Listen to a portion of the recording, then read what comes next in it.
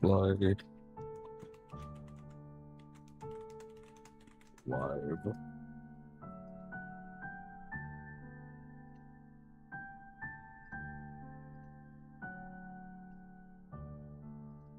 Turn that off real quick.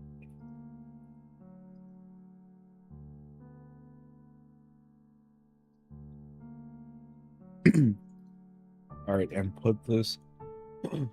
I can't really put that any lower than that is fine. Bah.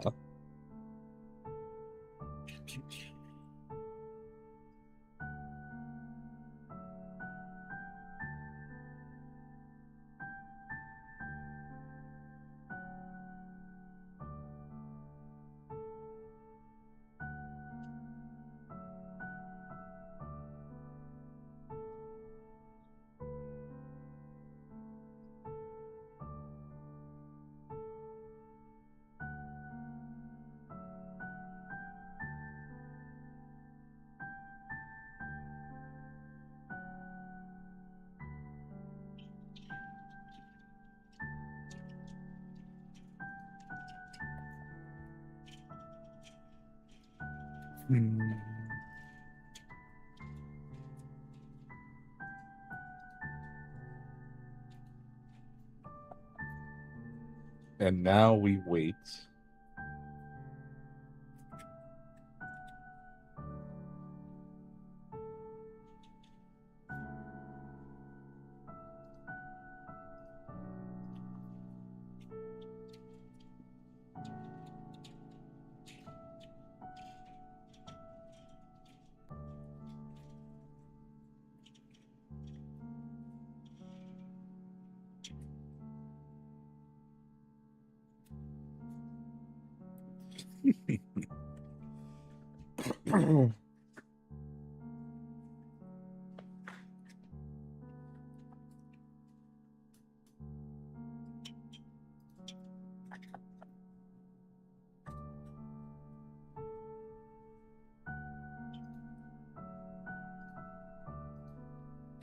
Hello, Demon Zuri. Hello.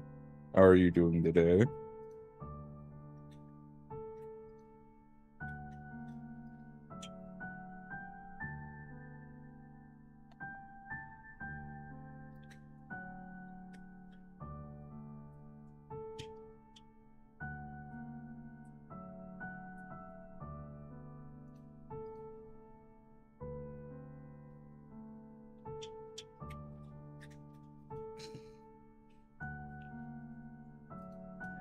So, Riku, that people call him Rick. I'm doing alright. Had to do a lot of heavy lifting the other day and got some bruises, but it's done. That's good that it's done, at least.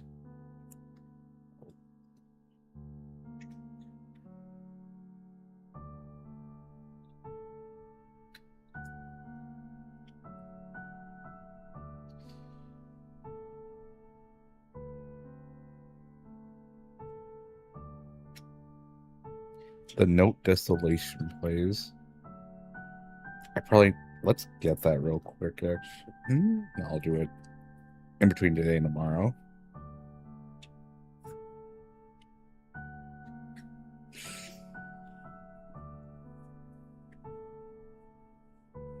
Oh.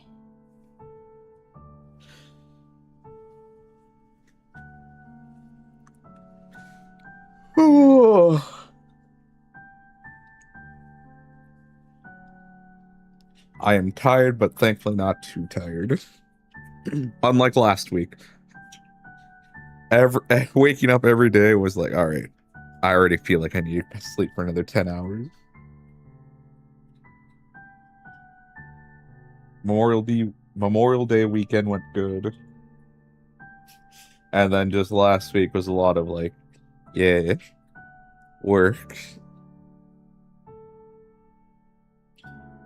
But thankfully this week I've been able to kind of ignore that. And I managed to get shorts. I have enough shorts for until Thursday, so I'm ahead for once. I want to be a few days ahead of that. I'm excited for the new identities coming out for Olympus. The videos should be coming out on Friday for that at like 6 in the morning for at least. I think they've been uploading them at the same time for both Twitter and YouTube. So that'll be nice to wake up to. Let's see. Apparently we're getting a Marsault Ego and Ishmael and Hong Blue identities. I'm pretty sure Hong was getting an identity, not an Ego. But Ishmael, I was not expecting her to get Blade lineage because she already has Kurokomo.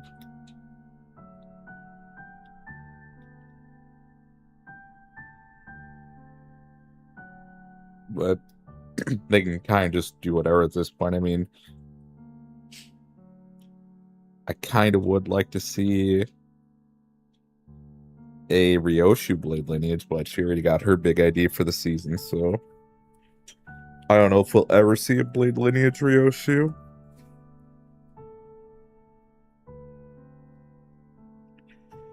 I do hope I like how this identity looks for Ishmael.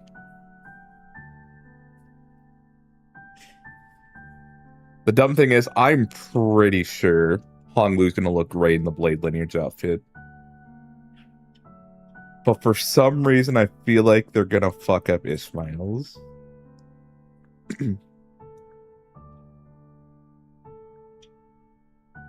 And it really shouldn't be that hard. Like, of course, like the artwork they have for it done, but the actual spread, I mean.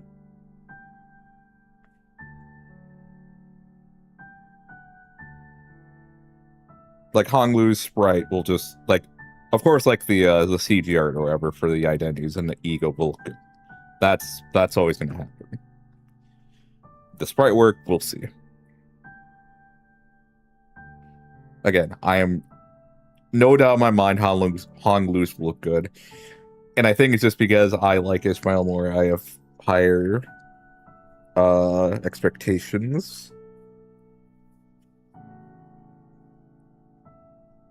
And it's also because, like, with Otis, her Blade lineage outfit, or her sprite, I should say, I do not like that much. Just something about it I do not like.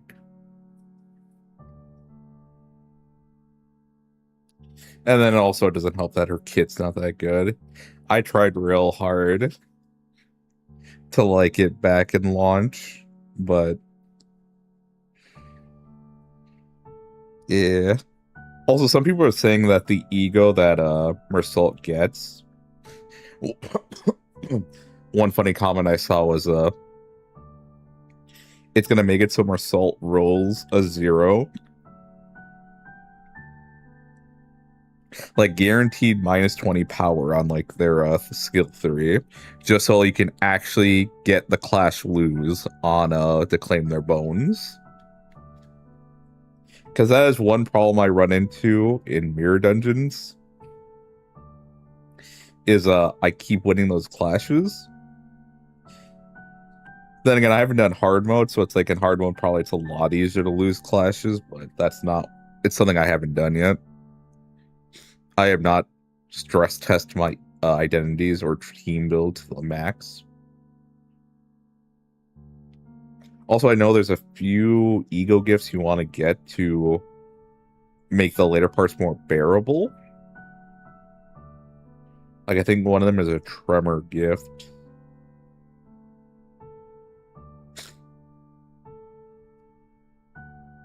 And I'm looking forward to Friday and the next Wednesday. And then 2 weeks after that, the Dark Tide update where they add in the robot people, cyborg android people, robot machines, the Sakatari. I am actually very excited for that. Looks like they are giving us a dual wield weapon for them. And it does not look like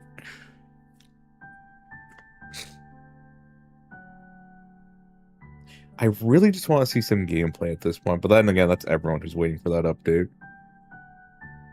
Oh yeah, 11th editions, the basic rules just came out for 11th edition of Warhammer. Pivot sent that. No, people have been talking about it. I think Pivot found something about it. So I did some light reading on that. I made fun of a guy with a mullet because they have a guy. The diversity hired a guy with a mullet.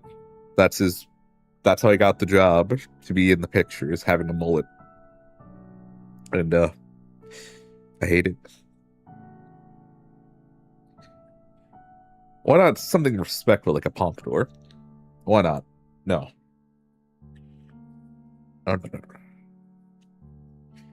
No, that's a pedigree too high. No. We gotta show all the different sorts of hairstyles. We gotta do a mullet. Not even a good one either.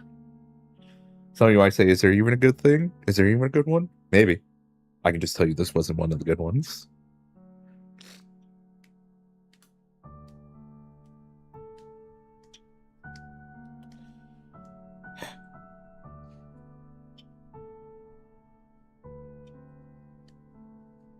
You know, you could have just saved everyone the hassle and just hired a bald person. We wouldn't be having this discussion then.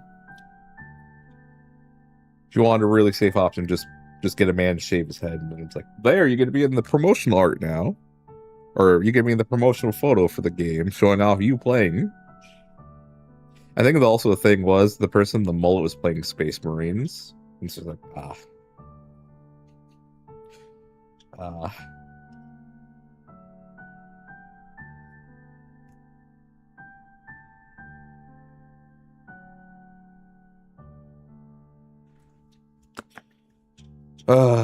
Also, I picked back up Baldur's Gate 3. I really need to finish the run I'm on so I can start a new one. But boy, howdy, am I going to stay the same as I always do and just pick Barbarian? I saw a YouTube short. It was like, Barbarian's actually like the worst class because like fighters just do what they can do, but like better, and just like they don't have rage. They don't get that cool stance though. So shut the fuck up.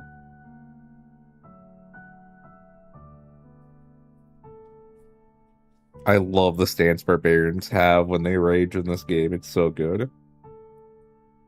I just love it. And I don't even think it's a thing of like I don't like the idle combat stances for a lot of different weapon combinations. I just think genuinely the stance that barbarian takes when they rage is just so good. Because I think that was one of the big things that stopped me from playing early access. Was that it's like, oh, I don't like the dual wield animation, or the dual wield idle. I don't like the single-handed idle. I don't like the two-handed idle. I don't like how pole arms are wielded. Spears are spears, so it's kind of eh. It's a little hard to fuck that up, but people have done it before.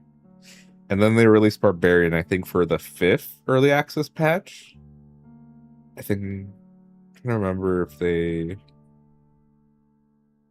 did Paladin and Barbarian in the same patch or not. I'm trying to also remember if I streamed early access at all. I forgot what made me give it a shot. But I think I know for when I played a corner pivot, I was like, I'll try Barbarian. And it was beautiful.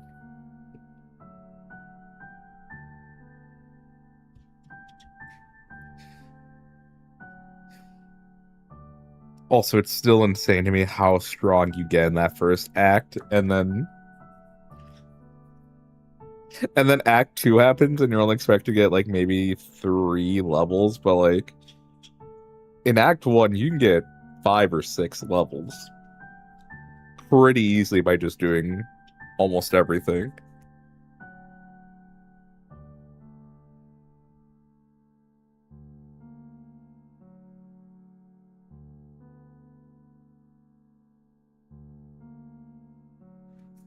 And then Act 3 happened, and it's just like, oh, hey, you got like 2 levels to fill out, and then after that point, the only thing that really matters is gear, but you can still get a lot of the good gear before you hit 12. But they also give you, it's like Act 3 is if for some reason you didn't do much content in the previous 2 acts to catch you up to help you hit that max level, but I just feel like most people hit a lot of the quests playing the game. Like Act 1, I can see 2 big things people miss. One is the temple area, because that's supposed to be like, people have called it like Act 1.5, and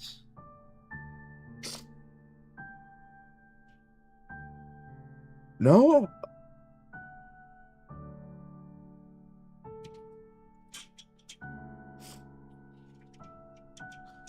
I think no, the temple's actually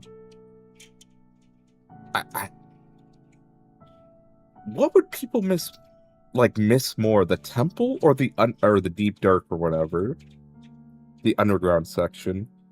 Now that I think about it, I think the underground section would be the one more easily skipped over.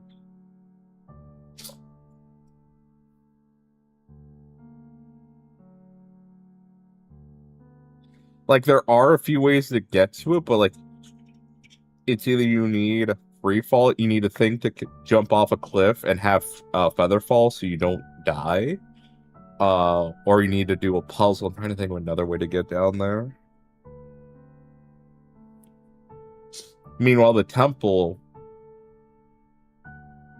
is you just going, is you literally just taking a left.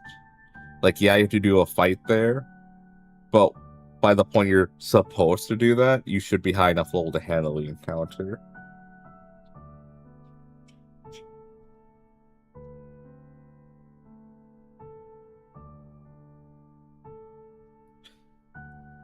I guess there would be people who play the... That's the thing, isn't it? You have to make your game around the idea that DSP is playing it.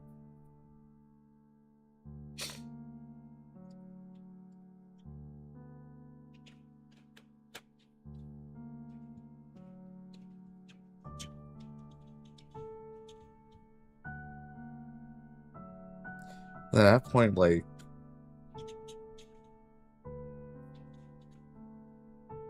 I wonder how easy mode is in that game.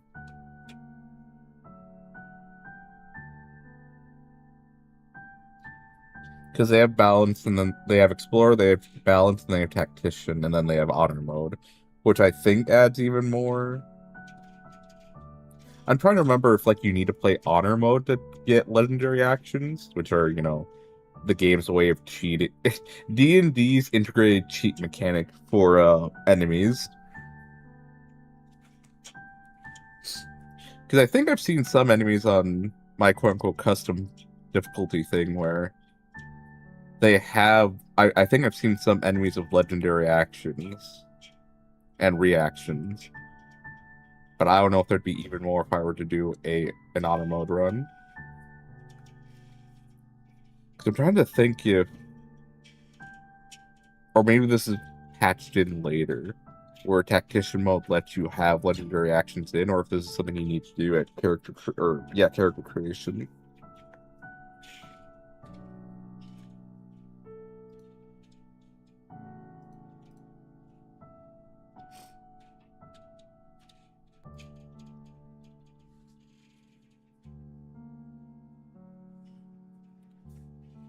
Yes, I got back into it.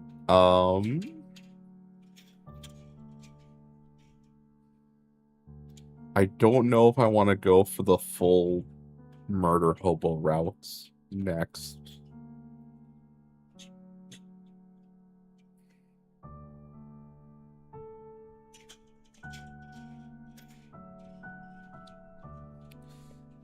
it's a little tempting. I kind of want to do it the same way of Mass Effect, with the Route of the Loneliest Shepherd, where you do nothing but Paragon options, but in any key moment, always pick the worst option.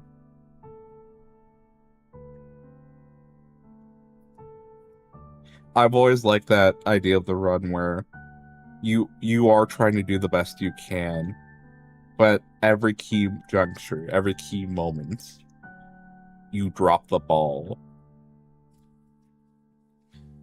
That is another run I want to do at some point on this channel, is the Loneliest Shepherd. There is... Mass Effect 2 is going to be the one that's going to be... I'm going to have to do a little bit of testing around on that one. Because the ending for that, to get the worst outcome, but still have it be transferable, I think I might have to look up a guide on that one. Because there's a few, like, triggers in there. I think you need at least 3 people alive that aren't Shepard to be able to pass through. And the problem is, how do you get that to happen?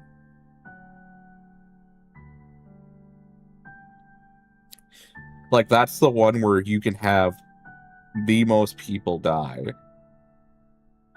but you can't have every party member die, though, because if you do, game over. You can't transfer the save.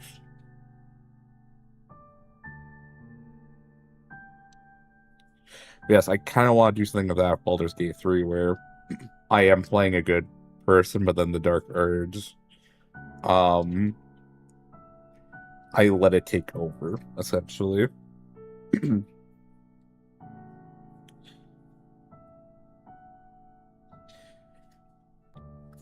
I wonder what ending I'd get with that. Alright. But I have talked enough. Volume 12. That's right, adventure. All you wanted to do was make a new friend, and now you're running like hell from a giant white creature with 2 heads, each sporting a single garish eye. Kind of like a Cyclops, except with 2 of the one-eyed faces, so you guess it's a dual Cyclops? Whatever it is, it's angry as hell and facing you through a tangled jungle. You leap over a strain of ferns and duck under one of those big woody vine jungles always have. After befriending Jane, you asked her for the names of some of her friends.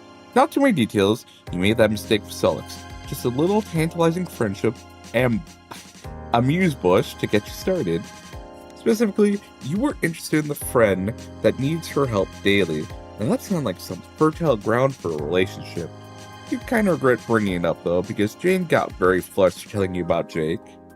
It's clear that her friendship with this guy is a topic of some emotional turmoil. Well, who better to help sort it out than you, everyone's friend. But instead of friendship, you've been greeted by a number of ferocious white monsters.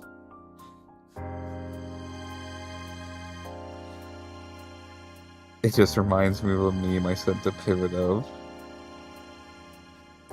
Sorry about what I sent to you earlier. I drank 2 white monsters and I let it create a 3rd one.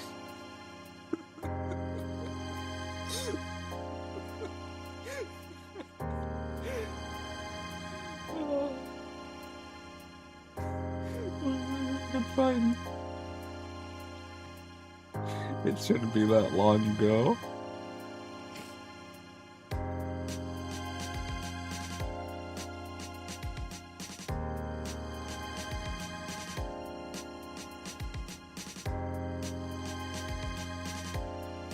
Oh no, we've sent each other too much shit. Come on.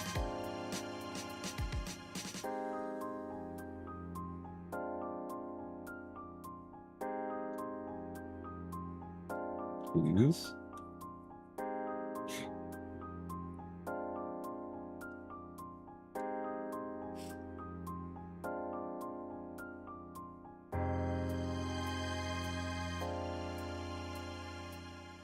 Come on, where are you? Maybe I should just stop setting things to pivot so it's easier to find things.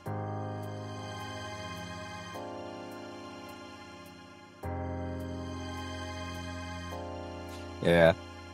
New rule. No more setting things to pivot. You know what? We'll extend it even further just so I can make things even easier for myself. No more texting pivot.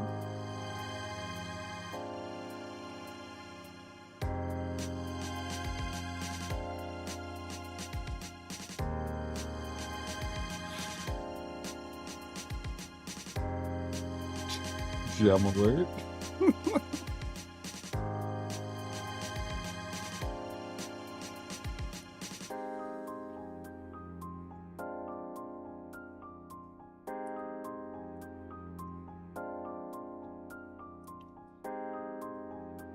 Man, I've sent some quality images to pivot. It wasn't just the hoes that were scared. I was scared too.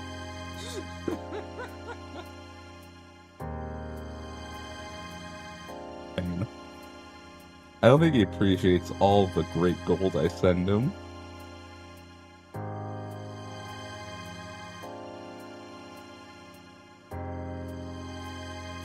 Just saw Sukahami? I don't know, guys. I think I just killed that pronunciation.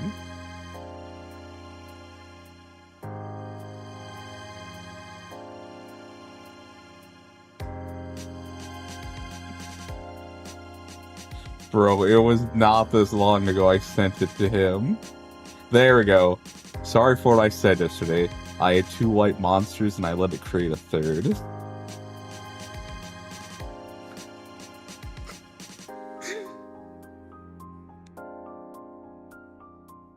It wasn't just the hoes that were scared. I was scared too. And it's the image of Anakin crying where it's like, you know, not just the men, but the women and the children. It's that image of Anakin crying saying that. It's like, it wasn't just the hoes scared. I was scared too. Your garbled brain offers up that you probably pissed off this kid's Lucis, except this is Earth. Between different planets, different universes, and the mess of timelines in your memory, you're having a hard time figuring out. You trip over a big tree root and smack on your face in the dirt. You choke on decaying plant matter clawing at your throat and roll over onto your back just in time to see the dual Cyclops about to bring down one huge foot right on your vulnerable body. Are you allowed to start over if you haven't even made a branding choice yet? You cover your eyes. Nothing happens. After a moment of Olympic-level breath-catching, you venture a peek. The dual Clops is in pieces on the ground. 2 pieces. You hope the thematic resonance offered it some comfort during such a brutal end. You scramble to your feet. Your future new friend Jake must have intervened to save you. You look around for him, but there's another swoosh noise and a glint of metal, and something inhuman appears in front of the dual Clops' body. It's a robot. Kind of a cartoony one, with shiny metal joints and big red anime sunglasses. It even has a perfectly gelled metal hairstyle. Honestly, it looks pretty goofy, but it's also holding a katana and staring right at you. You think you saw something similar broken all over the floor of Equius' room? It must be a battle robot. And you don't have the strength of your punchiest friend. You know what? Challenge the robot. With a yell, you charge forward, waving your arms intimidatingly. Yep, it's a robot. It's not scared. The robot impeccably waits for your approach, then strikes in one swift motion, too fast to see. You crumple to the ground, your world exploding in pain. You huddle into a ball, waiting for the robot to finish you off. But it's not interested. It zooms away, leaving you to your agonies. In the bursts of lucidity available to you, you discern that it has kicked you in the chest, breaking several of your ribs. No problem. That's totally a survivable injury. You've survived worse. And especially in Volume 1. You'll be fine. and ready to get your friendship Katamari rolling again in no time. I think for the first, 3 chapters, this man is just a walking, cadaver. Broken husk of a man. You're just gonna lie here for a bit first, just to gather your strength. You're just gonna lie here, too injured to run, surrounded by ferocious beasts, and leaking delicious aromatic blood, just for a minute or two. Monster baits. Game over. Hey look, it's Dirk again. At the bottom right. Alright, bad decision out of the way real early. We like that. You default to your old standby. Cowering. You shrink back, hands raised, and the universal symbol of whoa now. Shit. No horse pun intended. For some reason, the amount of equities in the presence of this robot are making your brain go right to horses. Suddenly, a shot rings out behind you. It sounds so stupid that you almost don't believe it, but it's true. Who's shooting a gun at a robot? The robot makes a little brrr startup noise and raises its katana to a ready stance. A blur of green and khaki charges out of the jungle and tackles the robot full in the stomach. It doesn't fall to the ground. Instead, it puts a human, you can see now, probably this Jake guy, into a headlock. He struggles, lashing at it with his elbows and kicking at its ankles. The robot proceeds to beat up the kid. There's no reason to describe it in detail. It's unpleasant to watch and makes you feel really bad. You didn't even know there could be a polar opposite of Equius, but this kid is it. The robot is super effective against him. You have to stop it. But there's too much action for you to get close. And if you could reach Jake, there's no way you could zap him out of here without bringing the Battlebot with you. Except, things have been weird lately. The accepted rules for your power no longer seem so inviolable. Maybe you can just do it. Close your eyes and think really hard about bringing Jake with you.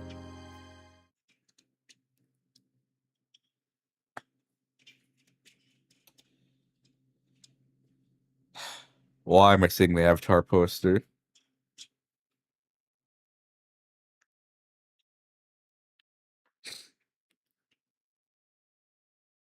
When you open your eyes, a young man stands in his bedroom. Wait, is it Jake's birthday? No, what? You shake your head in consternation. Anyway, you manage to bring Jake, and only Jake, into the house. He stands there clutching his side and panting, recovering from the robo beatdown. The guy's bedroom is so covered in movie posters, it's hard to even see the shape of the walls. The floor is littered with weaponry. A lot of the kids you've met live like this, basically lounging around in piles of detritus pertaining to their character-defining interests. Anyway, it's clear to anyone who sees this room that he absolutely fucking loves movies and guns. You don't need to waste any time on exposition there. Jeez, creasem. You are right over there, my chromatically challenged chappie? You're fine! Jake is the one who seems hurt. That robot really did a number on him. I'll say, confounded thing practically never doesn't do a number on me. It does so many numbers, it's one short of a standing ovation down on Broadway Ave. I'm just glad I could be there to help. You know, life is always just a smidgen easier if a bro helping hand firmly placed on your behind. With a friend behind you is what I mean to say. Oh, sure. Jake doesn't really seem fazed by any of this. Not the alien monsters on his island, not your presence, and not his ungainly defeat at the hands of an anime robot. Not even by you teleporting him around. Well, sure, my good buddy Jane told me you'd drop by. And honestly, I've been chomping at the proverbial bit to meet you, old feller me lad. I'm sure Janie showed you a good time, as she is a stand-up host and a top-notch friendo. An absolute wonder wench, and no doubt about it. Yes, just refer to your female friend as a wonder wench.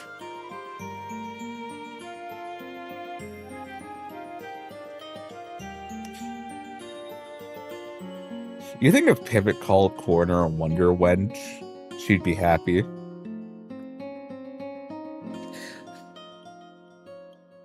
I feel like I should text Corner and say that Pivot just called her a Wonder Wench.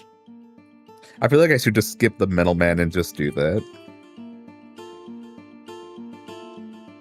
But gosh, I've been so gung-ho to show a brand new personage around the old digs. Get it? I live in a ruined temple, so it's literally digs. Nudges you with a meaningful elbow and gives you a hearty raising of the brows. Did you just say that out loud? He did.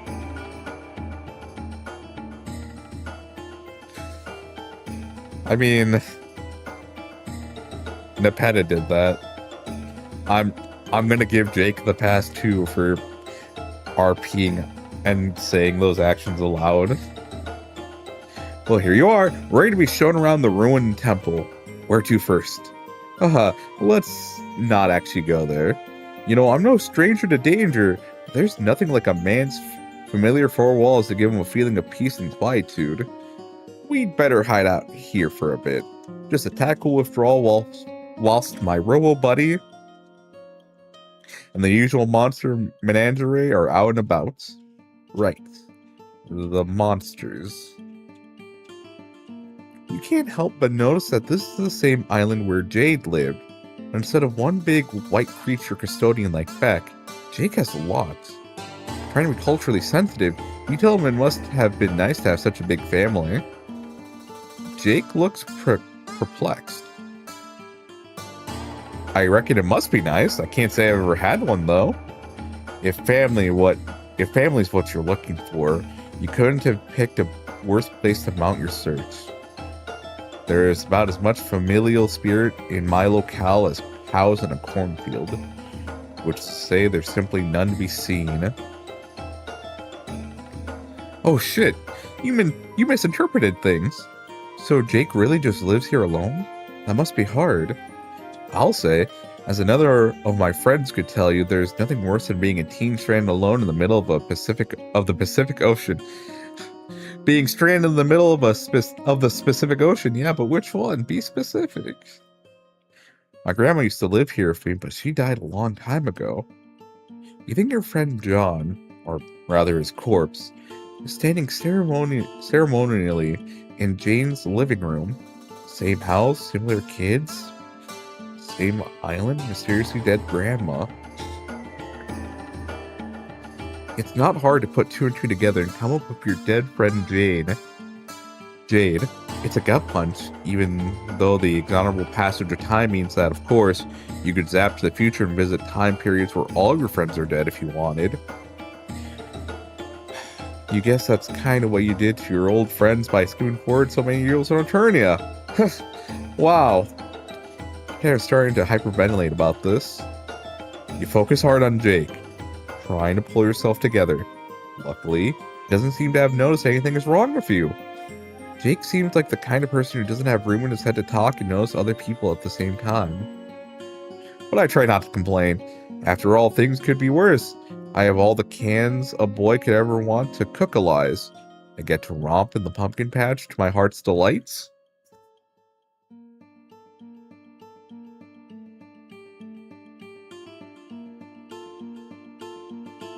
Plus, this island is the perfect setting for one of the coolest things in the world. That's right, adventure. The thrill of discovery, the frenzy of battle. It's the most fulfilling diversion of them all. Why, no boy of sound disposition could feel sad about his perpetual isolation and the deadness attribute of his family members when the whole dark and jungle is available for his dauntless exploration.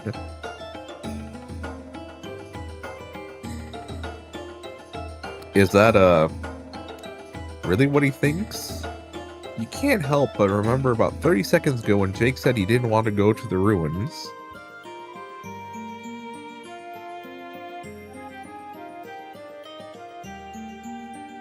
You're no problem, Sleuth, but Jake's room looks pretty lived in. Not to mention the quantity of movie consumption suggested by his decor. You're about to respond when there's a horrendous clatter from down below. Jake freezes. A small animal caught in headlights. You suspect the headlights are of the red anime glasses variety. Oh, fuck buttons. The Metal Maverick makes his return. Listen, you look like a rum customer of Primo Getaway Sticks. Fleeing is probably our best option here. You don't get it. The last guy you knew who made a habit of consorting with BattleBots always bested them handily. Why would Jake make something he couldn't beat? Whoa, whoa, whoa, whoa. Jumpin'. Jessafet. I'm touched by your high opinion of my robotics know-how. No, I didn't make the robot. My best buddy did. He's a genuine whiz with tech of all kinds, and a real thoughtful guy, even though sometimes I wish he would apply some of that big brain box to helping me out just a touch more. He couldn't be here himself because of the physical limitations of time and space, so he sent the robot to train me. It's really nice if you think about it. I mean, at first I thought it was somewhat overbearing and unnecessary, but after Dirk explained it to me, I got that it was his way of being nice. Oh, this best friend sounds...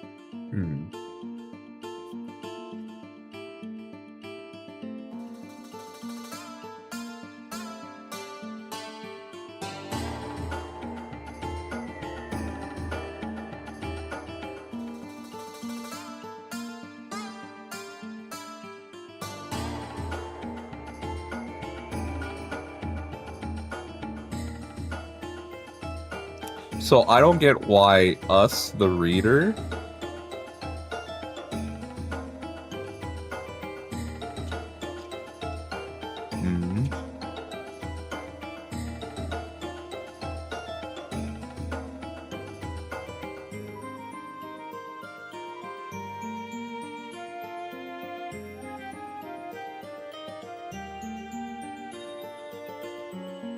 I'm just thinking for a second because I've been tainted by Homestuck, Candy and Meat. And then, yeah, I know, pretty much that.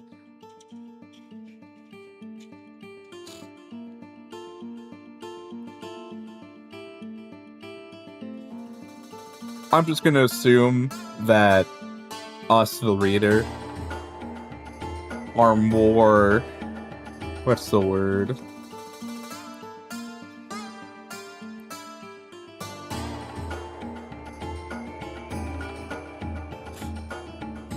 Because these sentences here that make me... It's just really nice if you think about it. I mean, at first I thought it was somewhat overbearing and unnecessary, but after Dirk explained to me, I got that it was his way of being nice.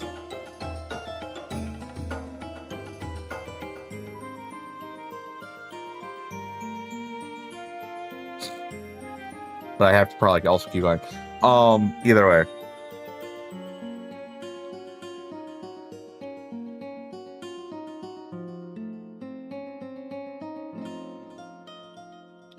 Because, yeah, the robot's kicking his ass, but the idea is to train him.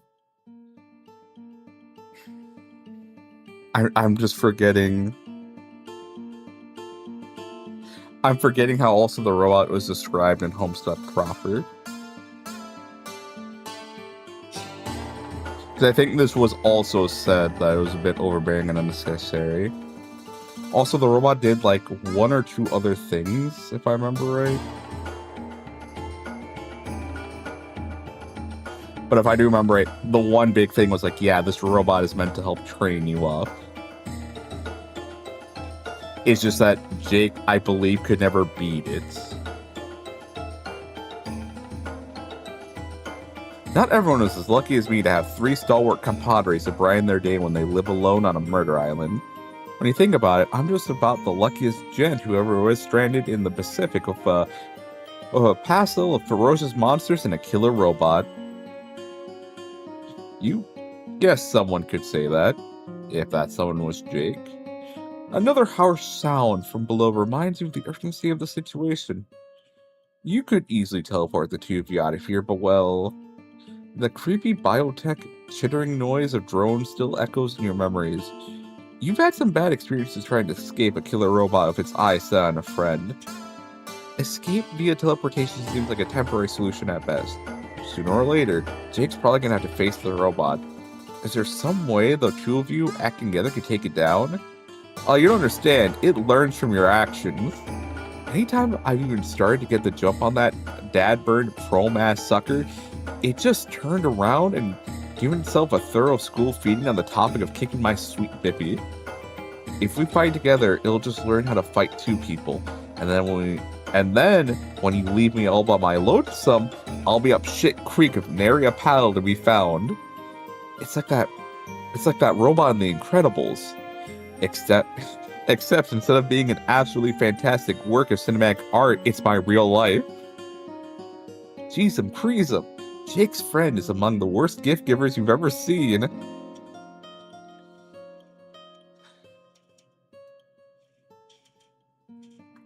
There's just one thing we can do if a hasty retreat isn't what tickles your biscuit. If we could just find a way to turn on novice mode, it'll be easier to deal with. I usually don't do it, but I'd hate to subject a guest to the violent vicissitudes of a robotic rascal. I just can't recall how it's done. Oh, okay. So at least this friend included an easy mode? You're starting to think this guy was one of those gamers who thought easy modes cheapened the experience.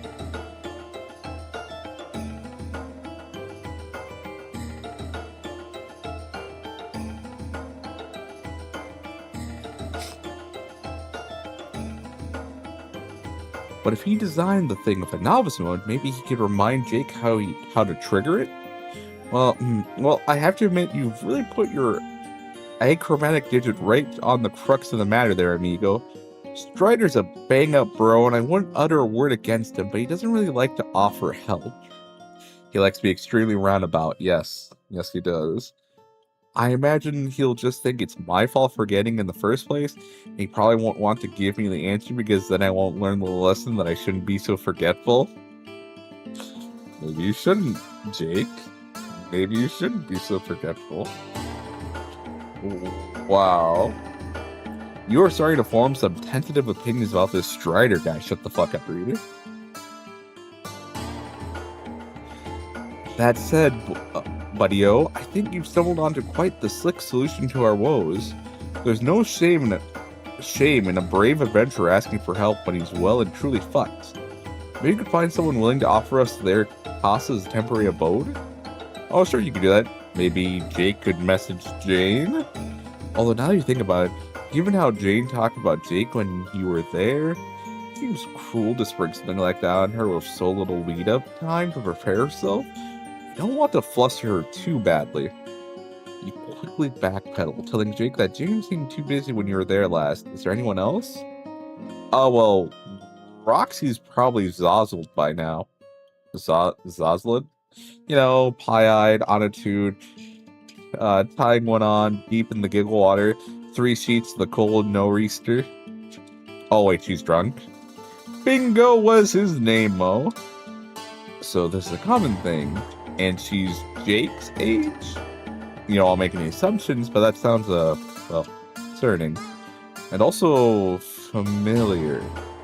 You remember what feels like a long time ago now, helping a girl systematically trash her mother's liquor collection. Of course, alcoholism isn't that rare, but still, you're starting to feel like there's something strange about all these convergent circumstances.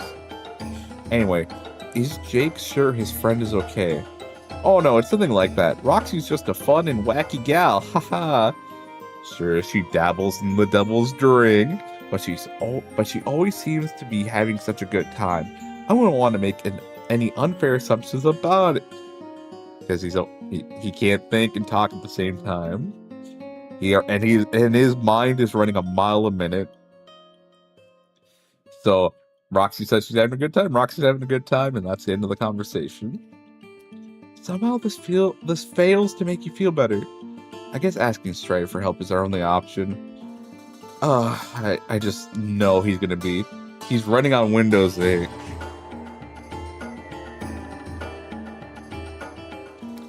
I'm surprised we skipped Windows 9. Unless Windows 9 was shot in the back after only a month, and it was like, nope, Windows 9, and we'll go to Windows 10. Or Windows 8, and then we'll go to Windows 10. Because 9 isn't allowed to be mentioned anymore. I just know he's going to be a complete pain in the keister about it. I'll have to butter him up like a morning muffin. Are you any good at manners of persuasion? You want to understand where this kid is coming from, but you're reaching your limits here. Is that really all the friendships Jake has? If so, that is bleak. There's clearly some kind of feelings-based train wreck on the horizon for him and Jane. His friend Roxy is obviously having a crisis that Jake pretends not to...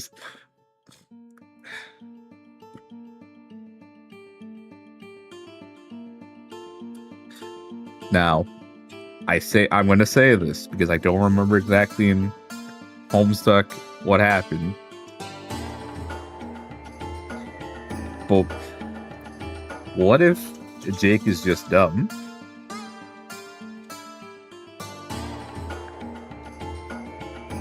Not dumb.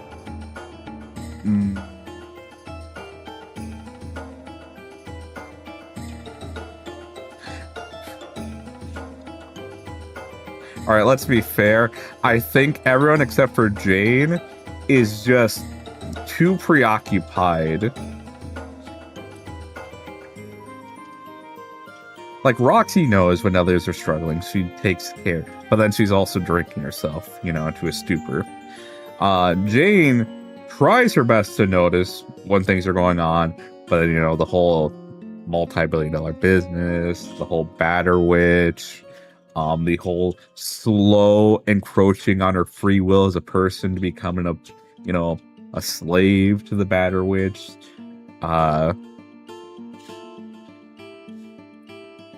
Dirk trying to do what he thinks is best for everyone, but then ignoring them because he thinks he knows what's best, but also putting the weight of the world on his shoulders.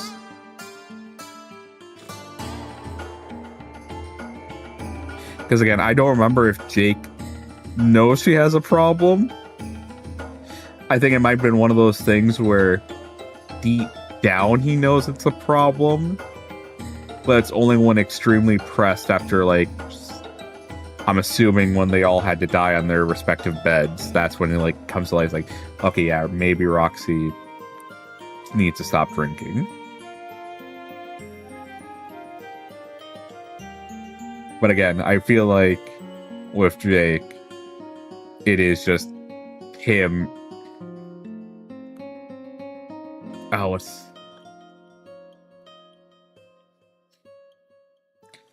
He's doing everything he can to find some semblance of contentment at this moment.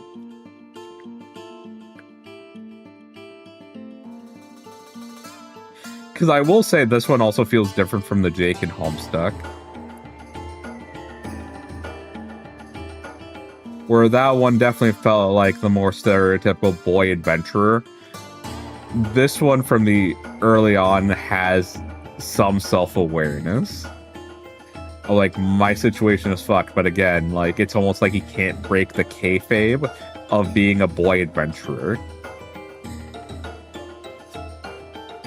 Like Rusty Venture, when he was young.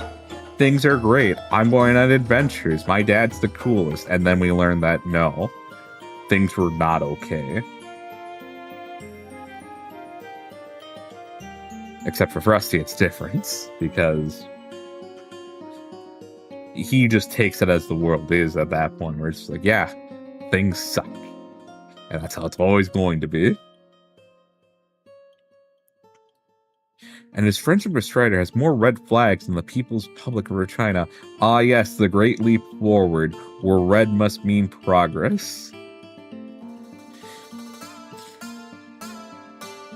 There's a lot of guys on Twitter right now who believe the more red flags, the better. Is this what Jake is willing to put up with just for companionship? He just pretends he doesn't see the huge issues in his friendships to keep the peace?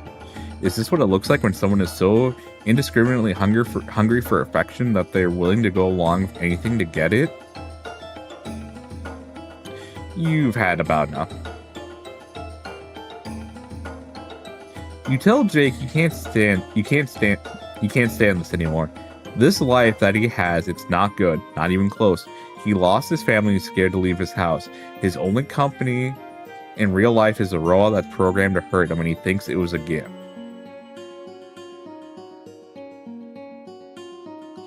He seems unwilling to face the glaring flaws in his closest relationships. And all of this might be hard and sad, but it can't be helping Jake to be so deep in denial about it. He can't just cover this all up with Calvi or optimism. There's no way that's the best way for him to live. You understand it must be scary when there seems to be structural flaws in every one of Jake's support pillars, but addressing them is the only way anything can get better. Because this hiding out in his room all alone and just pretending he has the support he needs is not sustainable. Yes.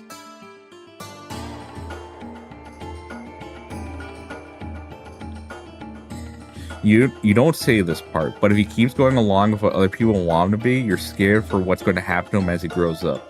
That can't lead... And we kind of see that in Homestuck too, where he did kind of keep it up and he just became essentially a side piece for Jane. And because of that, a lot of people suffer because he kind of lets Jane do whatever. After your rant, Jake stares at you aghast. You start to feel bad. Yes, he probably needed to hear those things, but you could have guided him more gently. You're usually an expert at encouraging people slowly towards emotional growth. But this kid really got under your skin. But then Jake's face crumbles. You're absolutely right. Oh? I am lying myself. Yeah. This does feel like a different Jake than to the Homestuck one. Where I'm sure the Jake from Homestuck had some awareness to him that things were, things were fucked. But this one from the get-go kind of knew like things are not that good. Meanwhile, the Jake from Homestuck, again, more child adventure, kid adventure, boy wonder.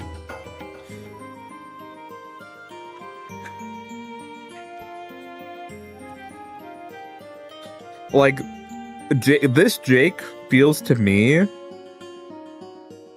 how Dean is a little before they go to New York, where there's still some whimsy to him, but he comes to understand that like things are deeply fucked in the family, but he still wants to have a good time with Hank and Brock.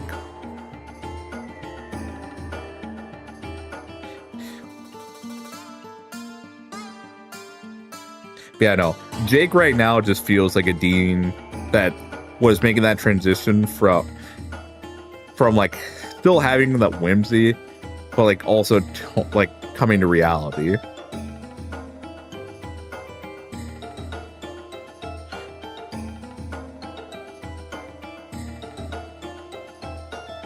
I manicure the image of myself as some brave adventurer, but I don't go out to the ruins unless I have to. And I suppose on some level I have suspected things with Jane and Roxy and Dirk weren't exactly Jake. Wait, what? Oh, it's like a word that means good. It's just plain English. Jake English.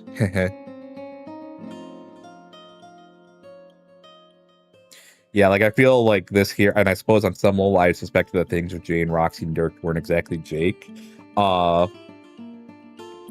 Again, I feel like this was much more buried with the Jake from Homestuck. Meanwhile, Pesterquest Jake almost feels like a later volume Higurashi version of Jake, where the events of the past have kind of imprinted onto his soul. So some of his development transferred over into this incarnation of Jake. I feel like that's the best way to put it.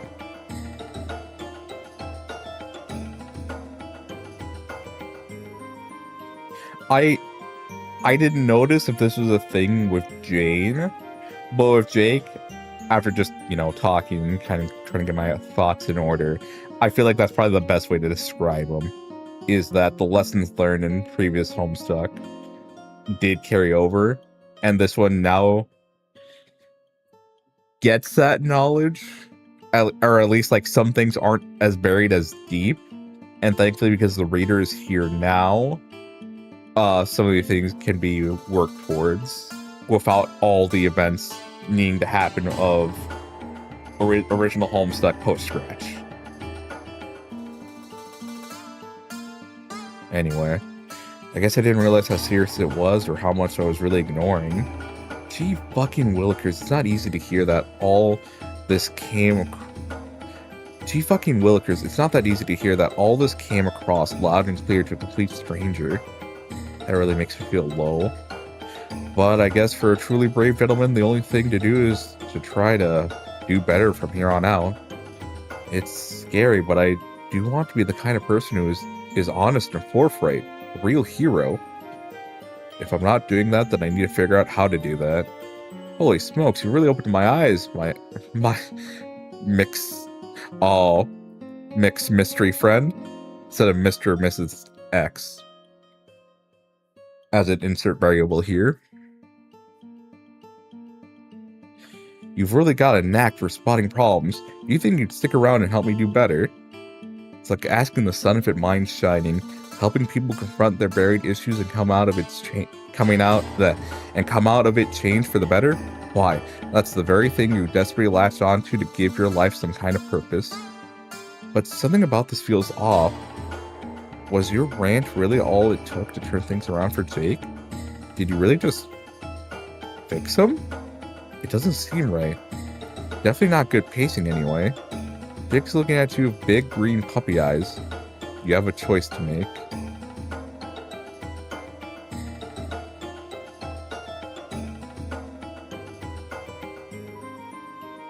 Let's do not first.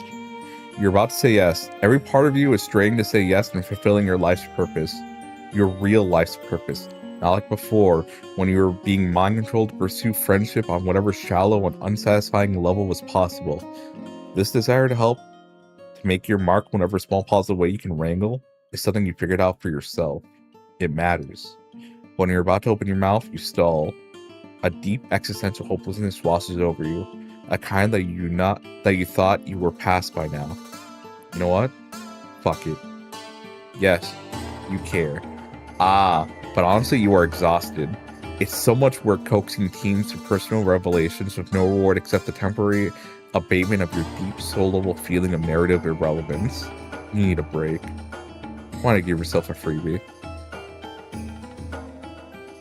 You tell Jake that you don't think he needs your help. It's enough for right now that he realized that there's a problem.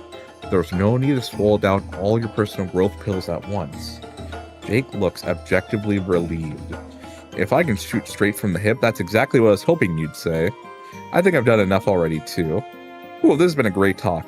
I feel like we're really firing on all cylinders friendships-wise. If you were a past version of yourself, that would make you really happy. Instead, a sick feeling of guilt is poisoning your guts. You're about to touch on something real there. And you know it was wrong to pull back from it. You're not doing Jake's any favors. Still, give him a weak smile and offer the best friend-making tool you know. Are there any faraway friends who's interested in connecting with? Boy, howdy, what a proposition. Why, I feel like one of those movie characters who's offered near unlimited powers out of nowhere. Like Bruce Almighty. Ready to lasso the moon and damn the whole consequence of those pesky tides. There is someone I've had a hankering to meet for a little, tete-a-tete. Remember when I regaled you with the tale of my grandma? Oof. You're not sure you're going to be able to reunite this kid with his dead grandma. That seems like one of those things you won't be allowed to do, despite the supposed limitlessness of your powers. You'd probably be blocked by that weird force, the one that seems to have a power that supersedes zapping anywhere and any time, place, or dimension. You don't like to think about that force too hard. No, my stalwart chum. I've been corresponding in an epistolary fashion with a version of my grandma when she was a young girl, my pen pal buddy Jade. I understand if it's too much asking, but I'd love to meet her. She always said we'd meet someday in some roundabout, confusing, woozy what's-it fashion, and I was pleased as a passel of possums to hear it. But recently she stopped replying, right in the final run-up to the vaunted finish line. I've been all a Twitter of worry I don't mind telling you. You think we could take a hop, skip, and a jump over to our lodgings? Oh, what a relief. You actually know Jade. You can take him to Jade right now. Jake smiles a big, goofy grin at you. You should feel happy, you tell yourself sternly. This is a good thing to do. He said it himself that you're fixing a concern of his. The yawning malaise inside you only grows. You like to think of yourself as an agent of positive change. But here you are again, nothing but a glorified interdimensional taxi service. Whatever, who cares? At least he'll be of someone he loves. You grab Jake's hand and take him to his family. You expect the normal non-event of your zappy powers. But instead there's a sick wrenching feeling, kind of squeezing like you're not the right shape for wherever you're going. It steals your breath and it's gone. Nervously you open your eyes. Oh, hello, Higher Swap. What the fuck? Does this have to do with how your powers are changing? Sure, you're distracted and gloomy when you zap, but you have no idea what just happened. You're not at Jade's house. Wherever you are, it feels deeply wrong. The wrongness jangles through your bones and teeth like the vibrations of a jackhammer. You're not supposed to be here. You have got to get out of here. You grab Jake with a grimace and zap more carefully. Ah, there we go. You breathe a sigh of relief, which is sadly cut short as you turn and see Jade shoving the muzzle of a rifle in your face once again. But it's the rifle of relief. It's a familiar sensation.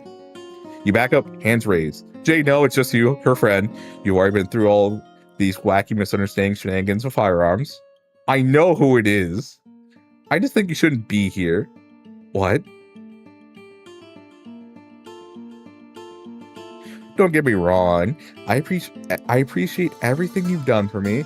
You have no idea what it means to be able to meet my friends in person. But the last time you came here, things got dangerous. And I started to wonder if you have any idea what the consequences are of what you're doing. Okay, there's obviously something she needs to get off her chest, and you want to hear it. But can she put the gun down? You both know she's not actually going to shoot you. Oh, right. I guess the gun was a little over the top, but you startled me and I got really mad. Ever since you left last time, I'm thinking about what you did with me and Dave. Even though Beck didn't stop you, I don't think he wanted me to be traveling around like that. I know you're a nice person, you don't mean to do anything bad, but I think it's possible to have powers like yours without being a little corrupted by them. When you mess around in our lives, that can have serious consequences. But you always leave afterward and you don't live out those consequences with us. It was great to meet my friends, but you know what? I would have met them anyway in the game. I can't help thinking that it would have been better for things to play out like they were supposed to. So I'm sorry, but I don't want you interfering in my life anymore. I think it's for the good of everyone if you leave us alone from now on. It hurts to hear, but how could you argue with that? You tell Jade that you don't want to do anything that makes her uncomfortable. There's just like one little thing that maybe you already did. You gesture to Jake. He's huddled behind you, clearly having second thoughts about this. Maybe it's the gun, but then again, Jake is pretty comfortable around guns. Maybe it's just fear of the mortifying ordeal of being known. Who the fuck are you?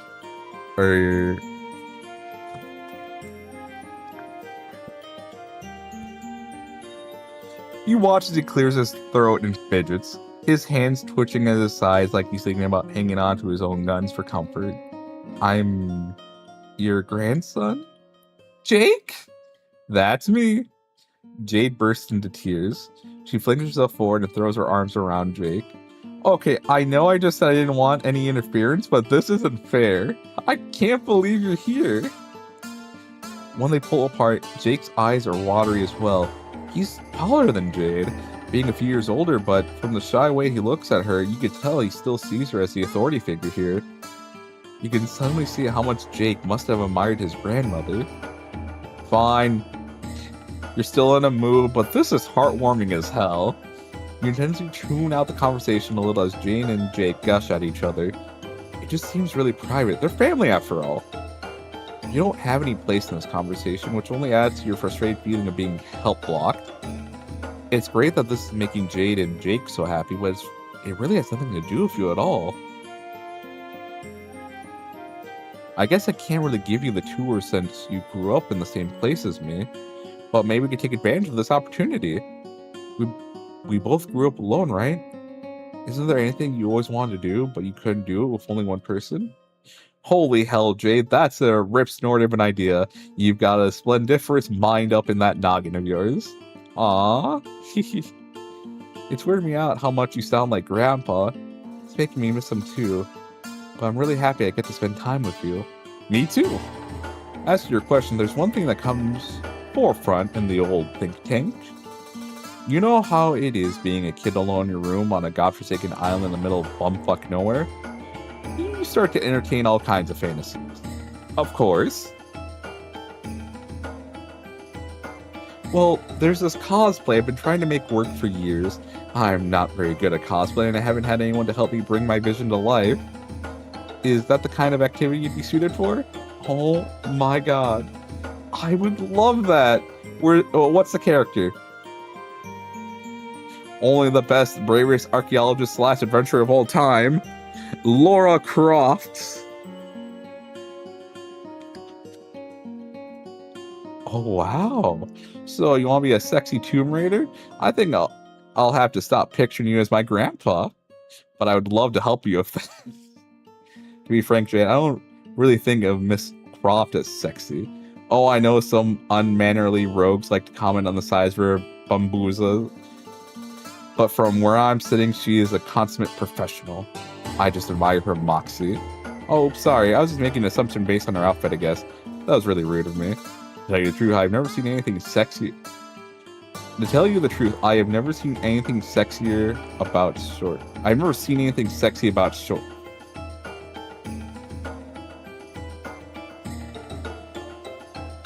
That is a funny line from him because he is the one whose ass shot has plastered it throughout the series. It's the one joke that keeps happening where sometimes you're just like, okay, yeah, we get it. And then it sometimes hits you with a left hook and it becomes funny again.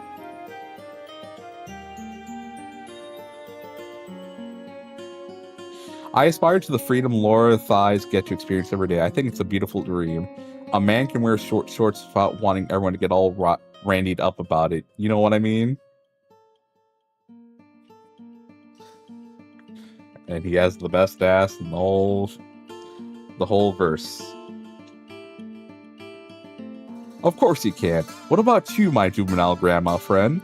This can't just be a cosplay party for yours truly alone. Is there anyone you've been wanting to inhabit the garbs of? Not really, but it would be fun to make a costume for me too. I could be Mr. Coxcomb. He's one of my favorite Manthro chaps. Jade turns to you. Her demeanor turns you considerably softened. Hey. I'm sorry I was so mad earlier.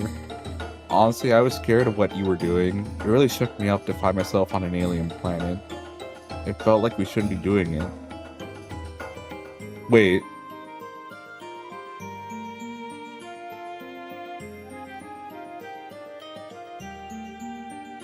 We can...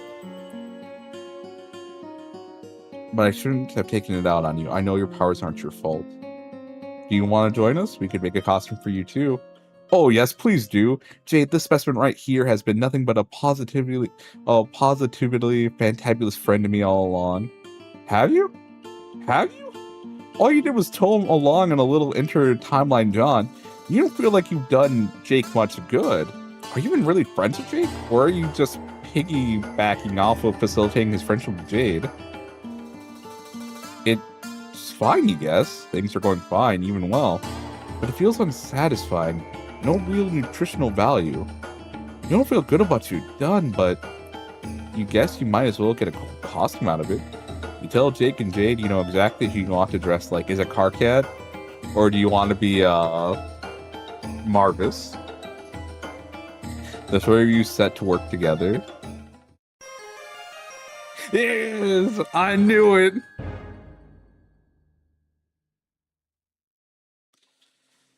I fucking knew it.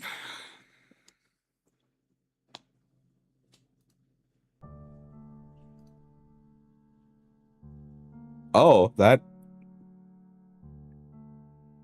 there's 3 secret endings. I don't think Dirk is gonna have all the secret endings, and also there might be another value for this, so we'll see. Let's see if there is another route or another ending unlocked by doing this. Now, of course, you're gonna help Jake. Jake asked, didn't he? You think through your old bag of friendship tricks, encouraging him to talk to people about his feelings, it'd probably be good, but it's a little complex. He has 3 different relationships with these kids, all with their own set of problems. You're not convinced that Jake is really up for confrontation yet. Your best bet is probably forging unlikely connections through your powers of teleportation and friend matchmaking. You think probably the time you introduced Daria to Theseus, someone who'd struggled with the question Daria was facing, but found a more constructive solution. That's what you need. Not someone similar to Jake, but a good foil. Someone who'll be able to call Jake on his avoidance. You need the ultimate pull-no-puncher, an expert in tough love. Vrishka.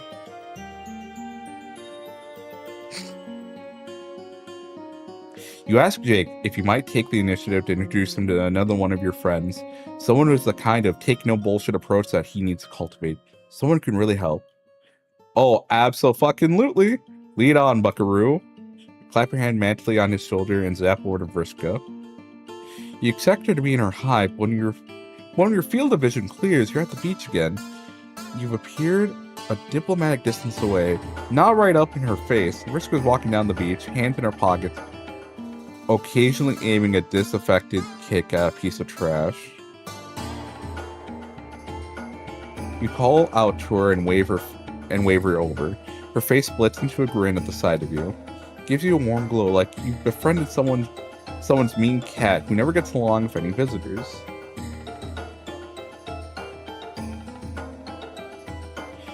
Maybe more like someone's mean mountain lion? Hey there. Hey, Vrishka. What you doing on this beach? I came here looking for my stupid fish friends. Terezi and I need an explosive device for a thing, and as much as I hate to admit it, Ampora isn't bad at making them. But he's not even here. I can't even find him the one time I ever want to see him. Ever. Figures. My so-called friends leave me to do all the work again. It's this kind of self-starter energy that Jake could really learn from. Speaking of, you start to introduce your friends to each other, but then you turn to Jake, he's frozen. His face caught in an expression of shock and wonder. Maybe you should have mentioned your friend was an alien? You keep forgetting to mention things like that. As you look at him, Jake rallies, snapping to such a ramrod posture, you have expected him to salute. He opens his mouth to speak and then shuts it. You can talk to her, you prompt, it's okay. Yes. Righto. Holy smokes, I'm ruffled as a baby's bonnet to meet you, Miss Vrishka. I'm poised and trembling on the lips of your pit of knowledge, just ready to fall into the expectant abyss. I'm happy to learn whatever you can teach me. Although I must say, when my pal here intimated they had a friend who could help, I didn't expect you to be such a blue and spidery persuasion.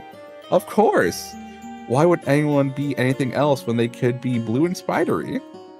Huh, you have a solid point there, my extraterrestrial associate. I hope you'll pardon my candor, but a real gentleman doesn't hide from the truth. You may be the coolest girl I've ever seen in my entire life. Clear his throat nervously, hoping he said this aloud, this motherfucker. And then again, I'm just gonna talk to Nepeta. Pretty sure she wasn't too fond of the conversation, but she's used to it. Well, I can't say I'm surprised to hear it. Feel free to keep listing things that are awesome about me. Despite his professed admiration for Vrishka, however, Jake isn't listening. Oh no. Hang on, wait. Technically, the only other girl I've ever seen was my grandma, but you know what I mean. It's kind of disrespectful to refer to one's own grandma as a girl, so I didn't mean her. Oh gosh, I seem to be rambling. Well, I hope this is a radiant exemplar of the kind of being true to myself I hope to cultivate as a regular habit from here on out. I think it can be very brave to just keep being yourself, even when things feel awkward. Don't you think so? Oh, wow. There are so many things wrong with that. I don't even know where to start. Oh, no. Oh, doggone it. Really? This is why I need your help, Miss Vriska. I don't see anything wrong with any of that at all. Here I am going around thinking that what I'm saying to everyone is tickety-boo, and it turns out it's all been a load of catty-wumpus fiddle-fackle. Oh man, this is the nicest present anyone's ever gotten me. She's addressing you now, ignoring Drake's question. A predatory shark smile spans her pointy face. You must have known things were getting bad in Travros, in a different way than usual, I mean. He just kinda stopped responding in the same way he did before, and not even because of his fakey fraud confidence. He just says no good can come to talking to me. Oh no. So you brought me a new nerdy loser, this rules. Well, that wasn't exactly what you expected, although now that you think about it, why didn't you expect this? Pretty much anyone could have seen this coming. Hey, except Jake, of course. I may have my little quirks and quibbles, but that does not mean I'm a loser.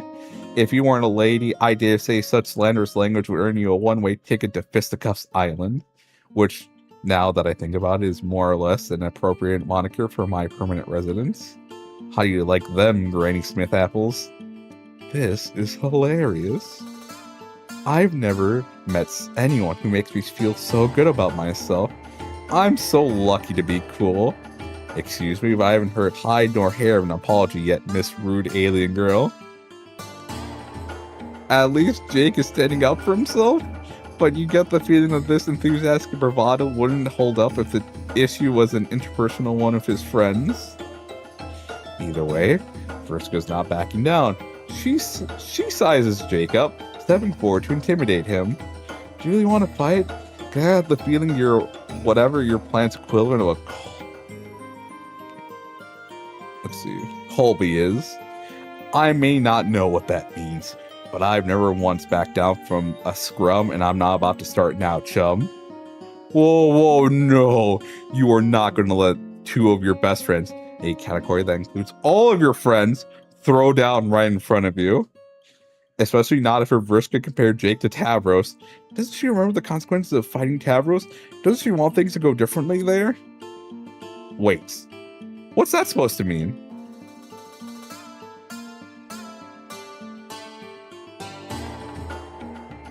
Oh no, you didn't mean any offense. You know Vriska has been through a lot and her past mistakes should be viewed within that context, but you know Vriska didn't mean to hurt Tavros as much as she did, right? Vriska is no longer having fun. She turned to you now, her mouth set into a line, fists clenching at her side. You remember how magical it seemed to have earned her friendship, and how easily Vriska can lash out when she thinks her friends have turned on her. You think you know what went down between me and Tavros? Tavros was almost as pathetic as this guy. I was trying to help him get stronger, but every time I did, he just folded like a loser. He barely even tried to fight back. He was too scared and wimpy, and everyone always gets mad at me for pushing him, but that's what our plan is doing to him. If he doesn't get stronger, he'll die. Trying to protect him from danger now is just letting that happen later. I would even say I'm the only one who's ever really cared about him. At least I tried to help him shape up. I totally agree that Vriska has the right to be pissed off here, because Jake would fight. Like, this isn't Tavros where he doesn't want to fight. Like, Jake is willing to fight back. So, like, we're the ones who fucked this up. Like, yes, Vriska isn't what it probably isn't the best one to, like, well, no. I truly feel like Jake and Vriska would have bonded after a good, like, just a good fight.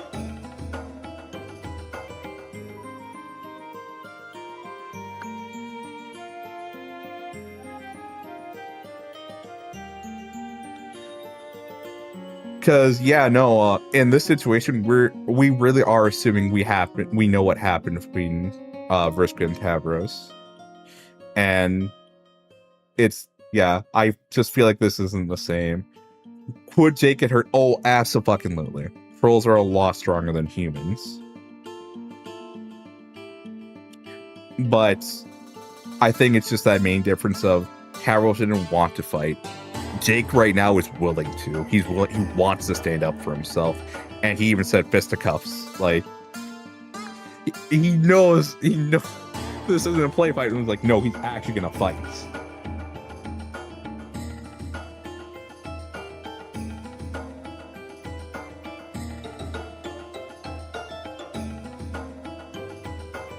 Well, pardon me, Spider Smurfette, but it sounded like you were much of a friend at all.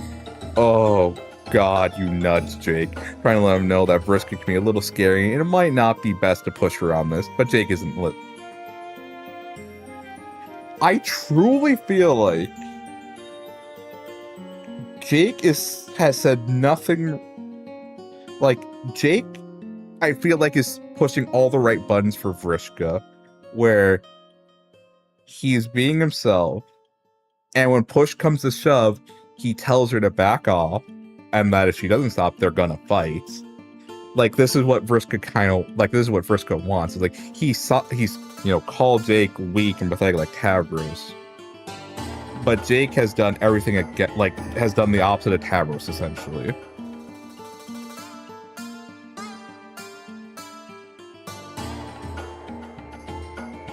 No matter how much you think you're doing this fellow a favor from what you said, he was really scared and sad. Yep.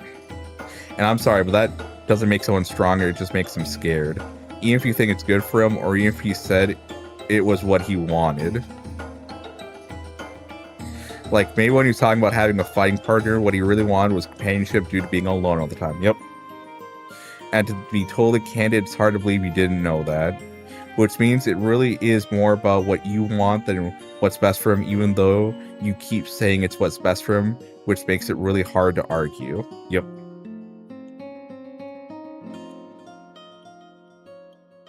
And if you ask me, you're a Ron friend, and I don't think I want you to be one of mine after all. Before Vriska could respond and almost inevitably make things work, you cut her off. Enough is enough. You tell her you're sorry for making assumptions. You know that she was doing the best she could with the raw deal she was given in this culture. You offer her a quick thank you for this hellish social interaction and ask for some time alone with your insipid friend here. Vriska still looks annoyed, and there's a moment where you're scared she won't let it go, but she does. Stepping back and rearranging her facial expression to apathy. You guess pushing it would mean admitting she cares about your opinion of her. Whatever. Talk to you later, nerds.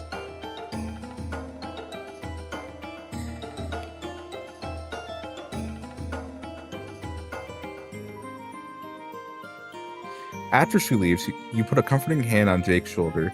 That got pretty raw, huh? Kind of seemed like, in the end there, he wasn't talking about Vriska at all. Like there's someone else he wanted to say all that stuff to. Huh? No. This has nothing to do with me. It was about some weird alien situation. Huh? You generally suggest that this might be one of those situations the two we were talking about earlier, where Jake is suppressing the truth because it's inconvenient to acknowledge. Doesn't it bear some slight resemblance to his situation in his own friend group? Jake averts his gaze, clearly uncomfortable. No way. All my friends are best in show. And even if what you're implying was true, it's different when it's your friends. A man can't get by without his bros, so sometimes he has to make allowances. Certain, let's say, eccentricities are just what you have to put up with when best friends are involved. No, they're not. You're allowed to hold your friends accountable. This is weapons-grade interpersonal truth you're spouting, but... Jake doesn't look in line. Instead, he's growing red in the face of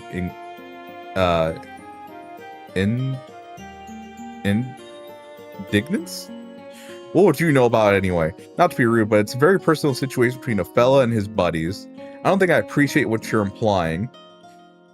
You don't want to get frustrated, but Jake did ask for your help. The two of you came here because you were going to face up to the hard truths about Jake's life. Doesn't Jake want to do that? Well, of course I do. I'm ready to take a hard look in the old rum keeper, and don't you doubt about it. It's just, that when it comes to my friends, I didn't think you were saying any of them were bad. I thought you were encouraging me to take things in a more forthright direction because, well, hugs a caller nervously. Because of their feelings towards me?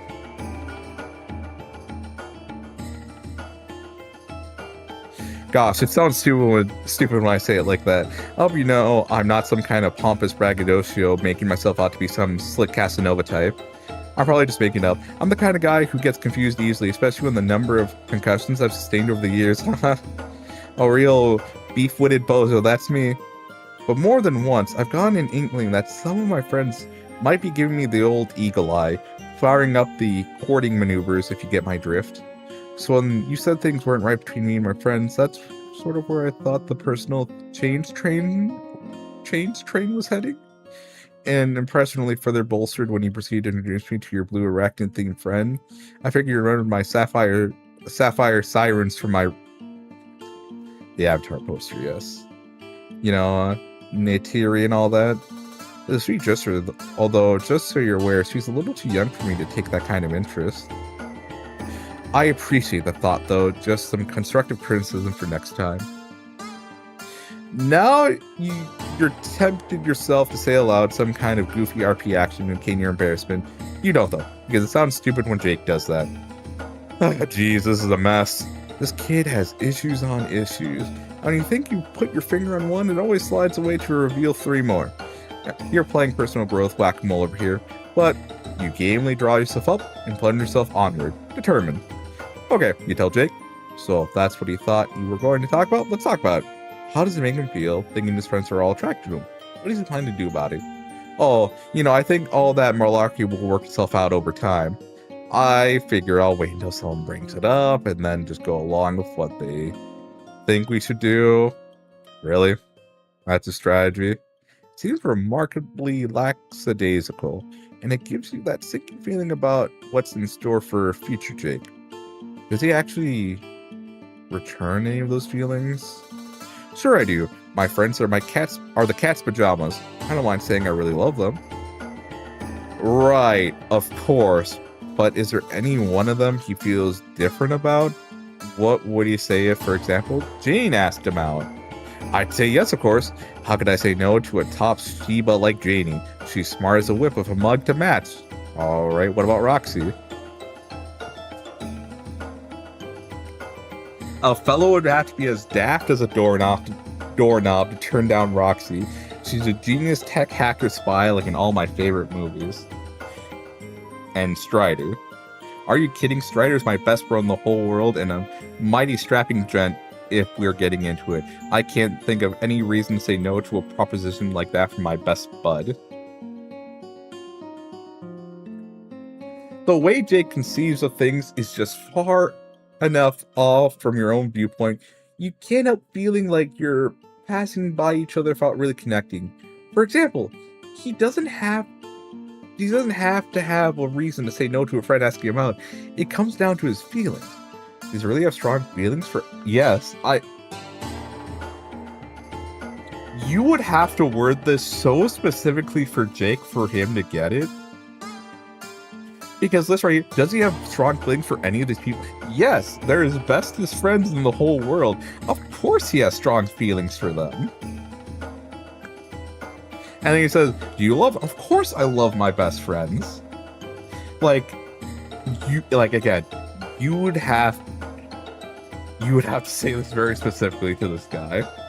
Because right now, you were just not having a conversation with him that you think you are. Like stronger feelings than he has for Neytiri? Well, hey, now that's not really fair. Neytiri is the perfect woman.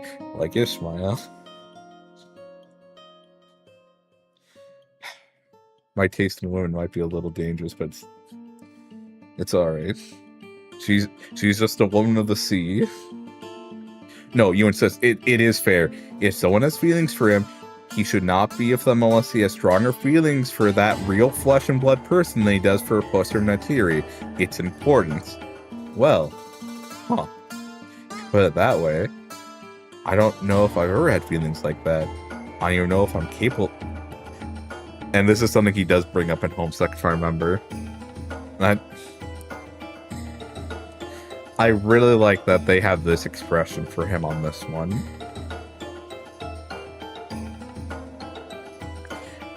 I don't know how I describe this face.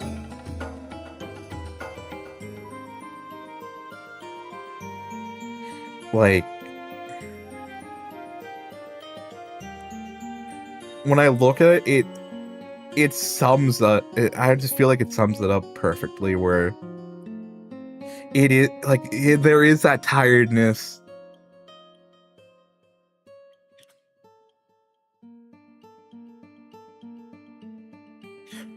It gets me thinking where he's had this thought before, and it gets him exhausted.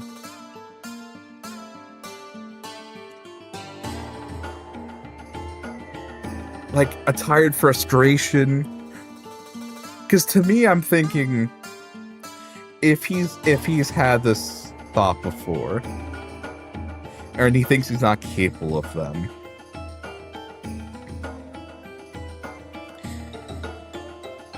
does he view himself any less of a person because of that?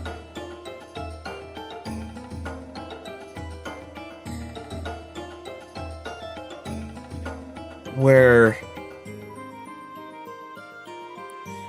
it's like this idea of like, well, it's normal to really like something, but have I ever really liked something? It's almost like the more like he thinks he has an extreme apathy almost, where he just can't get himself to care.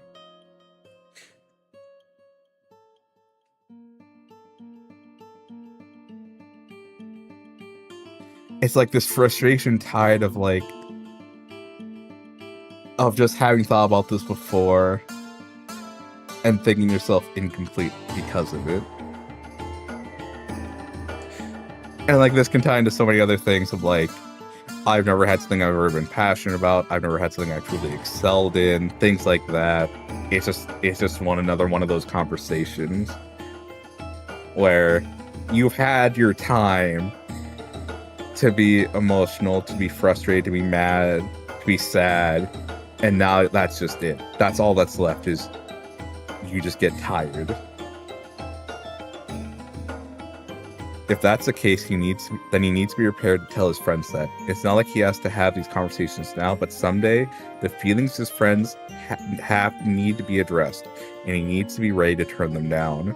He needs to make these decisions. He can't just wait for things to resolve on their own and deal with consequences later. Huh. Wow. He doesn't sound nearly as excited about personal growth as he did before. He just sounds dejected. I must say, you've given me a lot to think about. That's a good thing, you remind him. He's learning important things. Well, sorry, but a lot of people tell me it's important for me to learn various things. And for sure, sometimes they're right. I've never assumed the image of a chap who knows everything. But you've also been telling me I can stand up for myself sometimes, make my own decisions about what's right instead of letting other people tell me how. Is he going to turn this back on us now? And I just don't think I can agree with you on this. He sneaks a guilty look at you from under his sad, bowed head. What I mean is, I like making my pals happy, even if I'm not always sure about it. If I want the things they want, and I can't imagine the consequences could be really that bad. I think that in matters of the heart, I'm fine just going with the flow. No offense, but the way you're advocating I go about it seems hard and sad. I don't want to hurt people. I really think it's best if I just sit back and see how things work out. And if someone asks me to do something, I might as well try it. That's just the kind of adventurer boy I am. You want to respect Jake's choice, but you can't help the exasperation rising up in you. Sure, you can decide how he wants to conduct his friendships, but the approach he's talking about is really unhealthy. If he wants to do right by his friends, he has to be honest with them and with himself. Otherwise, it's not fair to anyone. I see what you're saying, but if you want my 100% bona fide opinion, I don't think I can do that. I guess we had different ideas about what we were getting into with this. He can do it though. All he has to do is try. Jake is shaking his head. I'm sorry. I know you're really trying to help. I'm sure you're an excellent compadre, just like my spider girl said, but this isn't working for me. Maybe you should just take me home now. I can figure out some way to deal with the brobot. He's still well below the average Jake level of energy. You can see that you really affected him, but you're far from confident in your intervention is going to make any difference in the long run. Despite his seeming earnestness, you guess Jake wasn't as ready for change as he thought he was. Wait a fucking second, is this a bad end? A horrible powerlessness threatens to overwhelm you. All at once, it makes you furious. This isn't fair. Jake gave you a choice between two options. You chose to help him face his problems. You know that was the right choice. You didn't do anything wrong. You were kind and patient. You talked to him sincerely and pushed him in the right direction. You deserve a good end. You deserve to save him. You can tell Jake is emotionally closing out. You're willing to bet the conversation the two of you just had was among the most candid of his life, and he isn't ready for another. You want so badly to help him. You know exactly the changes he needs to make, but he can't make those changes for himself. He needs to do it for himself. He needs to do it himself. I do not like where this is going. And he's just not ready. Maybe he'll never be. You hate this. You hate Jake, and you hate yourself. Making people's lives better is the one thing that's given you piecemeal existence any meaning. And he's taking this away from you. His stupid inability to face his issues is ruining your life. You linger as long as you can, but eventually you have to do it. You gotta take the L.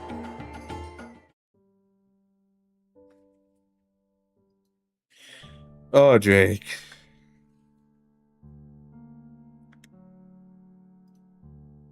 Okay, so none of these were unlocked here. So I'm assuming then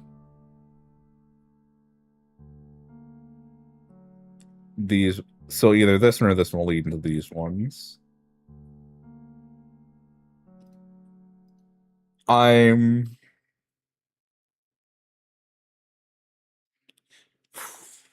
Oh, Jake.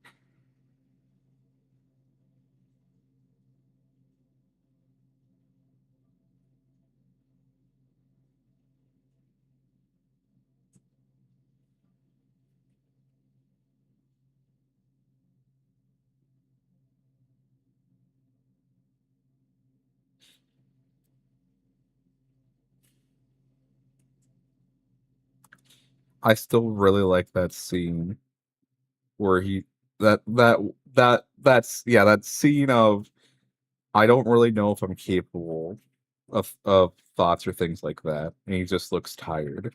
I really like that shot.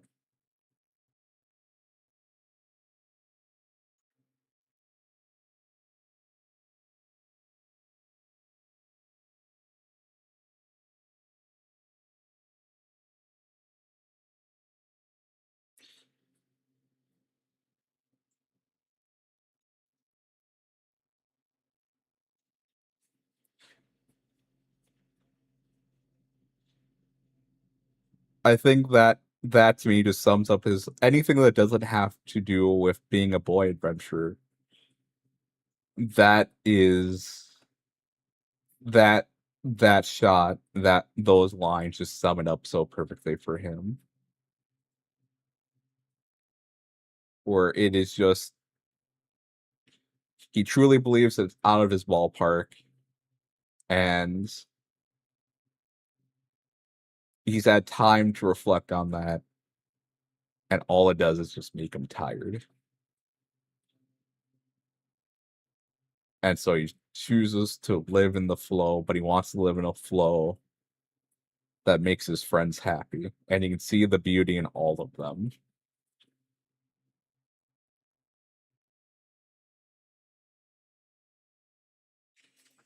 Ah, poor Jake.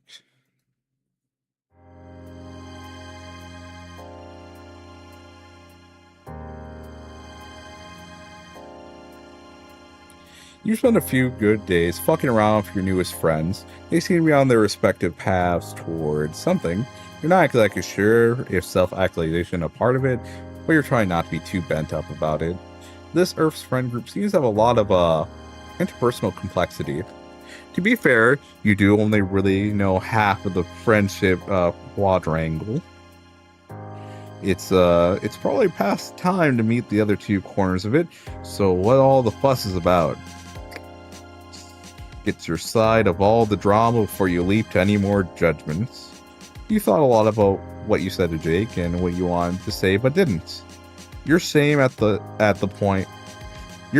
thought that you might also be erring passively on the side of friendship sloshes uncomfortably in your belly against the fear that you may be choosing too much, wanting too much, changing too much. Because you thought a lot about what Jade said to you too. That's probably why you bothered to get Roxy's address from Jane. You can't exactly stop making new friends, because you aren't ready to think about what your purpose would be without that. But maybe you could do it in the old-fashioned way this time? Showing up on somebody's doorstep via the accepted human method of following directions to their domicile specific government-assigned number seems like it might be a bit better than, just zapping directly to them when they're taking a shit or something. Which is definitely a hypothetical situation, and not at all something that happened to you yesterday. Anyway, you came with a plan and everything. You're not a real mailman, that you know of. But you've grown to appreciate and respect the profession, so you don't mind LARPing it once more. You wonder briefly if there might be other guises under which people might go up to another person's house and knock on their door, but almost none of your friends ever leave their fucking rooms, so you sure wouldn't know. You zap down the street from her house and walk up the long, scary driveway through the trees, over a bridge, and up to her door. Okay, so you're not exactly a normal human method. Wait, were you supposed to stroll all the way to New York from Jane's place? She'd offered you bus money, but then remembered her fortune is tainted. I will take the tainted money. It's going to the bus. She facilitated between giving you every single one of her dollars and burning it all in a symbolic bonfire until the two of you landed on moving it to a new, hopefully untraceable bank account. You're really not sure how deep the Batter Witch's surveillance goes, but Jane seems satisfied at least. She's going through a lot, you know how it is, having to endure huge life-ending bouts of information being tossed at you more or less weekly yourself. So yeah, you skipped a step in your mail personally sojourn, but you made it to Roxy's house in a respectable manner, which was the whole point. You're gonna make the fuck out of a good impression. You knock, and you wait. The person who comes to the door is not Roxy. At least, she doesn't look like the photo of Roxy Jane showed you. Oh, fuck, unless Roxy's a catfish? You did not expect this. Oh, it's you. This could be interesting. You blink. It is you. She got that part right. Do you know her? You scour her features. She does seem familiar, like a friend you almost had, or did have? Very long ago, or moderately long ago, depending on the perspective you're looking at time from. Wonder, have the two of you met before? No, we have not met. Nor was I expecting the pleasure. Ah shit, you thought you were onto something for once? You wonder how many more levels of memory are buried, twisted under a blown synapse in your burned out brain? You have to move forward and give up on chasing down whatever buckwild theory you were inching towards there. There are real mysteries afoot with this stranger. This feels like a decisive moment if there ever was one. There's gotta be another answer here. Oh, give me 1 second. Keep forgetting that during Pesterquest I need to hide or go offline from Steam. Oh wait, you are an idiot. This is an adult. You've been spending too much time with marginally supervised aliens and a lonely maroon boy recently that you forgot that Roxy probably lives with her parents. And it's 50-50 on the possibility of a stuffed grandma Rose somewhere in there. If the pattern holds, it's feasible she could have told her mom about you. You play it safe. Instead of accusing anyone of online identity crime, you ask if Roxy is home. She stares at you for a moment, her lips slightly parted. You get the feeling she's not often caught off guard. You wonder what it is you've done wrong now. Do you ever think you have lived through every possible iteration of an emotion, and then one day, a manifestation of narrative agency shows up on your doorstep to remind you that there is yet another way to experience the acute feeling of a particular loss? You do what you do best, and stare blankly at her trying to figure out what in the fuck that might mean. Oh, is that not a universal one? Well then, I can clarify. It is a roundabout way of saying no, she's not home, nor will she be for quite a while.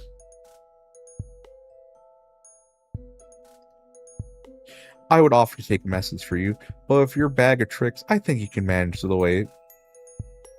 She winks at you conspiratorially, and you have never felt like you were in on a plan of it. And you have never felt less like you were in on a plan of somebody. This has been fun, but I'm not the one you want. I'll go ahead and make myself scarce so things can start moving along. Unfortunately for me, my path is not as flexible as yours or hers. You've wasted considerable time here as it is. Oh yeah, because Roxy's in the future. I forgot. So Rose here understands that and goes, no, but she will be. Because right now, her and Dave are alive, and they go on the whole conquest against Guy Ferrari. Because, what is it, Guy Ferrari's the Antichrist? I say, look.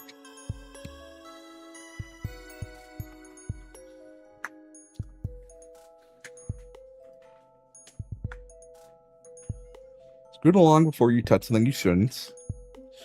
So she shuts the door and you stand blank and useless on the doorstep.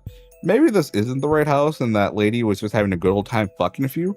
Jane had said she hadn't used Roxy's address in forever since Roxy didn't ever really seem to receive things she sent through the mail. And whoever this was didn't really give you any solid evidence that she knew what you were talking about. You take a minute to consider the cryptic shit the woman who is very probably not Roxy's mom just told you. You feel like a level 1 bug fuck idiot taking on a side quest from an enigmatic wizard so far beyond you that you feel like you should have spent way more time grinding first. Feels like that's what's going on. Anyway, whatever she said was something like, you could manage the wait.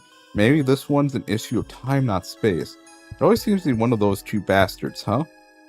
Well, luckily for you, you have power over both. Might as well follow the only lead you have. You perch on the bridge over the river running in front of Roxy's house and fast forward. Holding Roxy's name at the front of your mind, years swirl by you in a visual cacophony. Buildings rise up around you, lights flash red and hot. There's a rush of busy energy, the ebb and flow of a colonial tide, and then a stillness. Right when you start to wonder if you missed her, you feel it. You wait till it feels right, and you stop. Holy shit, that was a while.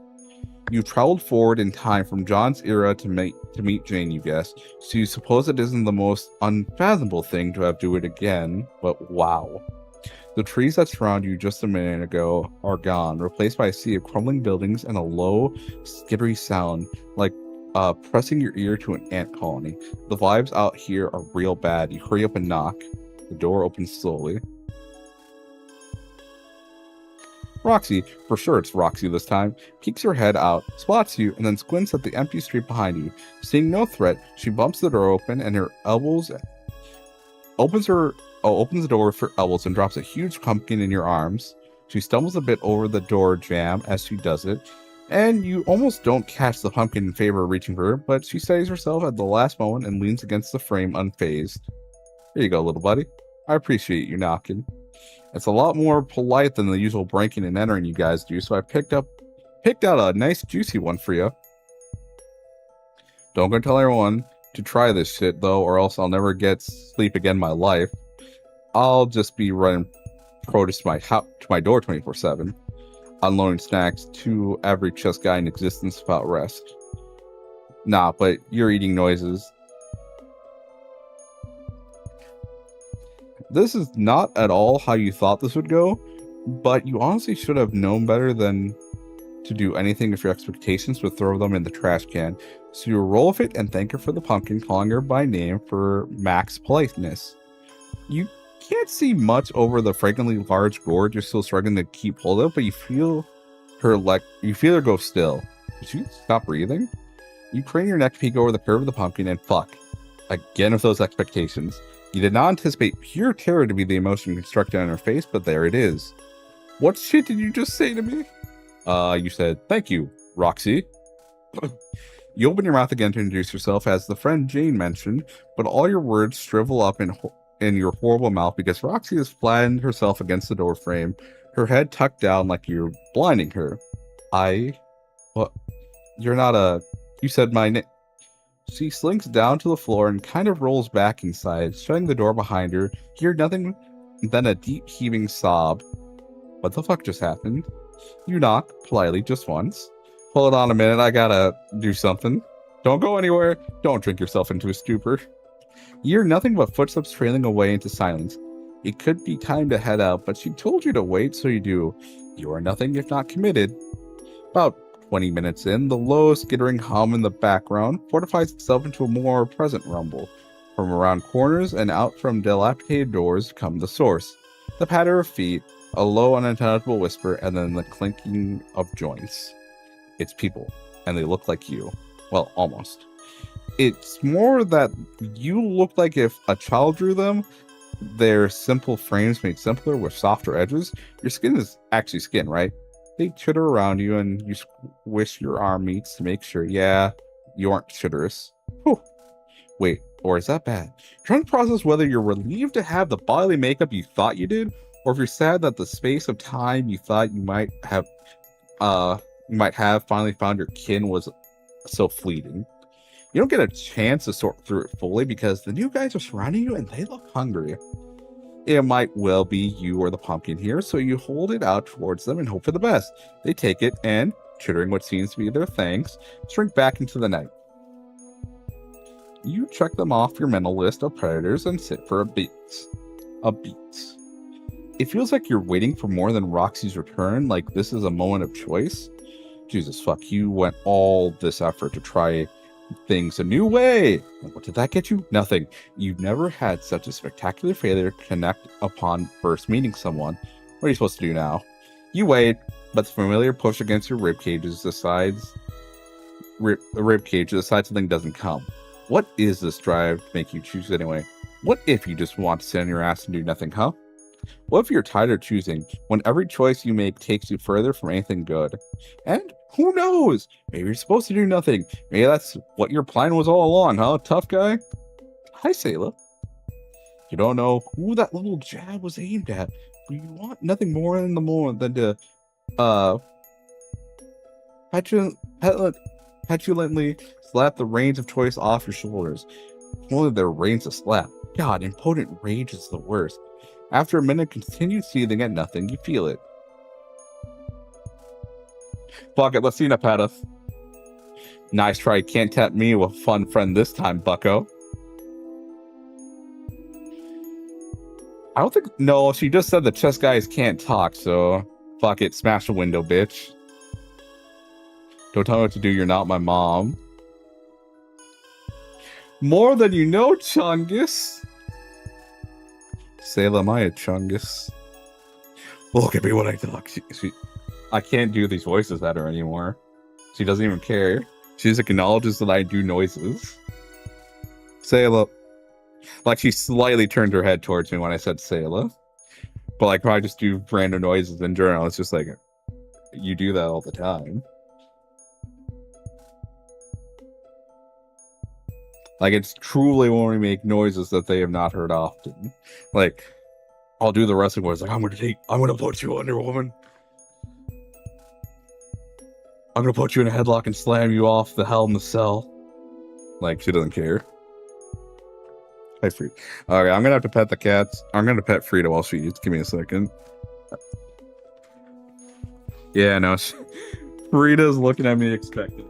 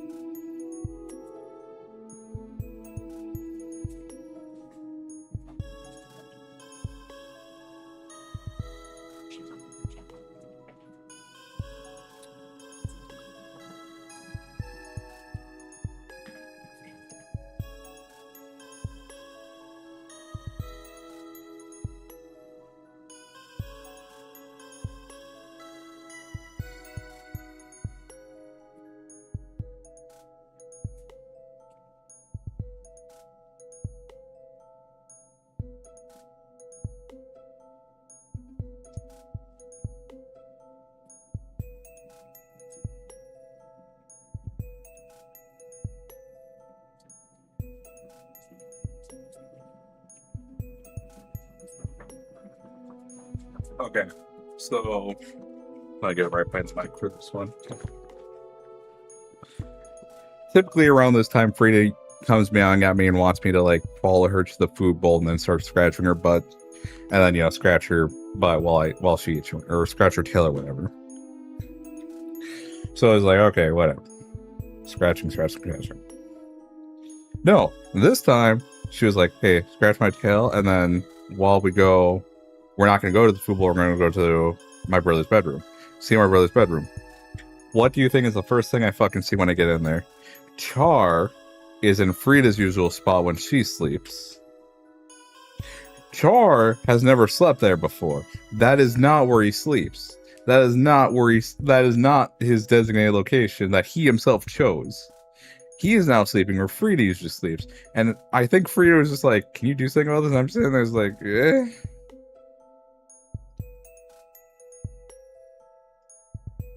I don't know what to tell you, woman. Like, I'm not gonna move Char if he isn't like harassing you or anything.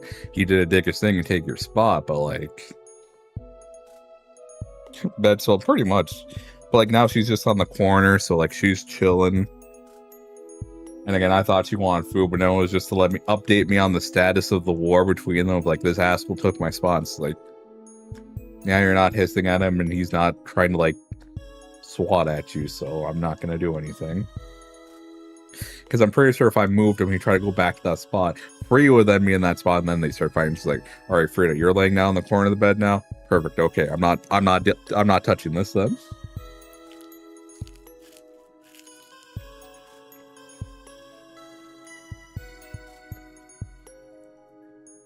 Blinking, you feel a desire to act ebb away. It's replaced with a tingly giddiness at the victory of your inertia. You'll be kind of yourself and call it fortitude and resolution instead. You're gonna see this shit through. You do what you promised and wait.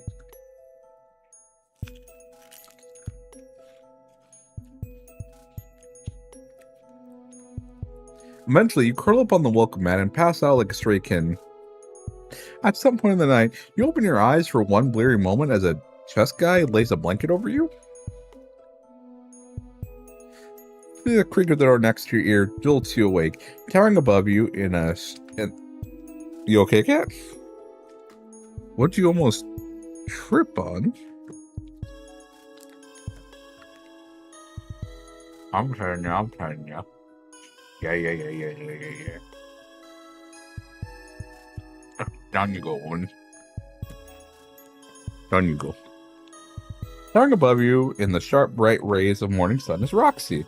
Oh shit, you are real. I came out here so I could prove to Tipsy past me that I was just a daymare or some shit, but now here you are, and here I am. So let's dig right in. Did you or did you not say human English words, including my name, to me last night? You did do that. Well, time to reckon with this then, I guess. I might still be a little buzzed, so I'm just gonna see how this plays out. Stick with me. She beckons you inside, and you scramble to your feet and follow her. All that waiting paid off, didn't it? You emanate smugness in every direction as you walk, just in case there are any entities or narrative concepts around that have capacity for feeling slighted by such a thing.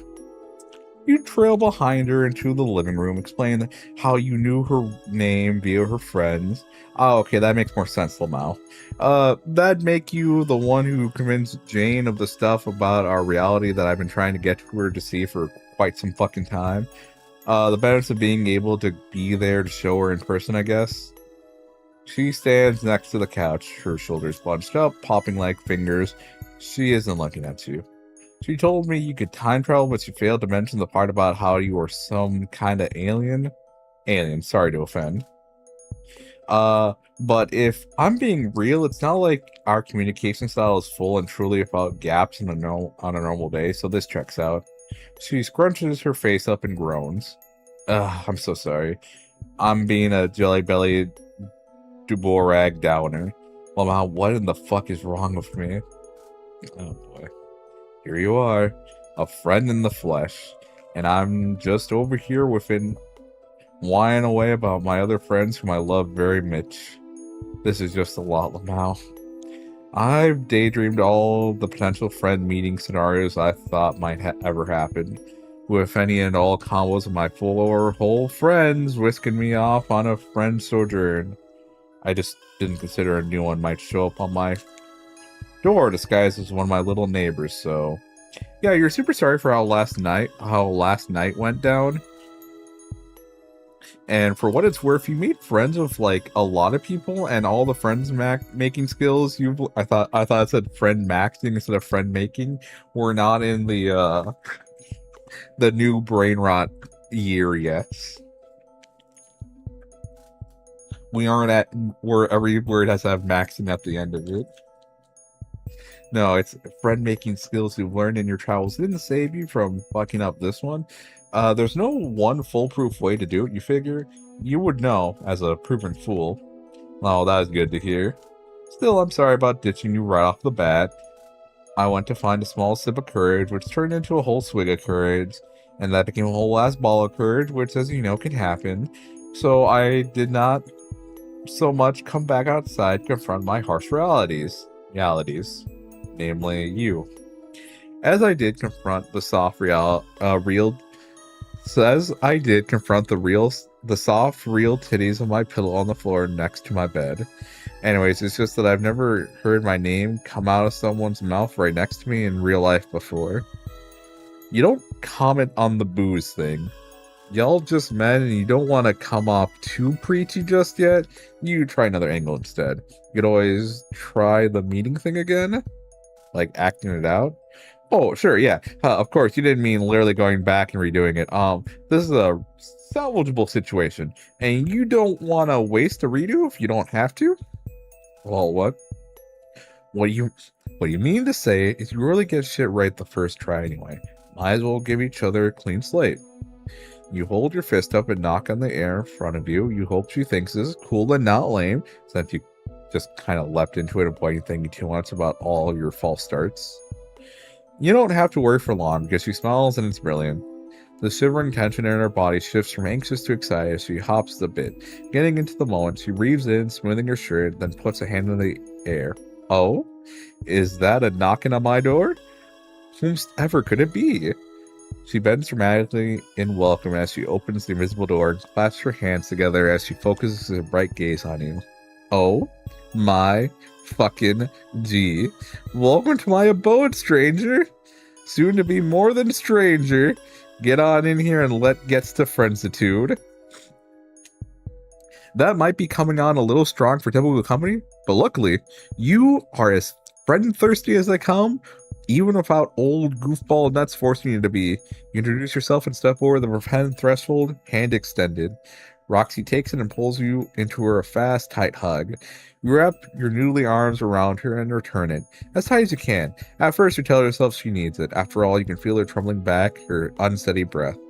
A minute passes and you realize her hands are shaking too. When was the last time you just held someone? Just let yourself be held. The moment is quiet. You know it's an awkward pose. The two of you standing draped on each other in the middle of her house. And you realize belatedly that lying on the floor, there's a window like the one you fell through right before you. Jesus, how did you get out of Doc Scratch's apartment? Now's not the time to think about that. But it's good. Calm. You can keep going, honestly, but she steps back and tucks a puff of hair back into place, clearing her throat.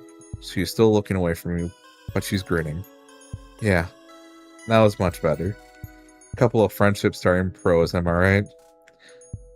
They'll write guides to friendship about the two of you, you say? Yeah, that's a good meta joke. We appreciate that. Say, what are you doing? She sits down on the couch and gestures for you to join her, so you do. Now that you're settled, and what she said right before you did your little skit hits your brain right in the face. Has she really never had anyone else around to speak to? Like, never? Never have I ever. What about the chess guys, as she calls them? The one she mistook you for? Oh, we can communicate for sure, but not with words, really. I don't mean anything bad about them by it. They are really sweet when they aren't sneaking into my house, plus I don't blame them for their ways, on account of them being brought in by the Batter Witch and summarily forgotten. But I don't know, we're not really on the same wavelength, so it's kind of fucked me up when I thought one of them was looking at me and my eyeballs and saying my name like it was. Like I was. Like, well, sorry, I'm still mega new to this. Her eyelids flutter closed as she shivers. Man, you thought Jake had it rough, but at least he had his grandma for a bit before she died. You wonder to yourself why she doesn't seem to have, or have to have had someone like that. You're about to do some mental math and see if you can work some connections up, but she gathers herself and interrupts you before you can do anything too smart. And to be clear, I can see the difference between you guys now, though you don't not look like them, to be honest. It's just that you have a quality of, like, personhood to you. Anyway, the point is the resemblance is certifiable, but you're like the Velveteen chess guy. The what? Just because you're soft? Lol. Well, yeah, that too. But no, you know the Velveteen Rabbit? It's one of the few books my mom left me that wasn't super dense and cerebral wizard fiction. Wizard. Give me a moment, Salem. Oh, no, she's done, apparently. So I read it a lot before I grew old enough to really appreciate the complexities of the cerebral wizard genre. Yeah, you know, I like wizards, actually. No, you don't know that one. But you're constantly searching for meaning in your fucking life, so you'll definitely check it out if there's someone like you in it. And she just mentioned her mom. She's not still around then, is she? Nah. Batter Witch killed her a long time ago, before I ever got here. Back when society was uncollapsed and everything. But she knew I was coming, so she left me pretty well stocked with snacks and reading materials and booze to last a lifetime. Though I have to put a considerable dent in that last category, as we shall see if her playing skills truly were up to par if all said and drunk. Oh, no, Bela, no, woman.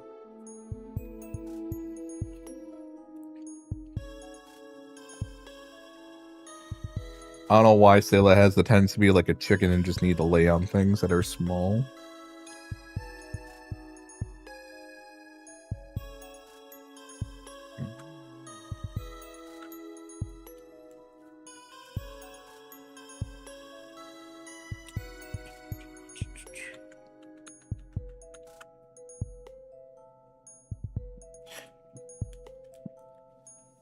Though I thought maybe I was going to meet her and all my other friends in this big IRL multiplayer game I'm gonna kick ass at, but now I don't know, I guess I'm not playing anymore? Oh no. Shit. Alright, give me a moment, I'm gonna pet sale.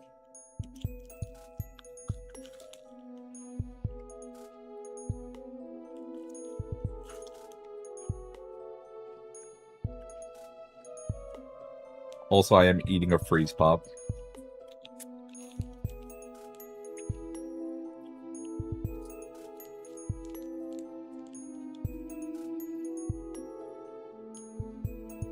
Alright, Shayla, what's the game plan?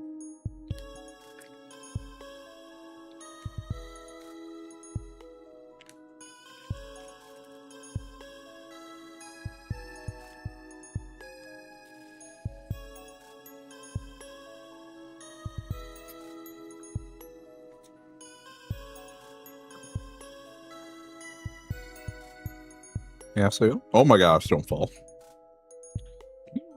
Not lay on things like the mouse. Alright, we're doing keyboard and mouse now. Because someone wants to sit on the mouse pad. I almost regret cleaning up this spot. But then I see Frida do that little thing where she has her paws slightly hanging over the edge and then she just kind of like curls them. And it's like, yeah, I definitely regret doing this. I'm gonna RKO you out of nowhere, Cat. You're not gonna see it coming.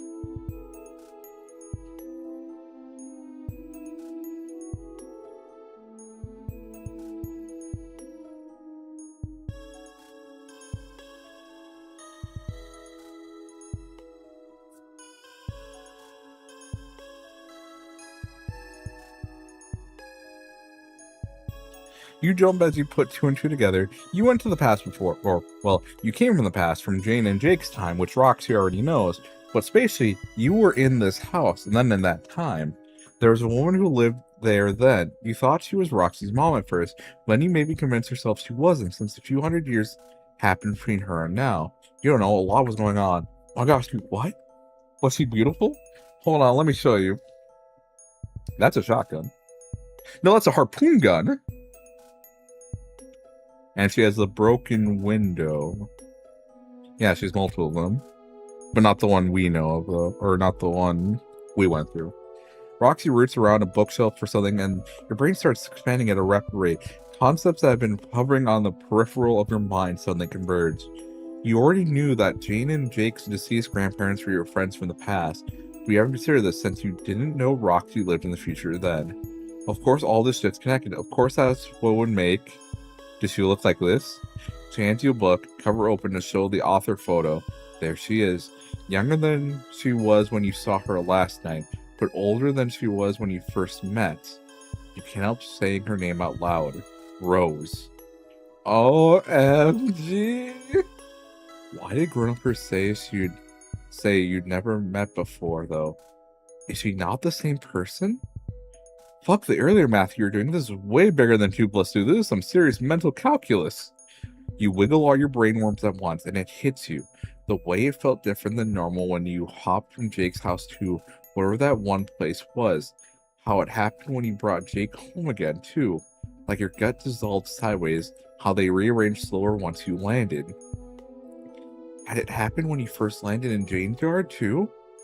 You were probably too turned around to even notice then. You know Roxy's super hyped right now, but you can tell her you gotta check something. Do some science, you'll be right back. Use that backwards again. What did I tell you about coming back here? Get your grubby time fingers out of my pie before you get caught. Yes, ma'am. Sorry, ma'am. Have a good day, ma'am. Okay, she's mad, which you expected. It also felt like an everyday wiggly belly time jump, which you also expected. You pop out of there, this time concentrating on your friend Rose, just the day after you last hung out. You should just feel yourself zoom forward backward towards her, right? Off you go and run. It's that feeling again, that sideways dissolvement and reconstruction of your crudely rendered bowels. Oh, it's you. Long time no see. For you, I assume. Funny thing about that is no, actually. Well, you'll have to explain later. You apologize for paying her so short a visit and then head back to Roxy.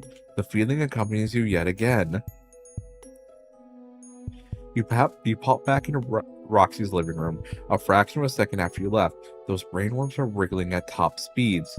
Damn, Bia, I knew you don't know this about me, but I love science projects. I got a whole lab and everything. I'm hexa qualified. Want to take me with you? Oh, sorry, you already went. Fuck, there I go blinking and missing all the good shit. For the best, to be honest, or else I'd have sat here worrying that you'd never come back. Abandonment crisis totes averted for the moments. High five. What rad science fact did you learn? Was it about my mom? You take a deep breath. You're kind of laying down the knowledge tracks a second before your brain cart rolls down them. So you're hoping this makes sense as you piece it together word by word. You think this is a different universe. You what? You've met the woman Roxy thinks of as mom, but you also have a friend named Rose from a while ago. She's friends with Jake's grandma and Jane's grandpa, and you're pretty sure she even read you some of this same fucking book at one point. But they can't be the exact same people. Even if they all look the same, things feel different there than they do here. Like looking inside out mirror with every cell of your body, they definitely exist, don't worry. Hells to the yeah, I'm following you. Would love to gaze inside one of those mirrors and flip my shit some way. Would be a liar if I said I had never thought about that as a general concept, but that's besides the point. More importantly, what you're saying is I have double the moms I thought I had yesterday, and you're also saying you can like go visit any and all my moms whenever you want. Just go on a mom visiting bender. No rules, just moms? Can I come along? Well, no. There's a couple rules, but other than that, yeah. Damn, you thought she might take more convincing. Look around at all my gear and cat clones and general living situation, bud. All I'm saying is none of that is particularly hard to believe. And after all the grief I endured trying to get Janie to believe me,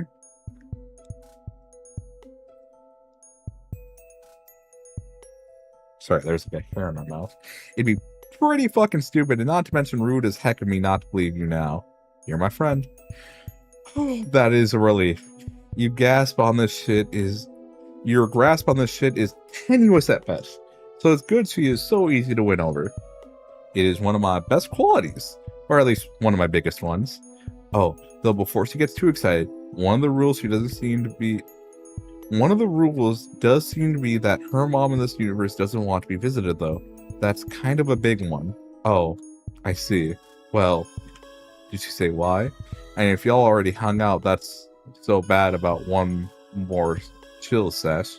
Unless, I don't know. It's okay for you, but you can see her start to blame herself, so you cut her off. It's definitely not that she doesn't seem interested. More like she couldn't. She shooed you away every time you tried to say hi. Like she was afraid you'd fuck shit up. Which, to be fair, you do regularly. She said she was preparing for something. You look around. Or someone. Ah, yeah, okay. Makes sense. It's funny, actually. No, I'm joking. Your leg, it sucks. But, like, situationally, it's funny.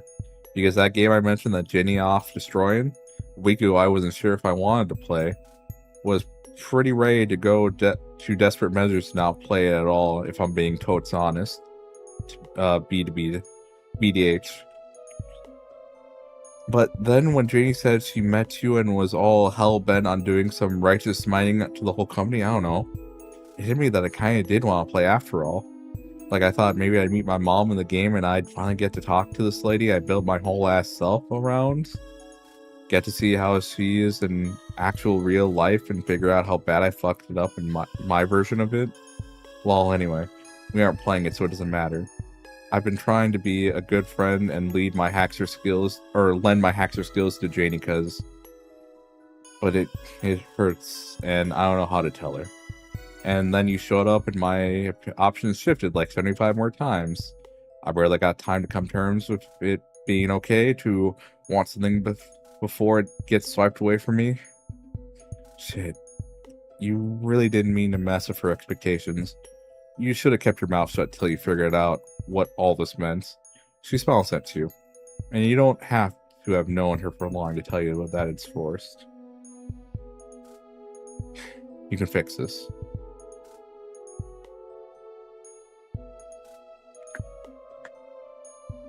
No, we're gonna do... It's not just moms who tell her. You can definitely take her to go see any one of her friends she already has too. What, like right now? If she wants, yeah. You're down for whatever. Is it weird to be so nervous about that? Don't get me wrong, I want to see the fuck out of some friends. Pop my eyes red on those guys, followed of course by hugs. Hugs. It's just a really big thing and I'm feeling a little dizzy even thinking about even picking one. Yeah, you haven't met all of her friends yet, but you know just enough about all the various dynamics for that to make sense. And hey, there's no need to rush. You could take her somewhere else, just the two of you. That way she can still get out of the house and see something new, and you guys can sit and talk through who to go see rather than leaping right in it. Yeah, okay. That sounds chills. Where to then, my cosmic taxi friend? Let's start with somewhere chill, you say, and she nods. Like many things about Earth, there are many places you know exist, but that you have no memory of her having been to. They're just part of your cultural knowledge, learned by your past self and later subsumed into the ever-widening miasma of your mind. You're so funny, Salo. You're so funny.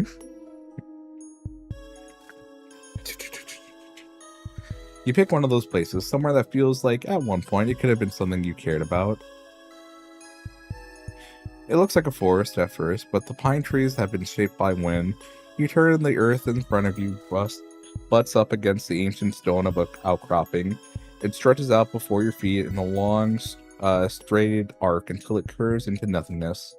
Beyond is an endless sea of mountains, rolling and rolling, fading deep green to blue as they turn into the sky. The sun is just below the horizon. Oh, it's so open. Her voice is the quietest it's been since you've met her. Her bright, boisterous charm lulled into awe. You ask her if she thinks this will work. Are you shitting me? Buster, I've never seen a more gorgeous thing in my entire existence. We are gonna take a fucking seat and soak in this nature of every one of our pores. The visible ones, I mean. Don't go getting any ideas. Or, to be honest, you could be doing naked cartwheels right now, and I wouldn't even notice because, as I said previously, my eyes are slurping up these sights. Fair! You're not agile enough for that, closed or otherwise, but you're glad she likes it here.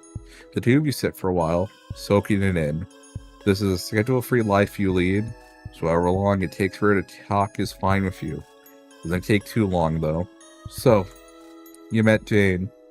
Jake, too, if I'm not wrong. They talked about you some, but they've been more busy hanging out with you than talking about you, if I'm being that honest. How about Strider? He hasn't said anything about you, and I like to think he'd tell me if he got the first visitor of his whole life, but maybe he wouldn't be ready to share with me. It's a pretty big thing for me, and for him, it'd be even bigger. She seemed poised to continue hypothesizing about him for a while, so you go ahead and tell her that no, you haven't met him, but you sure have heard a lot about him through Jake. You lol, yeah. What, would you get a different version of things from her? Lamau, how far in this drama you want to get? You're already pretty far entrenched as far as you can tell, so she might as well fill you in on the rest. Okay, so I'm about to lay it all out there for you, because I trust you and also I don't know what to do about it all, and some farm fresh opinions might be just what I need. The way she turns to you and clutches her hands together, launching directly into the story, you'd never think she was new to slumber party gossip. We got quite the love quadrangle going on in this friend group. Janie and Dirk are both into Jake, which, like, fair. And he's very sweet and a hunk no matter how you slice it. Jakey, as you may know, is a wild card here. No idea who he might go for, which is also fair. If I am to continue to be a referee here, because Jane is a stone cold fox, luscious babe going hecka places, and Dirk is, whoo, he's just about perfect. So she tails off and wrinkles up her nose as she looks back over the mountains. Her gaze is heavy with longing. Don't you me? What? It just seems like she's leading up to her spot in the quadrangle is all. Yeah, well, I'm in there. Liking the last one I mentioned. Ah, okay. What, are you doing it again? Oh, just for a minute, you couldn't tell which direction she was headed. You thought she might be jealous of Dirk himself, the way she looked when she said all that, but is that she has feelings for him? You're just trying to keep up. Roxy laughs and covers her face. Goddamn, called out here on top of the fucking world. You're not wrong, I guess. In a way. Not to continue the vicious call out, but earlier it was her mom she said she tried to be like, and now it's Dirk? You're like the president of the universe at trying to figure out who you are and trying to on different ways of being to see what fits, so no judgment there. It's just that it seems like she has a lot of questions about who she wants to be, which is legit as hell. That's life, baby. Yeah, I guess that's the whole thing, you know.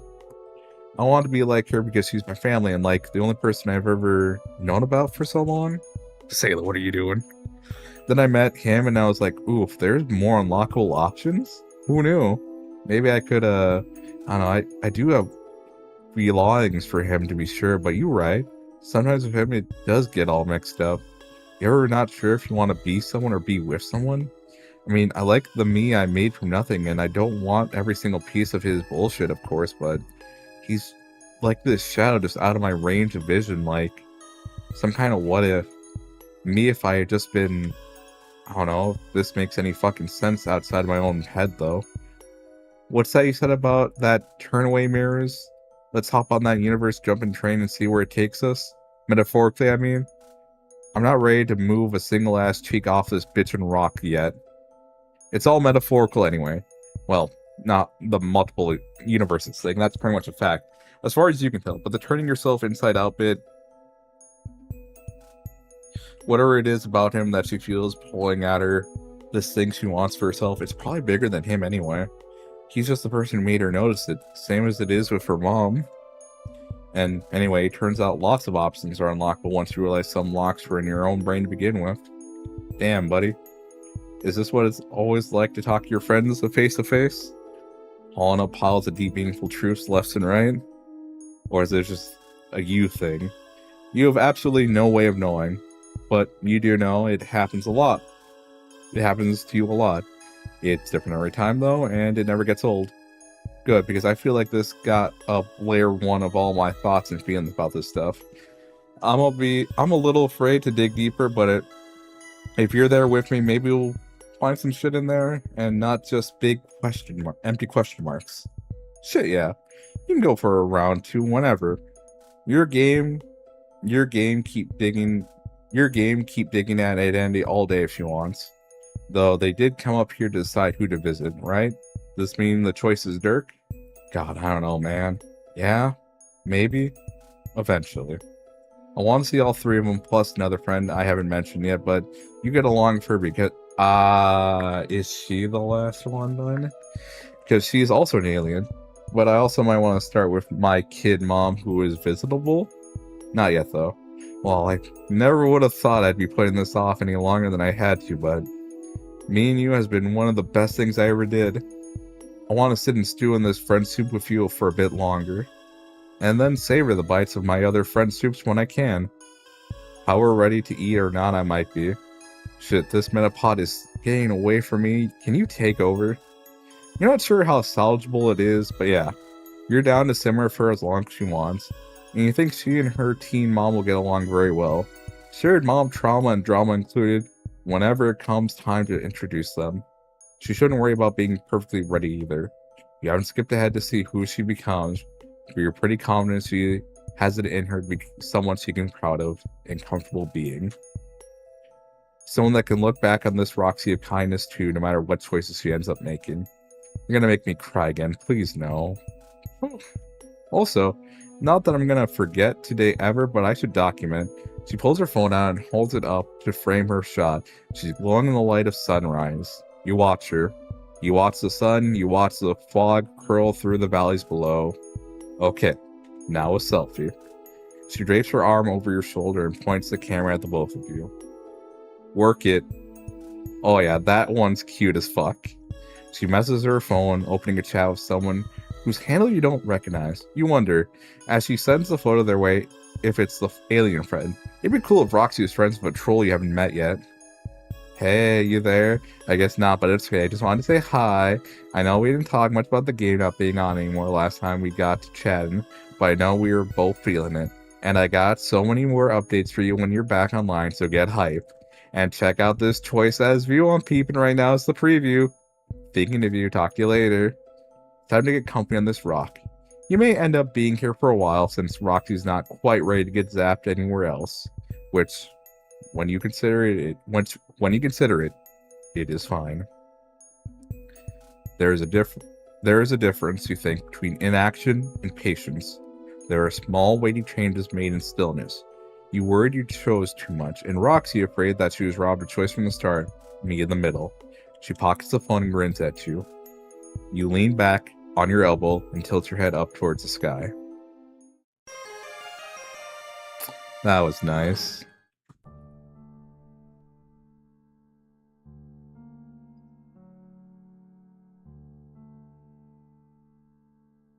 Alright, so no, I didn't mention this, but I was thinking, I love having conversations in my head and thinking I've actually said this aloud at some point. I might as well just do Dirk's thing right now because I don't know if there's like a last chapter we unlock.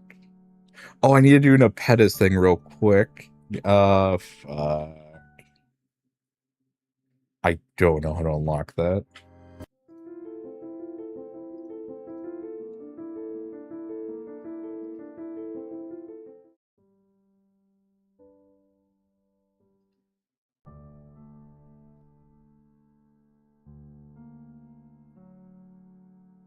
That has to be an Apettis. That has to be.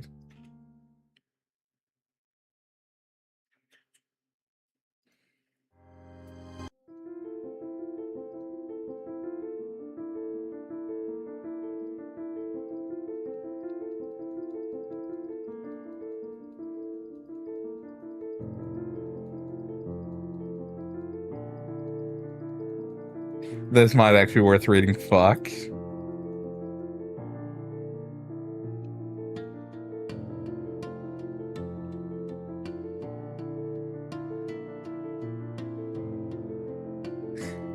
This actually looks fuck. Okay.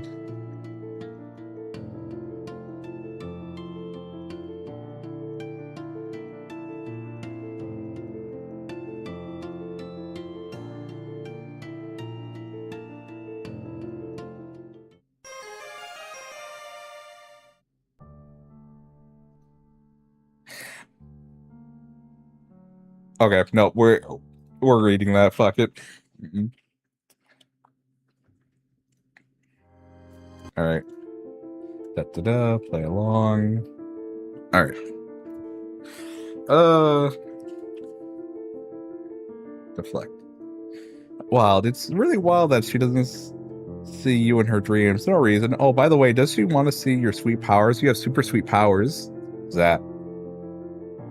Okay, so let's see what we got here. Jade's room is bright and cheery. Fresh flowers in the hanging pots. Curtains pulled wide open to let in the afternoon sunlight. Jade sits on her bed while Dave paces in front of a line of squiddly toys, carefully assembled in neat rank. This blue one is clearly in charge. Look at his dominant posture. Also, he's the only motherfucker not tangled deep in his home.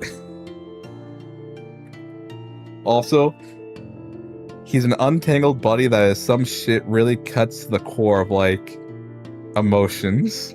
It's actually because the magnets in him are messed up and always has been. Harley, you are ruining the magic. Come on.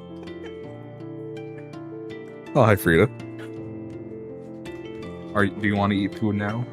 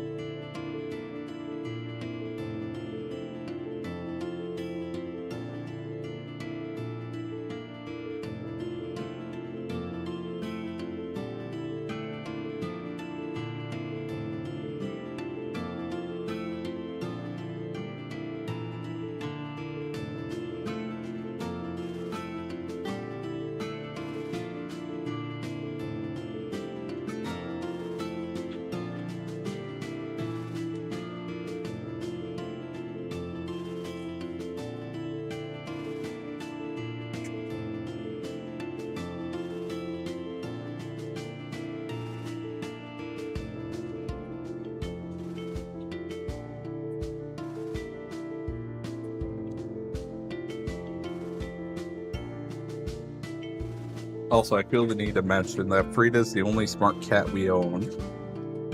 Because Char is a hembo, and by default, that means he is dumb. And Sail is just evil. Because for a while, Frida thought she had to mount. Okay, yeah. Frida's the only smart cat we own. Sail is evil. Char is a hembo. That means he's dumb. Alright. Frida, for a while, would meow loudly at me when I had my headphones on. But she came to realize, like, oh, wait, he can hear me through his headphones most of the time. So she doesn't, like, meow as loud as she does. She now meows like she normally does. Normal value. Because she knows I'm always listening for her meowing, essentially. Oh, do you want to keep eating? All right. I'll follow you. Come on. Go. Go.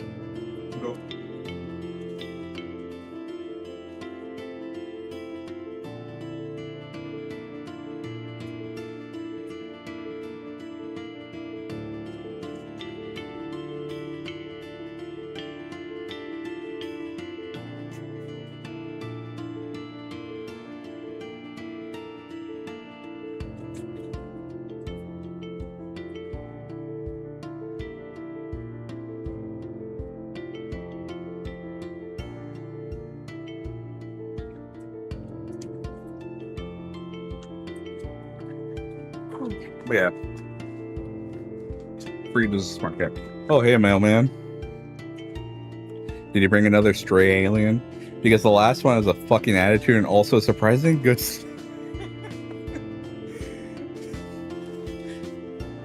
You say funny words, Dave. Snack sense? Yeah, sense for snacks. Like, you think it would have occurred to me before to combine M&Ms with popcorn, but it never did. Guess because I wasn't raised right? Hi, Frida. Let's raise some Spanish. Oh.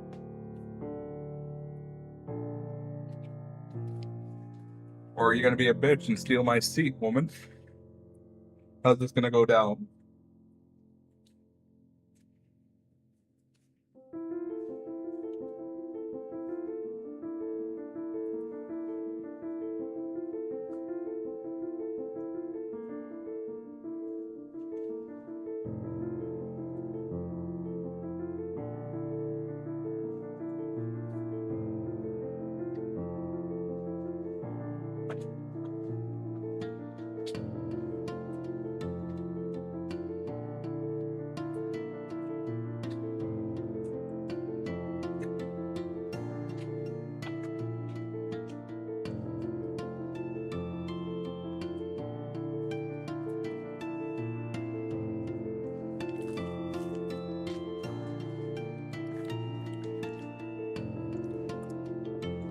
Just because I wasn't raised right. But yeah, Carcat has good tongue. That's not what I meant. Anyway, hi, troll girl. Sup? Oh yes, I wanted to meet you guys. So, you were the same aliens who harassed us for years and then stopped for seemingly no reason, but actually probably because the fake mailman ruined everything? Wow, damn. Yeah, no, she got bite to her. Also, hi, Frida.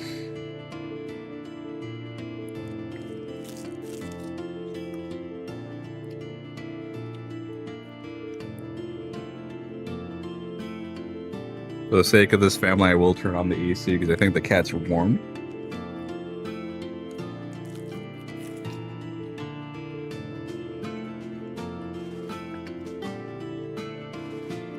Wow. Damn, Jade. Sorry, that's not how I meant it. Who are you people? Where am I? Jade takes a step towards Lepeta, who bristles and hisses, her back arching. At this point, they're pretty confident in your assessment of the bug theming for the trolls, but they really continue to be cat adjacent, don't they? Maybe cats are just the only cultural touchstone you have for fierce but skittish creatures with a lot of hair. While you're busy pondering, Nepeta does a wild scamper for the window. Oh fuck, this is a tower. This is a tower. This is a tower. Fuck, you really didn't think that one through. Sorry, Nepeta. You really shouldn't have warned. Holy shit, something sure as hell's on fire. Little Timmy's dad fell asleep at the grill, dude. Had one too many Bud Light limes and burned the whole fucking rack of ribs. Ribs ain't cheap, dad. Now the barbecue's up in smokes, who's gonna eat that Walmart potato salad without ribs? No one, that's who. Oh damn, you got a little overzealous for your zaps and brought Dave along with you. So this is where Carcat's from. No wonder he's such a spastic pile of personalities. Oh my gosh.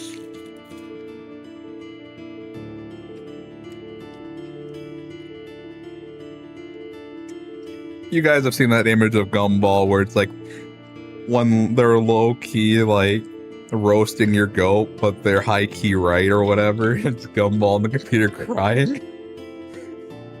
That's what this is right now. Pretty rank in here. Well, at least Beck prevented you from bringing Jade along. Oh. This isn't the ruins. This isn't the island. Sorry to just crash your party like this, Nepeta. You really didn't mean to bring like half your alien friend group into her house. Nepeta is standing beside the dying fire where the haunch has finally fallen apart into blackened chunks. Her hands are twisted in the layers of her coat, and she is shaking from head to foot. God, you just completely invaded her space. You were so totally... hurt. Oh, no. Pounce has already placed herself between Nepeta and the rest of you, or more accurately, between Nepeta and Jade. Her hackles are up, and her two mouths are hissing. Oh, fuck. Did she smell Beck on Jade? This sucks, actually.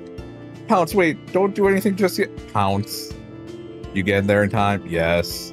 Pounce's claws feel as big as they look. They're sharp, too. Sharp.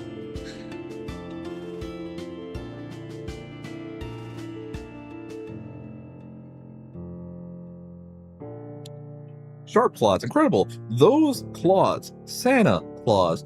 Red soaks into the green velvet of your dress, slicking it heavy against your chest and stomach. Christmas. Wind whistles in your ears, accompanied by the strange ringing of chimes. Oh no, those are screams. You collapse backwards, waiting for the inevitable current of darkness to fall on your consciousness. Oh well, you'll do better next time. Or not. And instead of hitting the ground and finding yourself catapulted back to the menu screen, a pair of hands catches you and eases you down to the cave floor. Several pairs, actually. Your head is cushioned by something soft, and for a moment the voices around you come into focus. Don't have any idea what to do. Do you know first aid and shit? But I'm probably sure they won't actually have any organs. Shh, please, everyone be quiet. Darkness closes in on you, but it's a kinder darkness than you're used to. Our darkness, untouched by failure. Consciousness fades back and on slow waves of sensation. The first thing you see is firelight on the cave wall, strange shadows lapping across the rock and playing out a story you believe you could understand if your body was a little less heavy and your brain less full of mush. You try to sit up. Well, you're not going to sit up. Don't try to sit up. You're going to start bleeding again. Dave, go get Nepeta, they're awake. Oh, dope, okay. Hey, Lejean. Here, kitty kitty. I twitch my cute as fuck little nose in a sultry come hither for the homeless Catwoman alien who lives.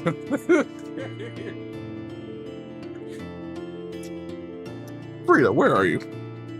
Hi.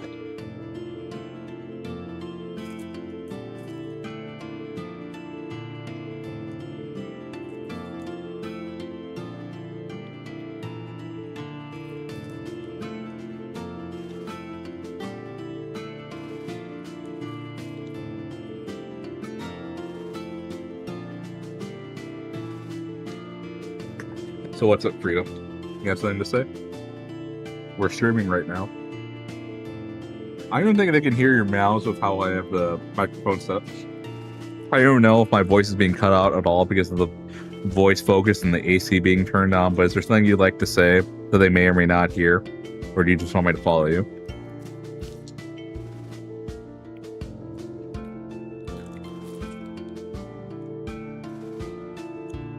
This is a good freeze pop. I'm gonna go follow Frida for a bit.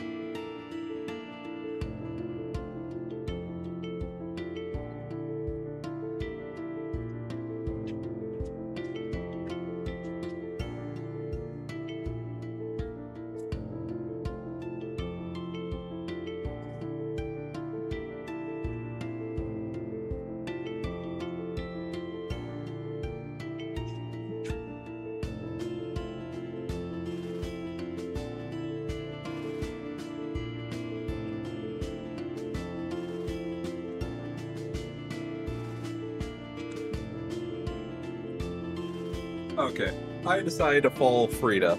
Okay, so just in case I didn't come into like, I decided to follow Frida, and you know what shit I catch? She leads me to my brother's bedroom. Char is still in her spot, but do you want to know who's in the spot that Frida just found? You know, in her new spot, Sayla. Sayla took her fucking spot on the bed. Absolute horseshit. The things Frida has to deal with. I'm coming. Hold your hoof piece. Jade, Dave, you're both here. I'll turn you. You didn't think that was possible, at least not for Jade. Yeah, I was gonna Mentioned back before you got gutted by Kimba the White Lion. I didn't think that worked. Don't you always get dog blocked? You thought you did, but maybe you just caught a lucky break and got in there while Beck was napping? Or doing some other important stuff? I guess Beck has been acting sort of weird recently. He's been way less protective and bossy. Doesn't even get sturdy when I go to the ruins. Jade, I hate to break it to you, that's not weird, that's normal.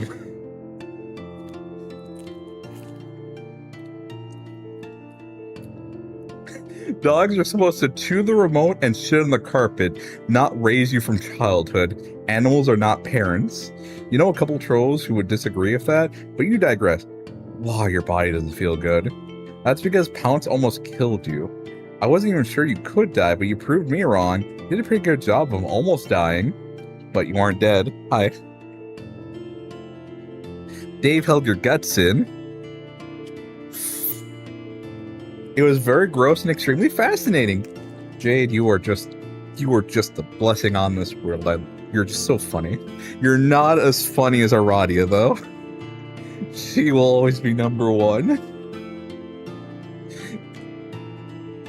Wasn't a big deal. What kind of clown has instanced copious bleeding from a gut wound, honestly? Time to go back to preschool, kids. You're impressed and horrified. Dave shrugs. Jade sewed you up like a fucking Susan B. Anthony with that needle. Except not American. Was Susan B. Anthony American? Did America even exist at that point? Maybe she was English. I've never sewn anything that wasn't a corpse. It was fun. Again, you are terrified but impressed. But the two of them, they're okay. They look alright. A little grimy but otherwise unharmed. You're really sorry that you zapped them here and then passed out for what was likely days. I'm chill. Yeah, it's been great, honestly. Which really does go to show you how fun our normal lives are. Yeah, kind of pathetic actually when you think about it. But Nepeta has Wi-Fi at least. Yeah, we're on an alien planet, but like, Wi-Fi still works for my phone, so I don't give a fuck. I have things to do. Imagine just being teleported to another planet, but like, you got your phone. For some reason, they can charge your phone. You connect to their Wi-Fi. You can also connect to their Wi-Fi. That's the big thing. Connect to their Wi-Fi. It's like, yeah, my ride home's gone for a bit, but like, I might as well hop on their thing and see what entertainment they got. Also because they don't know Alternian, but it doesn't matter because fuck it. He holds up his phone up to the messenger app. You could just make out familiar lines of gray and red text. Move out, coming through. Nepeta appears, shooing aside Dave and Jade and hunkering down at your bedside, or on your pile of furs on the key floor. Her hair hangs lank around her face and patches of your blood liberally stain her coat, but apart from that, she seems to be in an excellent mood. Hi, Nepeta, sorry for bleeding all over your place. Don't be silly. Just drink this. She hands you a small clay cup full of something hot. What is it? Herbs. She pronounces the H. What kind of herbs? Healthy ones. Probably some dang shit, mailman, better watch out. Some dang shit, mailman, better watch out. I feel like Nep knows where to get the nip if you catch my drift. Acquit, stop being weird. Acquit? They'll help the healing process. I find them in the woods. Well, damn. If you find them in the woods, I get most of my remedies from the jungle too, Dave. Grandpa left me plenty of antibiotics and formal dehydrate, but nothing for a headache or bad tummy. He just used to tell me to chip up little Jadelet. Oh yeah, my bro's the same way. Ibuprofen, never heard of him. There's nowhere to get jungle medicine though, unless you were talking about the concrete. Oh, fucking course. Yeah, the concrete jungle, Dave. Like, there's an old guy named Stevie who camps out in the lobby and he'll fucking hook you up, but also I think he's a sex offender. Your plan sounds like so much fun. Yeah, it's alright. You think Nepeta for the herb and take a little sip. Sure does taste like a bunch of boiled grass. Could be worse. You think Nepeta probably made the cup herself. She probably made everything in here. Honestly, if there's anywhere on this planet that you would choose to get mortally wounded, doing it near Nepeta was probably the right call. Nepenthes moves your blanket with little nervous passes of her hands. She's back now, looking you in the eye. I had a long talk of Pounce and told her that she has been a very bad kitty. She feels just awful about it and would like to make it up to you if she can. She's hunting something extra delicious right now. Oh, Pounce didn't need to do that. It really wasn't her fault. You just got your dumb ass in the middle of everything as usual. Better you than Jade, definitely, since you're the main character and therefore probably can't die permanently. That makes no sense to me. It's fine. Quick, can you hand me that Perao? Which one? Or Perlo? What does Nevada keep calling Dave Aquit? We bonded over shared interests. Except some of us are totally 100% earnest in our interests instead of acceptably ironic. Which is fine, it's not a big deal, don't worry about it. The fuck are you saying, man?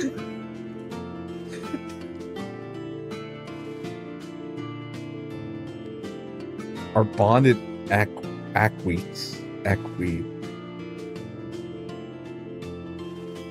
Instead of acceptably ironic. It's totally fine, it's not a big deal, don't worry about it. I don't know. I don't know what he means by that. Okay, you won't. The world begins to soften around the edges, melting like a scoop of ice cream. Is he also under the... Does he roleplay as someone named Aquit? The world begins to soften around the edges, melting like a scoop of ice cream. These herbs certainly appear to be the good shit. No matter what choices you make, when this particular writer gets a hold of you, you tend to do drug. Your thoughts slide into another, dissolving. You see your friends arrayed out before you. The two lonely girls and the strange, intense boy with hidden eyes. They watch you anxiously. Aquit is a furry thing, meaning. Okay. And he's just being called Aquit. Dave's persona would be a woman.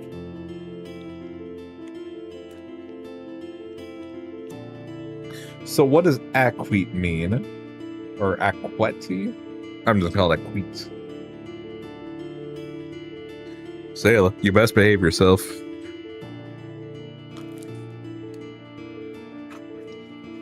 Or else you're gonna get a fist to cup in the morning.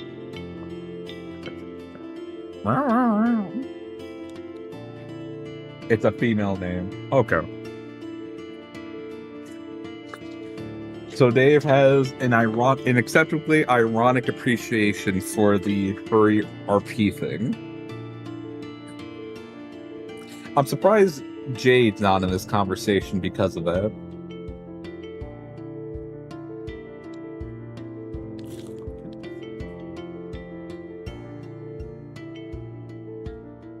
Because if I remember right, she also is it when we meet her in Pesterquest. She talks about her interest in anthropomorphic animals as well. But I would guess if the idea is just to like emphasize like, oh, Dave's also knows what it means to be a furry or whatever.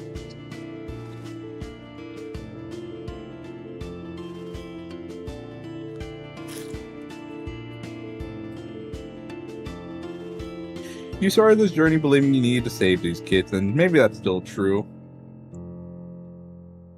The persona's full name, by the way, is Aquit Musk. Nice. No sale.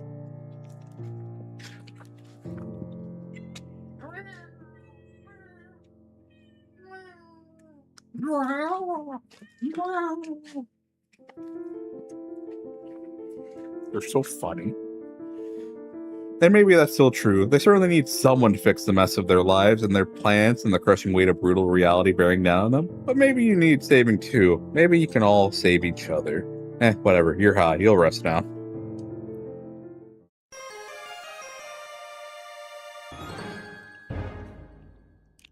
So I guess we now know there's a writer on the writing team that may like to have our protag, you know, smoke El Diablo's Lechuga.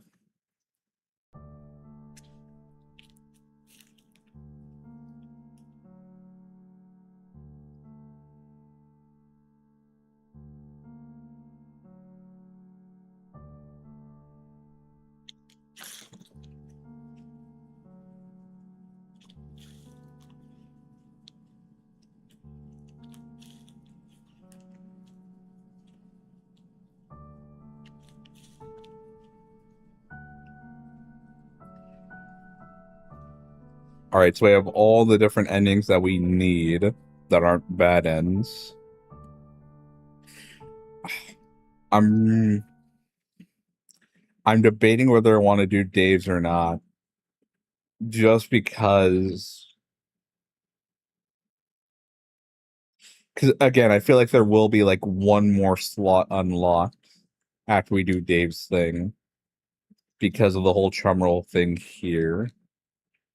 Unless all 4 of these do come directly from Dirk's thing.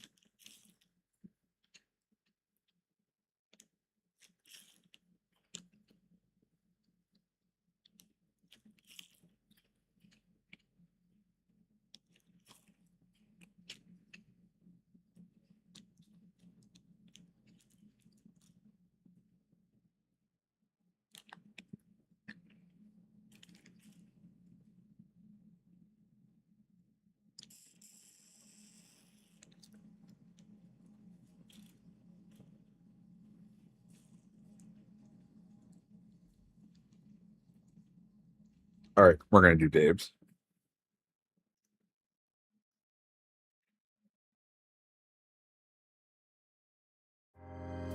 You come a long way. You made a lot of friends and managed to keep them all. You're helping them grow, and you're growing alongside them, while also entrenching yourself in some ridiculous nonsense along the way. Living, laughing, loving, shitting, farting. As is right and in balance, you think so anyway. You're still on the lookout for any specific bits of meaning to help nail down your sense of purpose as it careens every which way according to the whims of friendship and fancy. There's a natural flow to all this. Trolls in sets of 12, give or take, and some come in pairs. As you think back to your first round of friends, kids in sets of 4, you've had time to realize more about the earths that you've been hopping between. Kid on one is an adult in another. Say, behave yourself. It's been weirdly relieving. Also, I want to see something real quick. Give me a second.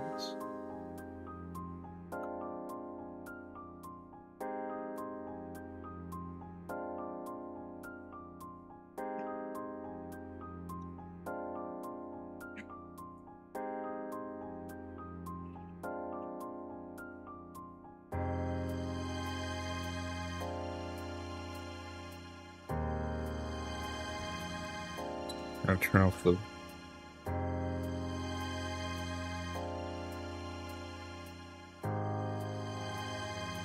Oh shit, you can hear Frida in my mic. Oh, I did not realize that. It's been weirdly relieving seeing multiple versions of your friends. Not that you seem to be bound by any of the same rules that they are. It's just that, as someone whose self has been scattered to the winds of time, regathered thanks to Aradia, it is still not fully stable. It's kind of... Come over here, woman. Meow. Nope, oh jeez. Just Sayla tried to do a full, like, kick jump off of me.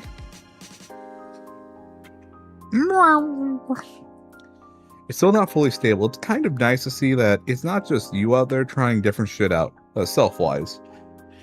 When you think about the last friend left to visit in this set, you can't help but feel a little guilty. With everything Jake told you about him, and from what you know of Dave's bro, you're not exactly meeting him with a clean slate. You haven't let anyone else's complicated personality traits hold you back from finding a way to befriend them, though. And you're not about to start now. You'll find a way to make it work. God, isn't it fun having such a complicated and nuanced tangle of interpersonal relationships within your friend group? Isn't it such a delightful challenge? Anyways, the point is, it's time to go meet Dirk.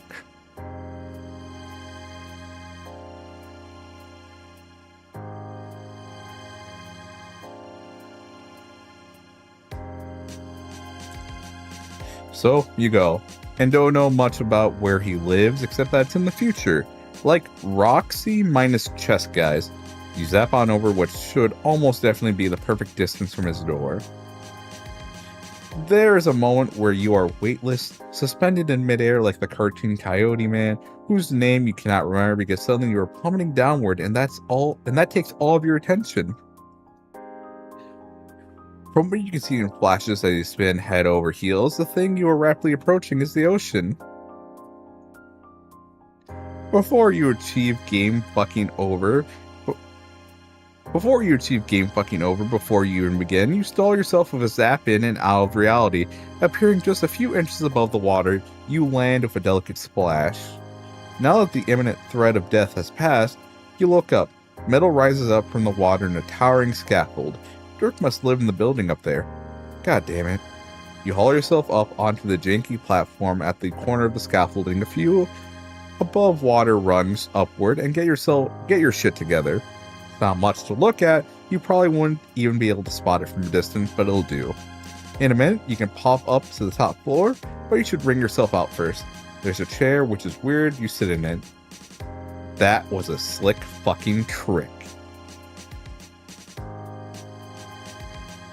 Not the stealing of my seat bit, though I do respect your pompous ass placement choices too. I mean the entrance.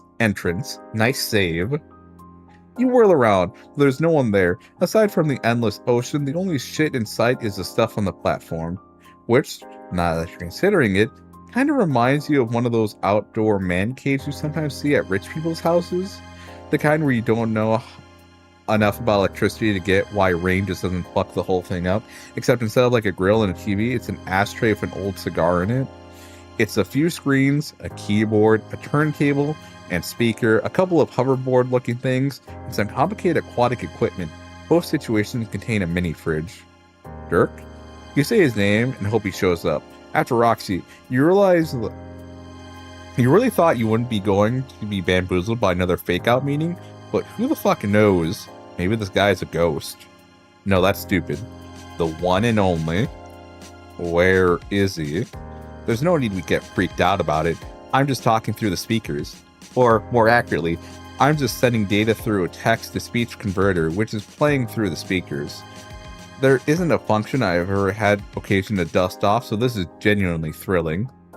Well, this isn't a function I've ever had occasion to dust off, so this is genuinely thrilling. Thank you for trying and failing so miserably to break and enter in pursuit of friendship, whatever you were doing. Oh, you know, you do your best. Is there a place you'd want to meet, maybe? So y'all could talk in meet space? That's not exactly my forte. Let's just continue chatting like this for a bit. Bro to bro. You can use a computer if the power of my voice is getting to be too much for you. It's almost is for me, if I'm being honest here. From above, there's a metallic whirring sound. Ah shit, daddy's home. I forgot the Dave Specs thing or whatever. You look up and Dirk is rappelling down the scaffolding at an alarming speed. The jig is up, so we might as well wrap this shit up. He's so cool.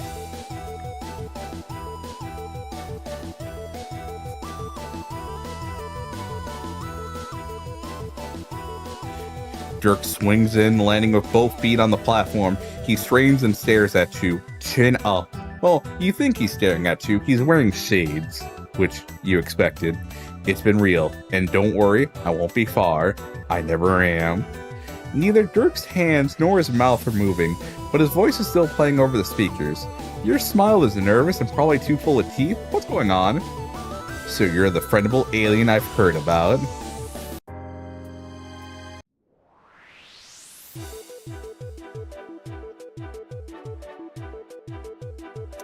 Wait, so the orange is him and the...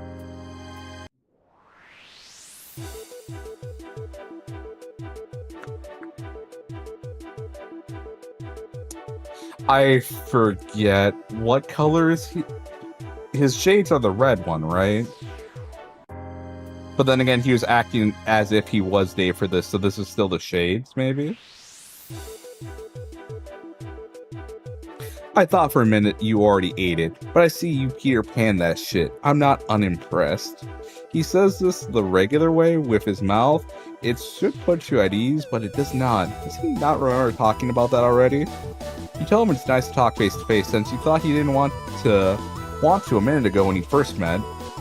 Oh, that wasn't me. Oh, you thought... Well, wait, what? It wasn't? No, you just met a divergently evolved copy of my 13-year-old brain.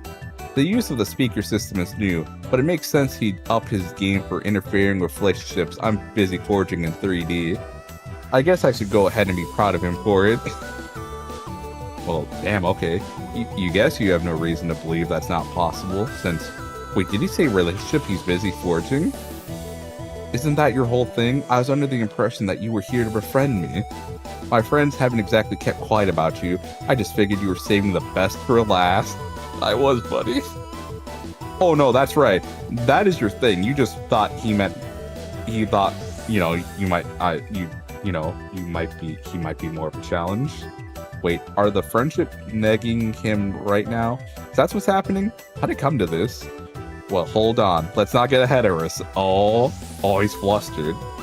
Okay, then never mind. You guess it's working. Might as well roll with it. Don't half-ass this one just because I know the gig. I still expect you to friend with the shit out of me. Blitz the fuck out of my friendship chakra till I see the universe's heart through its asshole and what have you. Buddy, you have been around the friendship block a time or two. He has no reason to worry. You have full confidence in your ability to show him the friendship time of his life. Oh, I'm ready. I have a list of my deepest secrets ready to unload on you right here, right now, if you think you can take it. He sure is talking a big game of preparedness, but you're not sure how true it all is. Every line of muscle in his body is held in excruciating placidity. You ever seen a jaw so purposely unclenched? It's almost like he's begging you to call him out on it. You do not call him out on it. You're not sure how to get the idea that you could half-ass this of all things. You'll just prove it to him with your deeds. It seems like that might be his love language. With that in mind, you hold your fist out for him to bump. Ah yes, daps. The universal signal of brohood. Sacrosanct across all of fist. Just a dumb conversation, I love it!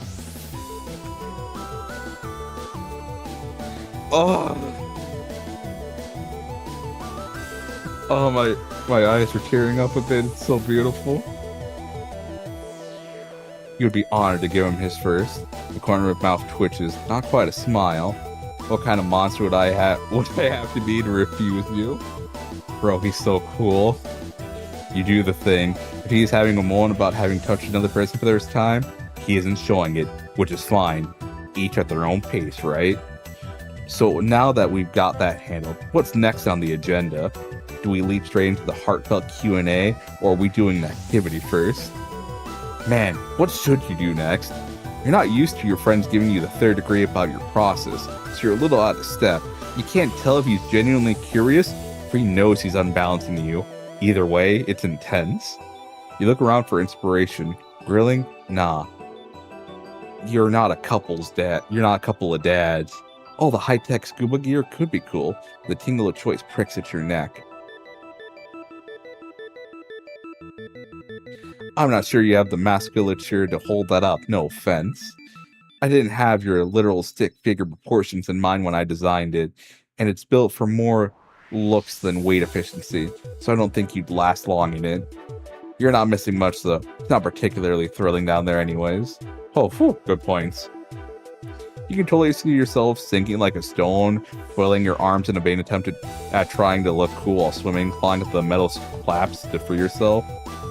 Zapping out as a last resort, but misjudging distance due to the distracting water in your mouth. It's all going black as you wonder why you didn't learn better when you hung out with Fefri. What? Damn, that was a pretty detailed thought trail. Weird. Anyway, you could just hang out at his place instead. The classic option. That works for me. You hold out your hand to zap him alongside you, but he doesn't take it. I'll meet you there. His inflection tilts up at the end, a sound shaped like a half a question he wants you to construe the meaning of yourself. What's the alternative? You piggyback right as he climbs all the way up? He shrugs. Yeah, if you're up for it. I typically rocket board up, but a grueling climb is as good as a way to kill a morning. So either way, you consider your options. As much as you want to see if he actually has it in him to beast you up the entire tower, pocketboarding sounds infinitely more fun, you tell him. Hop on then. He kicks it into place and fires it up, offering you his hand. You don't have anything to lose but another life, so you take it. Steadily, but fast enough so you have to cling to his shirt for safety, you fly upward. He circles the tower a few times, in no hurry to make it to the top. That, or he's showing off. You don't think that's it, but you're still working it out. The confidence in his way, in the way his body moves now, the subtle shifts and weight to steer the machine, it all feels genuine. Like, this is a much more comfortable thing for him than the conversation was. The wind whips your face. There is sea in every direction. You land on top of the tower, and he waits for you to hop down before doing the same. He then kick flips the rocket board and quiescence. Here we are, home sweet home. I'd be prepared for just how homey this shit is too.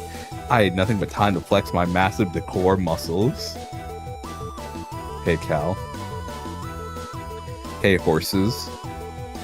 Oh, I think that's a platypus in the bottom right. You follow him inside and to his room, like you have with everyone else. It's full of his shit, like everyone else. Unlike everyone else, he leans against his workbench calm and collected and clearly, with every fiber of his being, waiting for your judgment. You wonder if it's weird how you can tell that about him, since it does seem like he's putting a lot of effort into the facade. You aren't sure if he's unpracticed at having an audience, or if you're just extra good at reading people by now. Maybe it's the shades that are messing with you. They're nothing new, after Dave, but with Dirk, it's almost like he'd be less penetrable without them. You try and focus on the decor as he clearly wants you to. What do we got going on? Oh, okay. There are themes of puppets, horses, robots, and musical equipment. It's got the post-ironic whimsy of Dave's style, which you figure makes sense considering this universe's Dave had a hand in stocking it, with a dash of Equius's unabashed taste. That's a bit of a surprise, but sure. Martha Stewart would fall to her knees weeping at her defeat, you tell him. Utterly destroyed by the feng shui in my cinderblock placement. She'd retire in the spot, you'd say. The more you play off his jokes, the more he seems to loosen up for real, so you continue. Much better than a scuba diving trip already. What's down there anyway? The ruins of 21st century civilization, mostly. Oh shit, yeah, boring as hell. He pauses and tilts his head, considering. I wouldn't call them boring, necessarily. It's more that I find it cosmically frustrating to swim in literally any radial line and finding nothing but the wasted leftovers of a dead city. Aside from being dependent on it as a source of food, the ocean mostly functions for me as a suffocating and inescapable natural barrier between me and the rest of human history. It's a constant, lapping reminder of my situation, so I'm not often hyped to pile the decibars on. Not sure how well my deep personal beef with the imagery of the sea will land for you, but there it is. I think it might not be so offensive to me were the metaphor less blatant. It's embarrassing. Anyway, there's the first of my layers off. Feels fresh, let's keep going. What else have you got? It's a little unsettling how direct he's being about the friendship building process, but it's not like you haven't been categorically pushing to achieve that tile with literally everyone you have memory of having met. So, fair game. You're sure you came up with some things you've been curious about. If he's ready to dive in the deep end, and if he'll forgive the continued aquatic figurative language, the love quadrangle, the questionable settings on the robotic gift choice of his would-be paramour, the differences of opinion on playing the game. He seems to be enjoying the theatricality of the friendship meta gaming dance you're doing, so you amp it up for him. You clasp your hands together behind your back and pace his room as you monologue, pausing for effect when the impulse strikes you. Oh my gosh. As you talk, you consider what would be the right issue to end on, to really zing him in the opening up. Maybe his feelings about his universe's Dave, or just for fun. Maybe where the horse shtick comes from. Depending on which you choose, you could end up.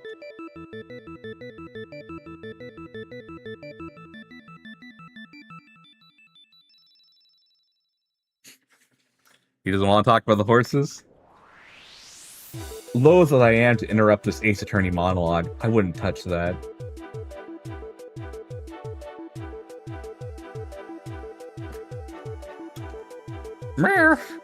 You look down at where you were about to dramatically place your hand, and there's a goddamn sword there, haphazardly stored in the hands of some fucking dead-eyed puppet. Again, your brain careens down a fleeting pathway. Accidental pressure, a clean slice, blood, and a lot of it ends.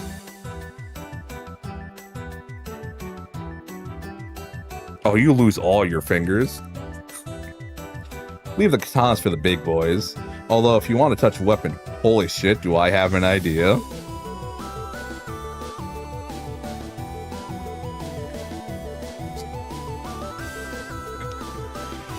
I got you. Ah, there we go. He scoots by you and reaches into the corner of the room, coming up holding a really shitty blue sword. What the fuck? Sword is a loose term, though, and honestly, holding is too. An object so shitty, you can barely focus on it.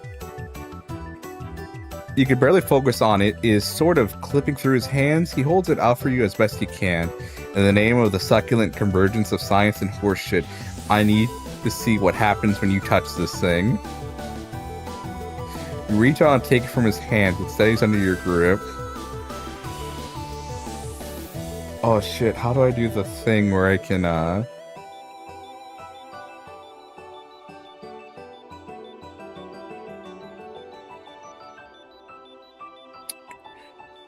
gonna have to look for that button later. Dirk hops up onto his workbench to sit and observe, and you slice it through the air a time or two.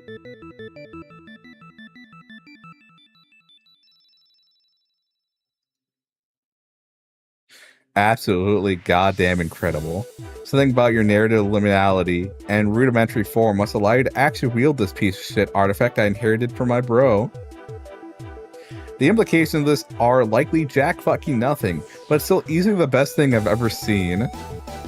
He's leaning forward, laughing, dimples carved into his freckled cheeks.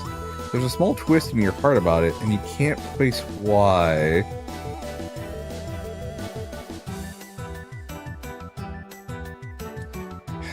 Please, Dirk, baby girl, don't play me like this. You're really just able to hold that fucking thing.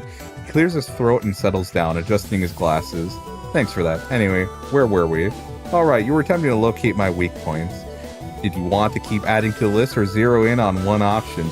So far, the short answers are 1. A quadrant of teens with not a lot of choices. What do you expect? 2. Call up my autoresponder if you want us to hash that one out. 3. It's all under control.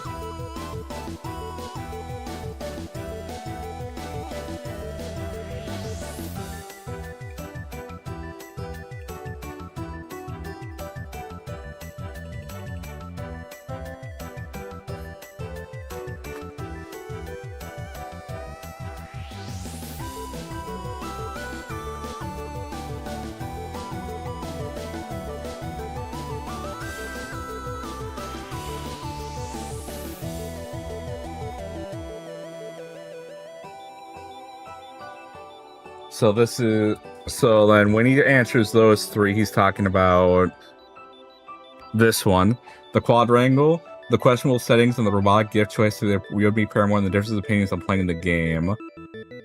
So first one, yeah, it's the quadrant of teens, not a lot of choices. What do you expect?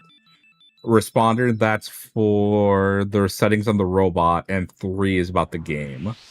Guess it all boils down to the same general topic, really, his friends. That's where this whole thing always ends up anyway, right? Especially since you're his pathway to being able to hang out with them now. Dirk just shrugs. Huh? You thought he'd have a stronger opinion about that one. Does he want to hang out with his friends? Does he want to finally meet Jake? He wrinkles his face like you shoved a lemon in his mouth. Come on, dude. You can't just steer me away to the person I want to see the most right off the bat. At least make me try and earn it first. He shifts his weight. The light from the window bounces off the choppy mirror of the ocean is bright against his back. Does he have to earn it? You mean, doesn't he think it's been hard enough already? His laugh this time is hollow. Is this a cap? Is there a cap on that? You're not sure, but your whole existence is a series of cheat codes. So, what else does he expect from you? You whip the sword around a few times to prove your point, but it's kind of making you dizzy to watch, so you put it back in the corner. And anyways, you know he'll cave at some point. How else is he gonna get to see him? Now that the game is off. He shrugs again. What? He doesn't know they're not playing anymore, right? Like, you're talking about larger operations shut the whole thing down for everyone on the planet.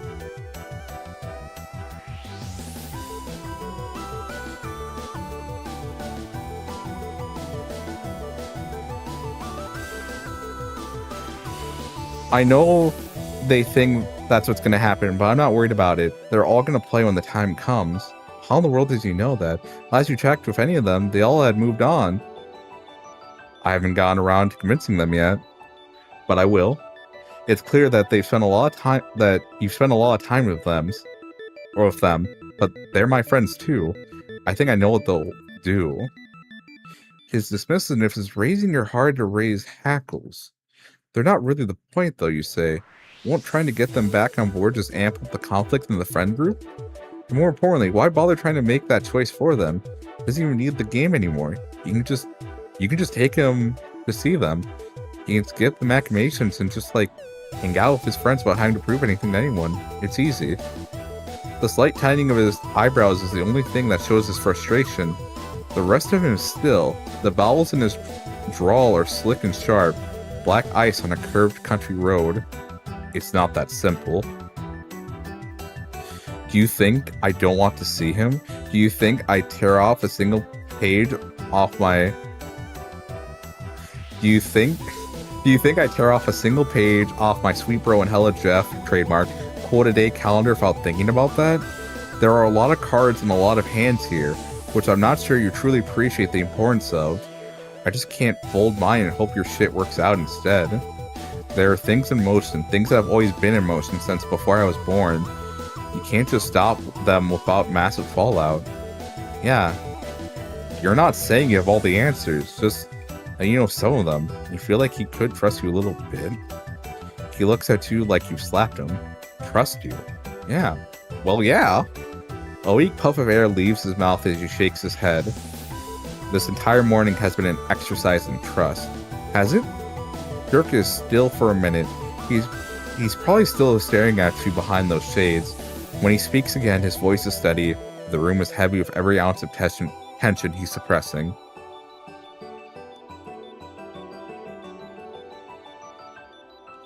Okay, let's sketch this out. What are the parameters of vulnerability that would count if the ones I'm extending don't? You were just freewheeling there, but you guessed you gotta come up with something concrete from him? Okay, how's this? He does all this dangerous scuba diving and swordfighting and rocketboarding shit that could go sideways any moment, but he wouldn't even let you zap him. There's an example. Okay, yes, that's true. I want to be the only one in charge of endangering my own life. You got me. But trust isn't only meaningful if it's given completely, or in terms of physical safety. I've been preparing myself for this, for you, ever since I heard you were making the rounds. I was ready to... He trails off, shaking his head. His wordlessness seems to frustrate him more than anything you've said. He seems really unpracticed to getting riled up, and you wonder how often someone pushes his buttons like this. You're not really sure how the two of you got at this point. Argumentative isn't your main mode either. You can just tell you pushed him too far. Never mind. Here. He hops off the workbench, rolls his shoulders, and grabs her hand. Do it. You don't ask where. You pick somewhere close by, but scary enough for his thrill-seeker ass to feel it was worth the effort. You air up at the top of the tower on Dirk's roof is calmer than you would have thought it would be. He drops her hand and steps back, leaning against the landing. Crushed it. See, sometimes trying new shit and trusting people with your well-being can be fine. Sometimes all you need is a friend to prove that to you that you have your... I love how well Dirk's playing the game right now. Where does it go sideways, though? Dirk scrunches up his face up like you're embarrassing him. You mean, empirically speaking, it seems like what just happened is solid proof that... Okay, yeah, I get it, thanks. He's smiling, so you don't push into that thank you. But you do wonder. After a minute of looking out over the ocean with him, if it's time to scoot things along, you aren't in a hurry really, but you were getting somewhere before, even if it was a little uncomfortable. He's trying. Maybe harder than anyone has actually tried to befriend you yet. The fact that you think that this is still sort of funny to you, But maybe Dirk isn't this transparent to anyone or everyone. Maybe it's just you and your nonstop thirst to know people. How much has this boy wanted to be known? You remember your earlier skepticism about him and laugh to yourself. You haven't had to make yourself try to like him at all. You just do. Weird uptight shit and everything. There's a lot of Dirk going on in there. You're ready to try and understand him more. It's what you do. So you press on.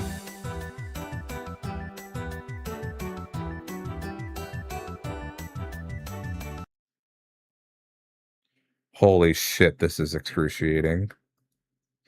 I keep thinking if I ignore this bullshit, it'll sort itself out, but Christ. I don't need to see this. No one needs to see this. What the fuck? Huh? Wait, can he not hear? You stopped the choice train once before yourself, but you've never been interrupted by someone else. I thought we were having a chill bro moment until just now. I have no clue what you're talking about. Can't believe I was ever this pathetic.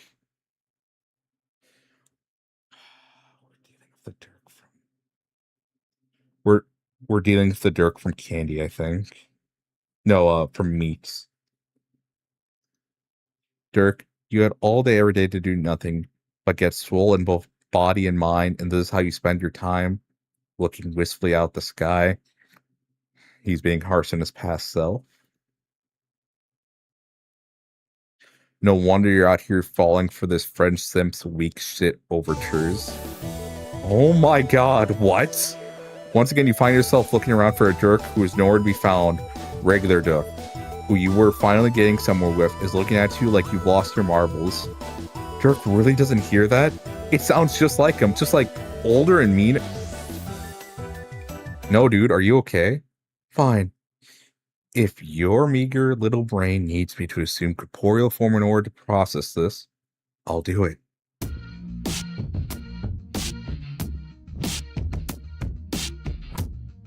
Holy shit.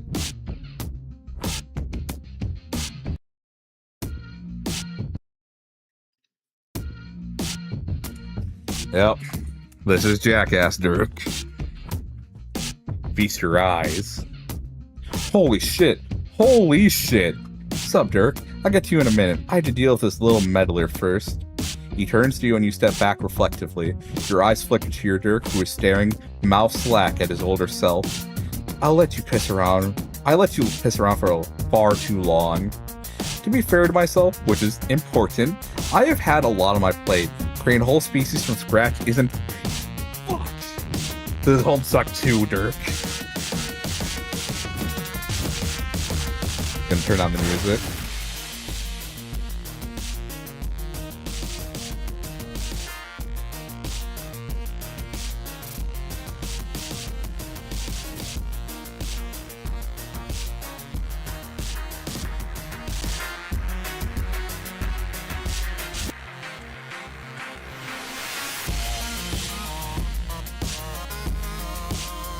Alright, I need to turn down the music a lot more, actually.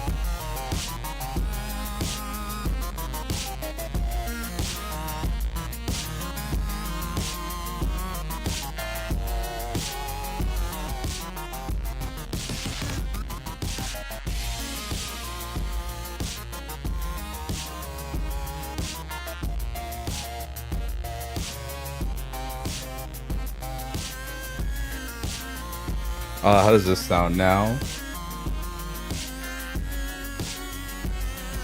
That's still loud. Okay,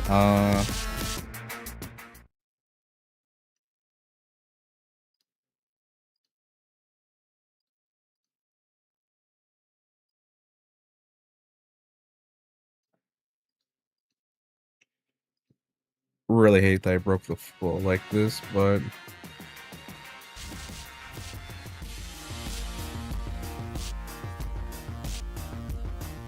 Alright, so now I got to... Alright.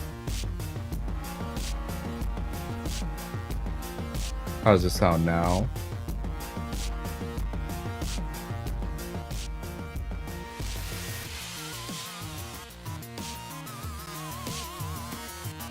Alright, one more time. Okay.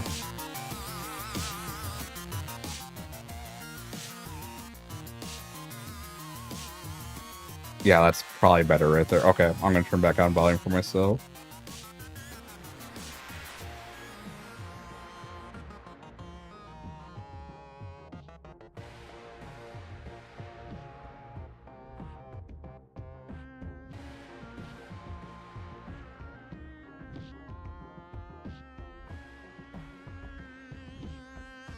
That's why it wasn't going down, because that's the only one that's affected.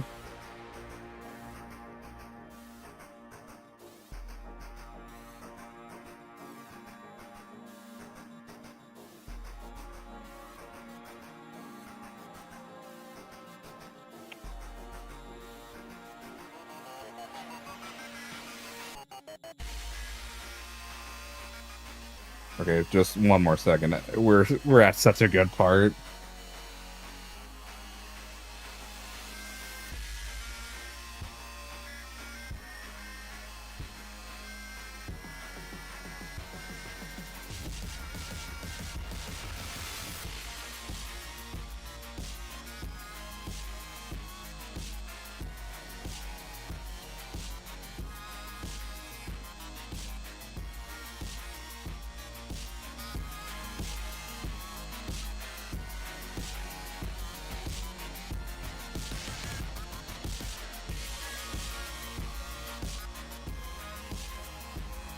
Okay.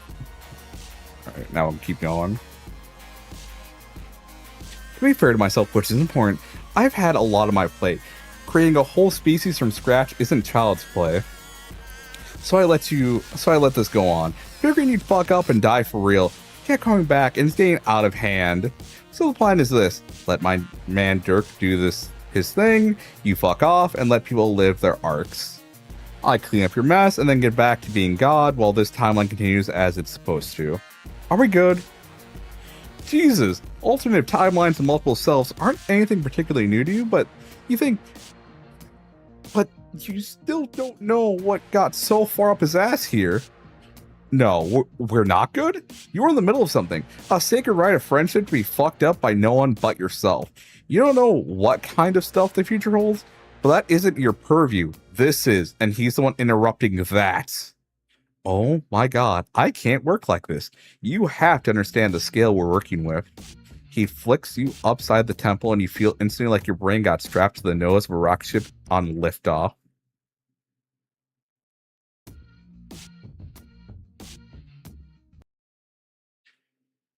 MS Par, remember. You see a young man standing in his bedroom.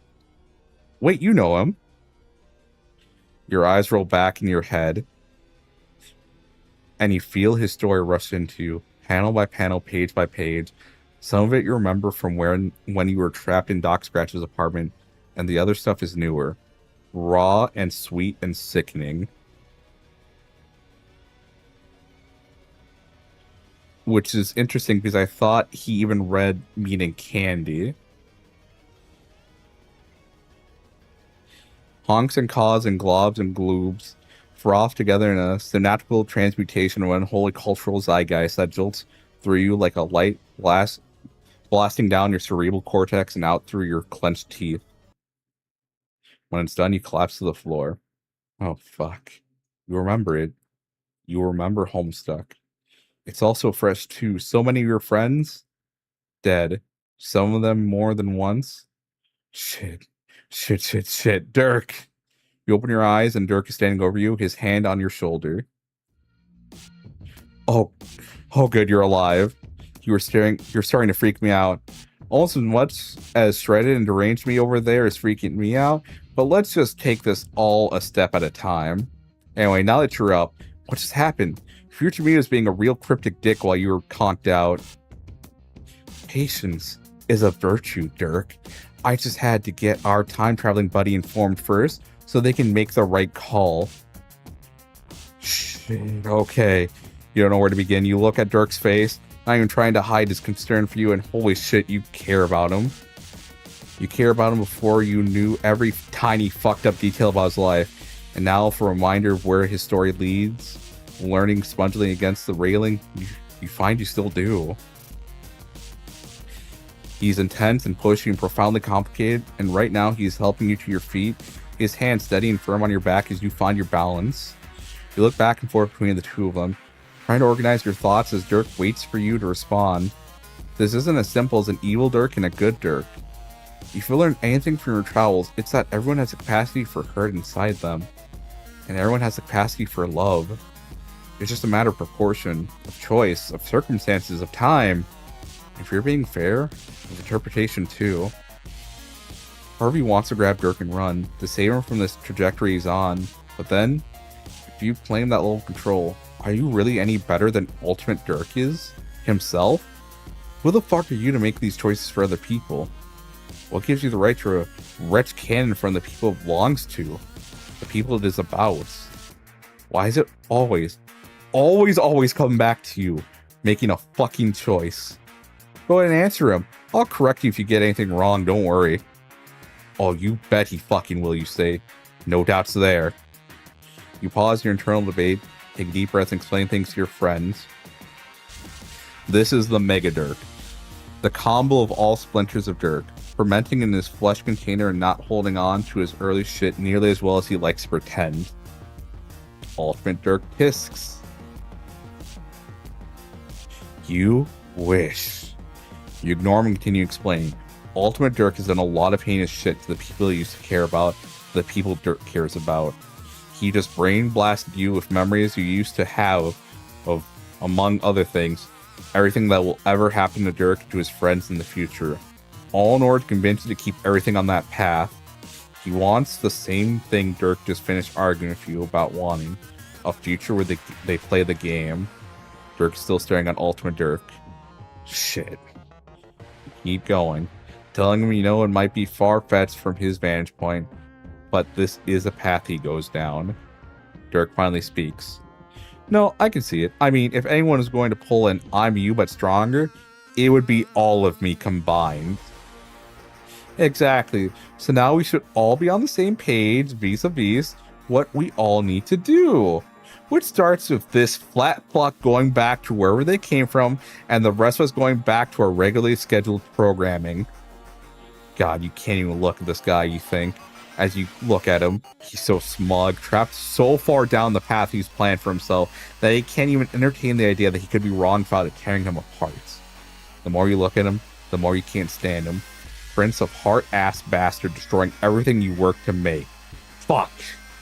Forget all that stuff you worried about before. How dare you let yourself be convinced he could be right. Your allegiance is not to the story, but to the people within it. No matter what. Do you have a plan for how to protect your friends without the tenets of canon? No. You give a single shitting fuck? Also, no. You know it could end you immediately, but you feel freed by the number of times you've died. You not fear him. He's not your concern. You turn to Dirk. You're sorry, you say, but fuck this guy. Don't listen to him. Everything you just remembered, all the stuff he was using to prove his point, it only makes you even more sure of what you said before, that Dirk can still be happy with all that. He doesn't have to play the game to beat it. Wow, listen to them trying to boss you around like that, Dirk. I'll tell you what you don't do. Don't, for a second, think I'm too far gone to remember what it's like to be you. Don't pretend you haven't wanted to know what I know. To align every part of yourself until you know it all. Feel it all.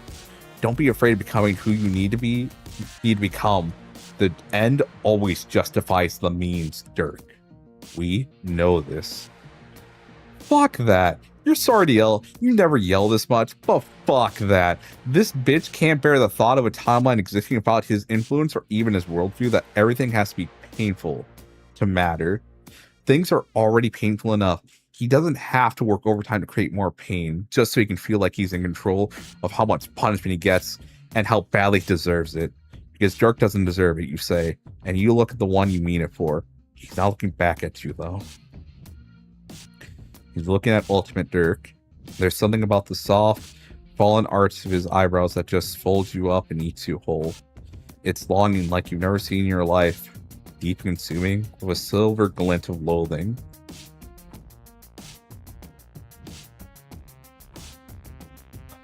He's going to drown in it if you don't do something. What could you do, you wonder? You care about him. He does about you to a degree. You know Dirk now. You know how he loves, though it's fierce to a definite fault. He does not do it easily. You're not the one who can get him through this. He hasn't known you long enough, but you can be a bridge. But to whom? Part of you wants to test out a few things, to throw a couple of friends at the wall and see what sticks. That doesn't sit right with you right now, though. It's messy. And you know Dirk would hate having his feelings experimented on like that. Even after all this, you find yourself not wanting to do that to him. Thank fuck for your side ability to anime monologue yourself in your head about time passing too quickly, because you really need to think about this one through. You have to pick one single person to help convince him he doesn't need what Ultimate Dirk is offering. Jake? God, no. Not right now. He'd be eating up alive about Dave, maybe? You can't just do that to him. He's your friend. Maybe a wild card, someone Dirk doesn't know but could get along with. Equius? He's like Dirk if Dirk liked to get bossed around, so maybe they get along great, actually. But I need someone who can tell Dirk what to do in this moment. And then again, maybe not. You can't hedge your bets and bring everyone, because they just overwhelm them. Plus, there's no budget for or time for that. The answer punches you hard in the chest, and you're about to sneak past away to find them when Ultimate Dirk speaks up. That was a touching rant you gave. Very compelling. You know what? Fine. Do what you do best and choose. Steal him away to obscurity or leave him to his destiny. I'm not worried. In fact, as a show of trust in my younger Splinter, I'll even fuck off myself until go time. On the 1 in a million chance you do actually get him to go with you, there's no way that's going to be a good end. We all know he'd regret it. He'll second guess if it was the right thing every day for the rest of his life, till he realizes what a flaccid existence he's leading. But by then it'll be too late. Do your worst. There's a jolt, and then he's gone. There's a beat of silence when you try to work out how to act normal, that you know what you know, but thankfully he speaks first. Are all your hangouts this buck fucking wild, or did you really pull out all the stops for me? Well, you were about to pull out another when Ultimate Dirk just blasted off like that. It's not too late though, if he'll agree to at least hear you out. Well then, by all means, continue pulling. Let's see where this shit takes us. You'll be right back, you tell him. I'll be right here just chilling and contemplating existence and my place in it. No worries. The zap this time is even more disorientating than your sideways universe zaps. You know why, though. Since you know everything, you're not sure you're supposed to be here, but Ultimate Dirk already accused you fucking shit up, so why not fuck shit up a little harder? Oh, is this the church/tower where everything happens? This might be the world after Homestuck. You want to go pick up this person, and specifically this version of this person. The version you made friends with already isn't ready to meet Dirk yet. Probably. But thanks to your recent mind freak, you remember that this one, having lost his Dirk, might be a little more interested. Yep. Whoa, what? Who the fuck are you? Okay, that answers the question. You guess you fucked things up to the point that the candy timeline is not the same as the one you were making friends in before? This is probably the stuff Ultimate Dirk is so bent out of shape about fixing. Well, it is what it is.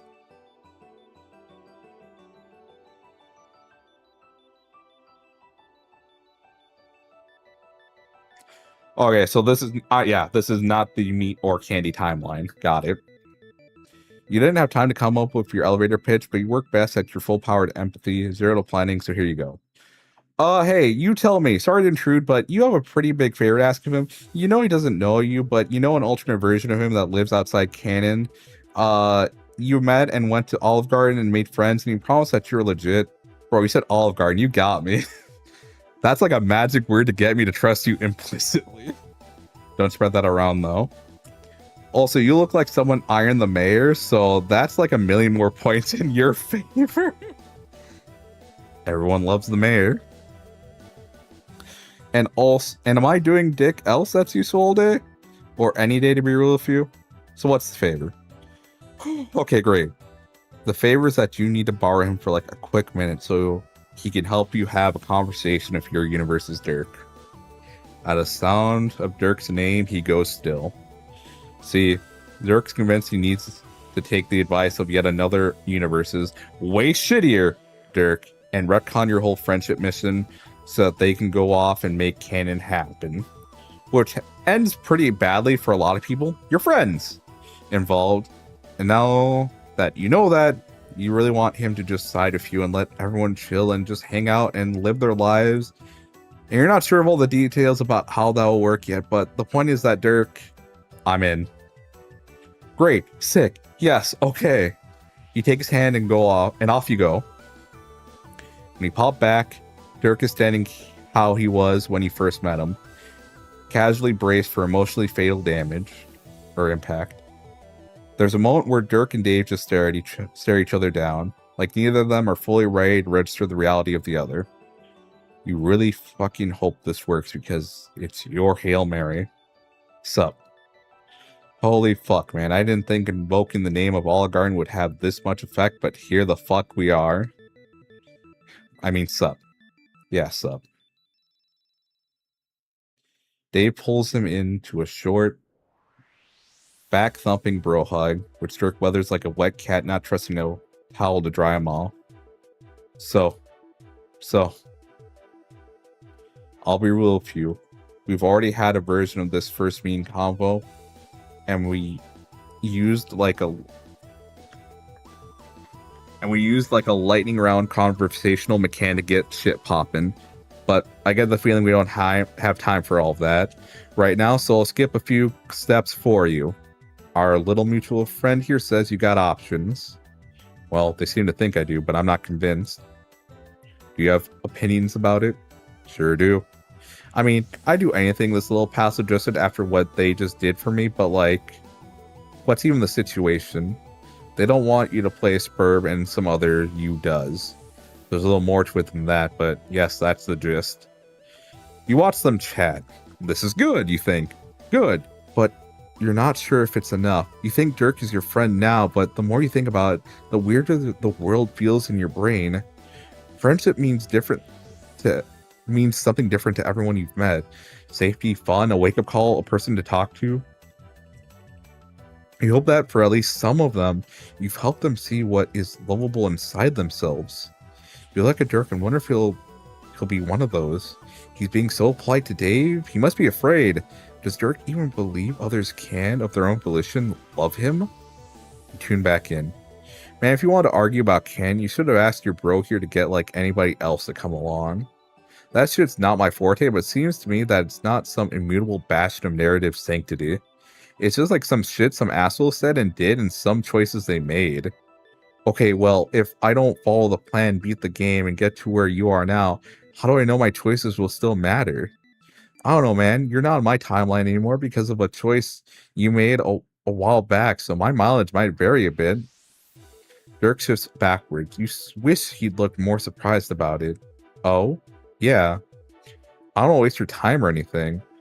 Just getting to talk to you is worth it, so I don't know, do what you gotta do, but like, coming for me? A guy who could have done some stuff differently himself? At least try to trust your friend. I know you don't like believing this stuff, but maybe listen to the people who like you for you, because they mean it. I'm rambling now, so I guess if I had one thing to say to you, it'd just be, it's okay to not have all the answers. Yeah, that's what I tell you. Dirk nods. So, I'm processing that. A lot.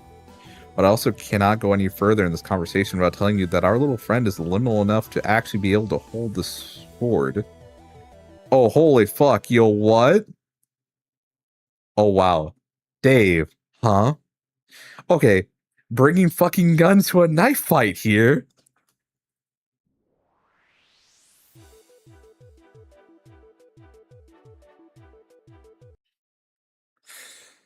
Oh, that's such a good, yeah.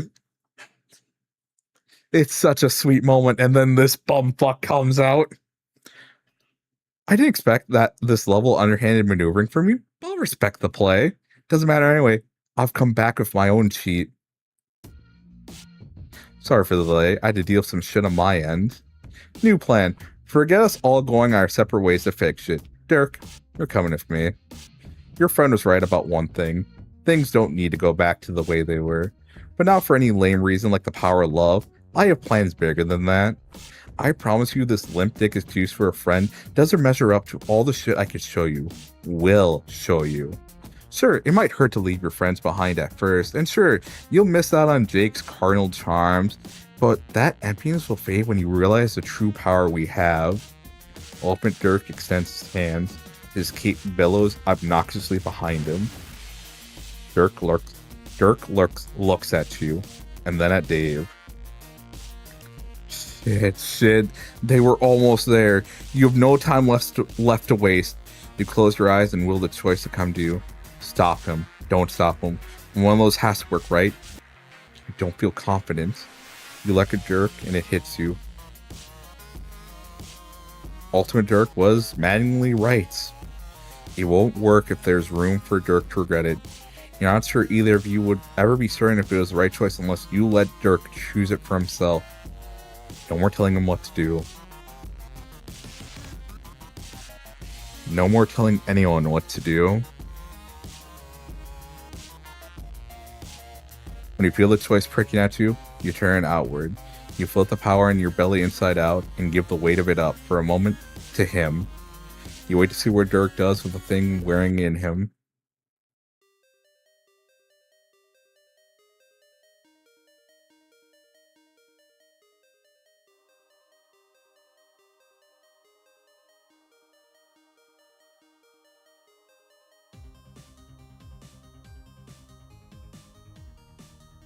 Sorry, man.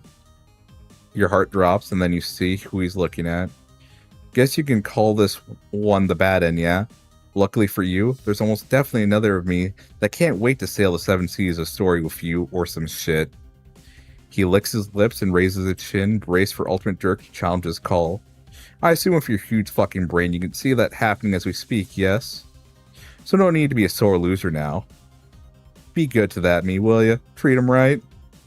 As right as he wants me to, I promise. Anyway, I did say 1 in a million odds, so statistically, you have to wuss out at least once. It's fucking gross to experience. Good thing it'll get totally assimilated to the other versions of this conversation. Now's not really the time to play the actually it's usually just a binary card. Don't want to complicate that particular issue for him, so you let it lie. You step forward, shoulder brushing Dirk's. Don't gloat, it's gauche. Enjoy your moment of irrelevance before this one goes down the drain. Deuces. Yes! Hell yes! You stop your celebration when you notice that Dirk is a little shaky. Holy shit, what did I just do? This feature you have in the works better be fucking good, my dude. Are you fucking kidding me? They got it on lock. Oh, he knows it. You don't tell him you don't know every single detail yet, but you understand yourself now. Work it out when you need to. You always do. It's okay, you think. If Dirk is a little afraid, it comes with the territory when you let people in. And he'll have even more practice with that as soon as you can zap him some more company. It won't be smooth sailing though, you warn him. As long as we move past the sailing metaphor and you can jack that difficulty up as high as you like. Oh, are we anti-ocean here? Oh yeah, extremely. Fuck water, am I right? Dirk turns his head slightly. And you know how he's looking at you. He smiles, and you know he gets it. It's not about this being the real timeline or the fake one, the hard one or the easy one. It's about being his, if he wants it. Which you realize as you watch him turn back to laugh along with Dave, he does.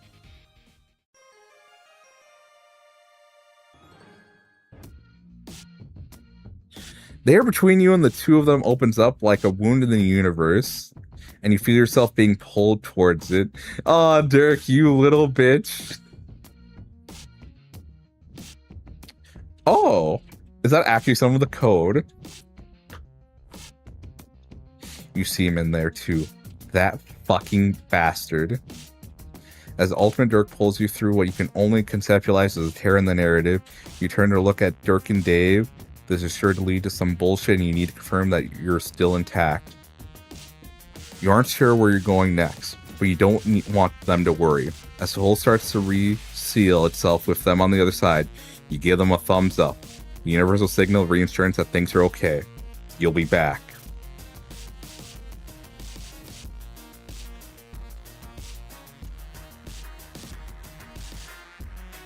You okay? It's okay. You're okay. You're okay.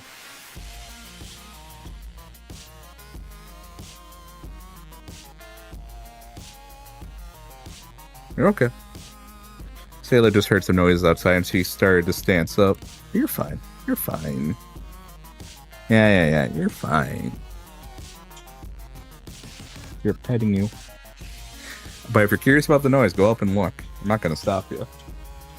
Neither of them are strangers to either the intricacies of plot or shenanigans, so they return it in unison. You did it. You got him a good end. Dirk Schreider's your friend, you think? As you fall through nothingness, Dave can take it from here. Guess that sword isn't just for show. He really knows how to use it. You go flying out of frame, out of this volume, and straight into the epilogue. No, not the epilogue. God, this is impossible. You can't believe you are the main character of such a stupid story. He launched you straight into the post-game final chapter? Afterward? Doesn't look so weird. Anyway, he launched you into the afterward, which seems to be that drifting gray place between universes. This time you aren't standing in the corridor. You're hurtling along it like a protagonist-shaped missile. This is not going to end well. Sorry, T-posing god person. This really isn't your fault. Actually, that's an A-pose. Common mistake. Huh? Just trying to help. You brace for whatever hellish experience is waiting for you when you hit the event horizon. What?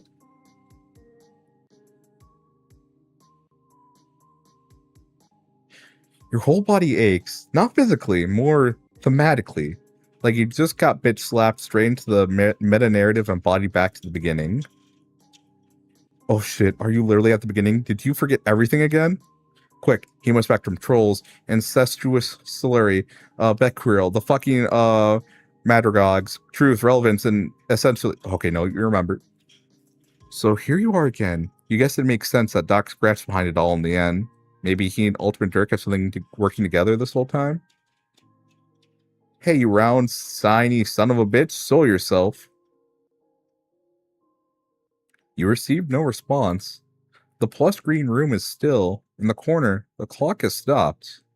Wait, what was that? The sound of a struggle drifts from deeper in the house. Oh, balls, is Spade's Lick here to beat the shit out of Doc Scratch? But you thought that happened at the beginning of the game. You really have been transferred back to square one. But nothing is on fire.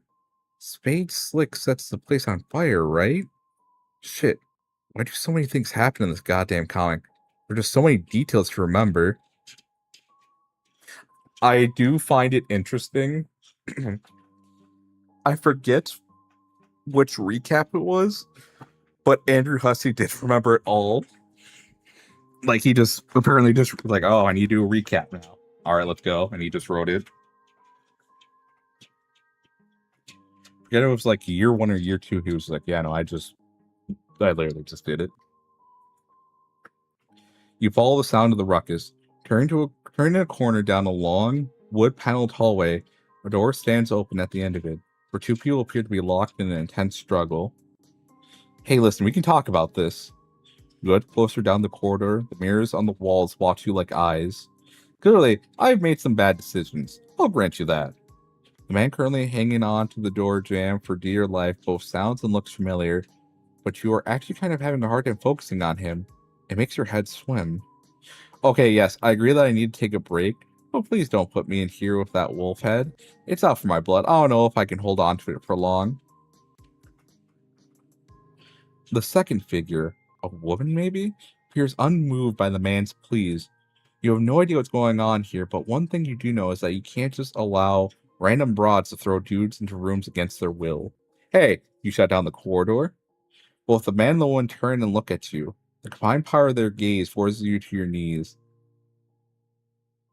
It hits you in the same tender place that Ultimate Dirk's strike had, right in the narrative.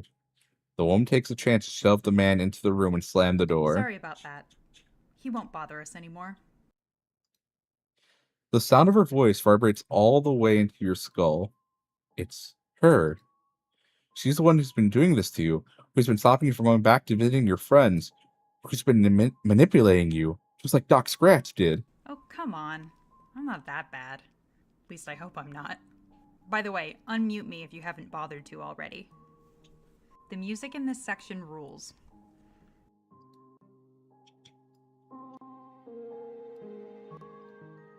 Besides, voiceover in RenP is extremely annoying.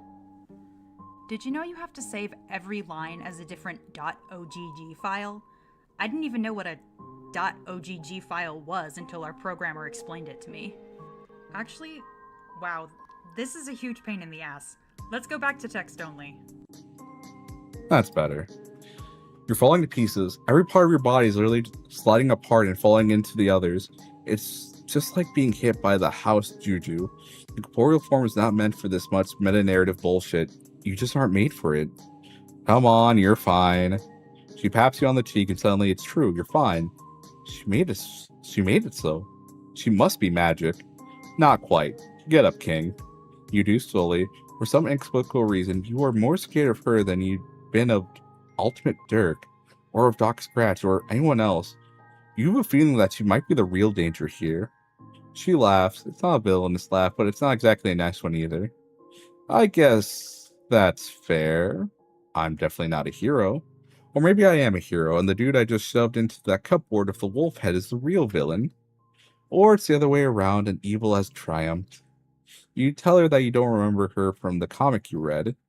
Oh, you wouldn't. Don't worry about it. You can call me the director. And you're right. All of this is my fault. All of this? Yeah, I'm the reason you couldn't reach your friends, and I'm the reason your memories got wiped. Wait, why? Why would you do that? Because I wanted you to try something. And it wouldn't have worked if you hadn't gone in with an open mind. Could you really have made friends with any of these kids if you had known what they had, if they had waiting for them at the end of the line? Your snap response is an overwhelmingly yes. Of course you could. You can make friends with anyone, but you know deep down that it isn't true.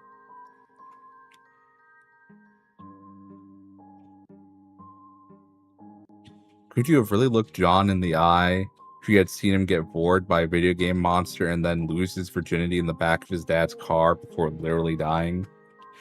Could you have talked to Jade like a normal person if you knew she was going to grow up to be a half-dog goddess? Could you have resisted throwing Rose and Kanai together the first chance you got? Could you have even handled becoming friends with Equius, Nepeta, or Fefri, knowing what was coming for them? God. Could you have even stood in the same room as Gamgee or Eridan? Right? Making friends with people when we know how their story ends isn't something we're equipped to do. It's like meeting celebrity. Hard to be normal. Tell the director that you don't think any of this is very normal. She laughs. You're smart. That's why I like you, MS Par Reader. Who? That's not your name. Your name is... Hey, come on, leave something for the sequel. Truth is, I used you, and I'm sorry for that, but I'm also not sorry. Because these kids were born to suffer. That's what they're for. I know that sounds harsh, but it's true. Destiny wrapped its thick, inky tentacles around them and pulled them into a story about happy endings. But you changed that. You gave them a chance to grow up. Wait, you did that? You remember the other story, the real story, the one that just ended with everything falling to shit. Are you saying all that didn't happen? No, it happened. Well, it didn't actually happen because none of this is happening. Craters all the way down and such like. But you made this story, and nobody can take that away from you. Oh my god, shut up. I can't handle this anymore. The director looks, for the first time, just a little bit worried. She covers up quickly, however, and regains her placid stance of neutral indifference. You want a real villain? This guy right here. This is so fucking stupid, even for all of you. I'm aware of that. How dare you? You're gonna lecture me on Audacity? Oh, come on, man. You're not even real. And yet you keep talking to me. While you probably feel like you shouldn't be here for this, possibly, you always feel kind of awkward when authority figures fight. I'm not here for her. I'm here for you. We weren't done talking. Then why did you cut the damn UI in half? I got a little overzealous. It happens. Sorry about that, by the way. You shrug. Whatever. You've had worse. So you don't feel very well disposed towards this guy at this point, knowing all the garbage he's done and will probably keep doing. Although you aren't sure if the director's any better. I'm much, much better than him. See what I can do? Can Dirk Strider do this? Can he talk with an actual human voice? Get fucked. See? Come on. You're at least a little happy to see me. Stop flexing at me. I have a wife. For a man so devoted to swords, do you think it's going against your character to have such enormous guns? What? These? Oh, they're not mine. Just an artifact of the medium. I'd say thanks, but I feel like you all got more out of it than me. Stop flirting with my audience, you anime-ass motherfucker. Oh, hey, you're in charge. I wouldn't look like this if you didn't want me to. I actually let the artist have a lot of creative license. Nice evasion. Shut the fuck up. Okay, this bullshit doesn't matter. What does matter is that he directs his anime gaze back to you. This isn't about Dirk anymore. You're zapping around and ruining everything. I seriously can't even begin to unravel the utter saccharine shit pile you've created. You have absolutely decimated everyone's character arcs and motivation.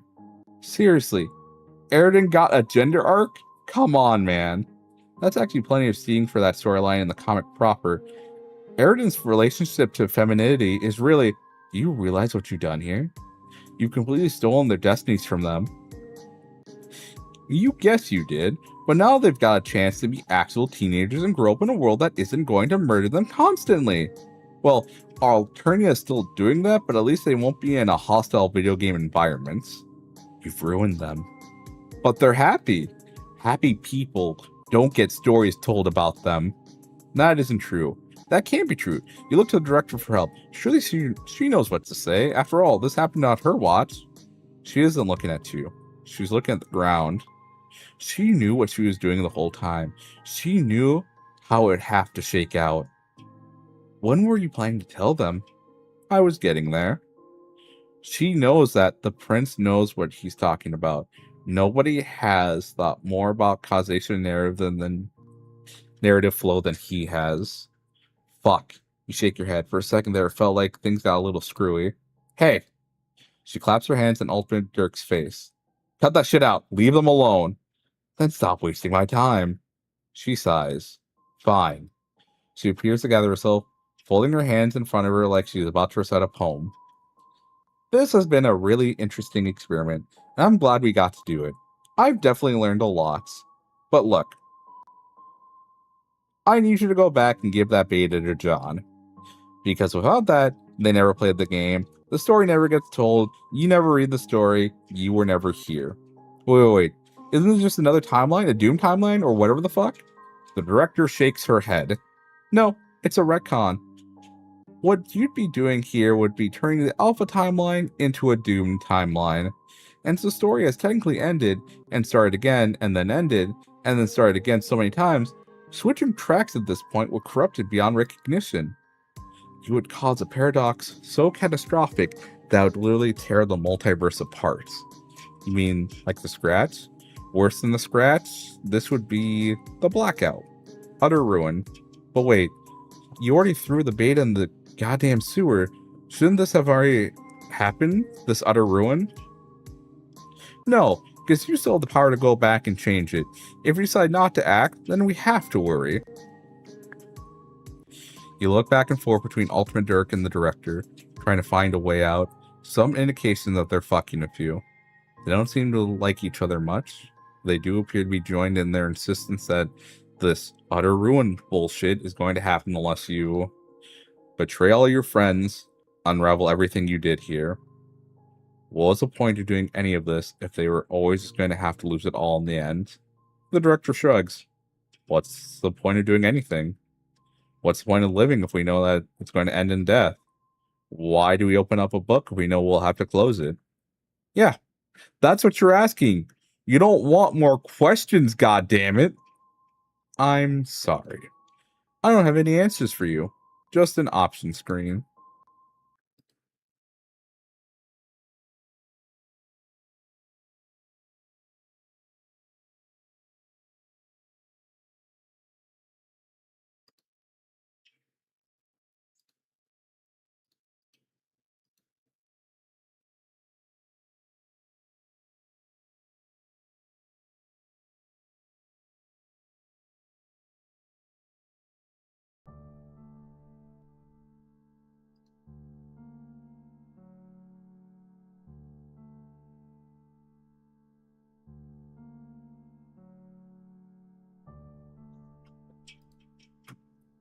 Alright.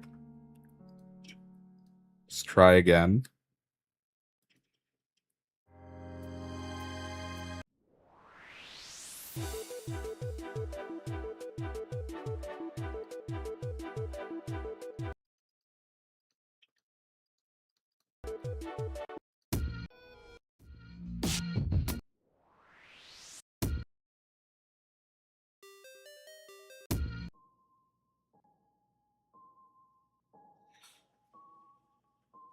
Betray your friends. Fine.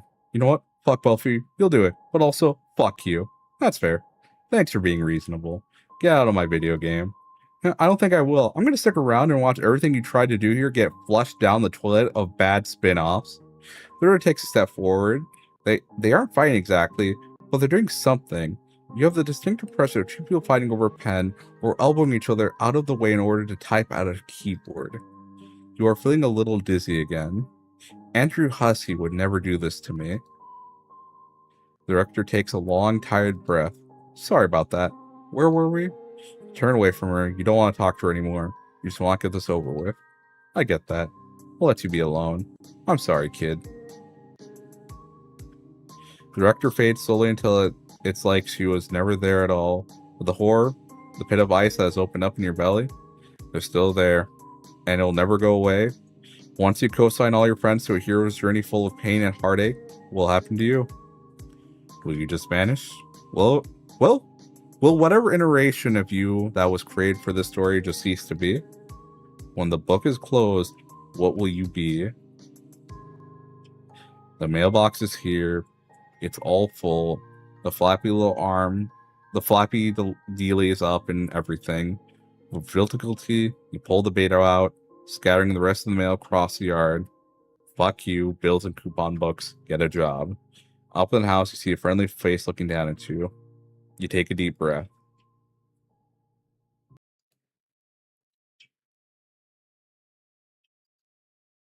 It really wants you to do that ending. Because that was another blackout for picking and throw it away again. Actually, I want to see something. Main menu.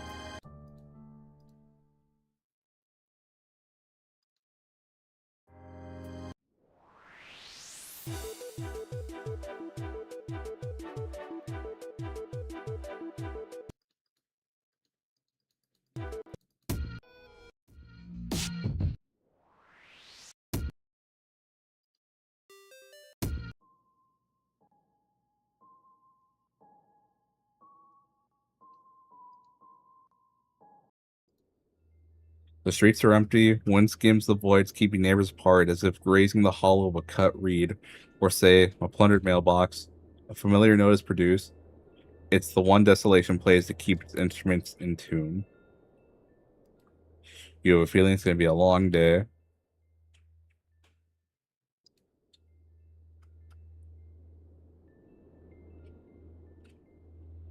Ha!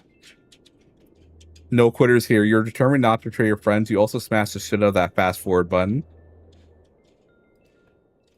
Alright, I think I know what to do now here.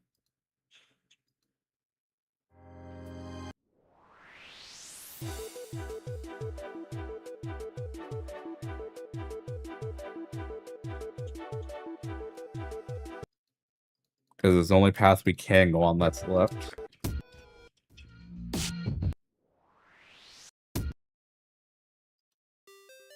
Dirk turns to you, apology already written on his face. No. You can tell where this is going, and you hate it. So, it's not you, it's me. It's levity helpful? Probably not, but I'm doing my best. It's not that this hasn't been a good time. I didn't expect to achieve this level of metatextual mind freak during our hangout, but I've really enjoyed it. This is a day I would not have thought was possible. He stops to hold his fist out to Dave, who, after a pause, bumps it of his own. He must know too. He turns away. Everything Dirk is saying feels forced to you, like he's trying to convince himself as much as he is to you. Still, you know you've lost. And I have you to thank for it. I'd go so far as to consider you my friend, even. And if you frame your relative success on or failure on having formed a friendship, you can call this a good end. But He trails off, trying to walk towards Ultimate Dirk. As much fun as this was, this is me we're talking about here. There's no contest. I have to know. It was always going to be you and me, Dirk. The two of them stand side by side, twin smirks on their faces. Dirk's is almost believable. Goodbye. You curl up into yourself, a hunched ball on a tall tower in a single apartment in the middle of the sea. Your brain disconnects from the sound of their conversation, of Ultimate Dirk's likely victory monologue, the static of their exit. You cry into your shitty little stick hands because you thought you fucking had this one. And somehow, it feels weightier than the loss of just one friend. You feel like something bigger and more beautiful than you thought possible was at your fingertips, and now it's gone. You come back to reality at the warmth of Dave's hands on your shoulder as he crouches down next to you. His voice is thick with tears you didn't even help him through crying. Hey bro, I'm sorry. I don't know how much longer I can chill here, like emotionally. Can you take me home?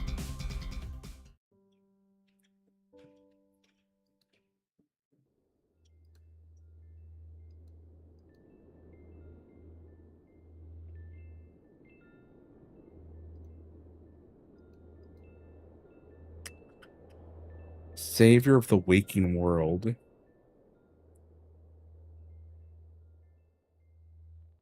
Believe in the me that believes in you.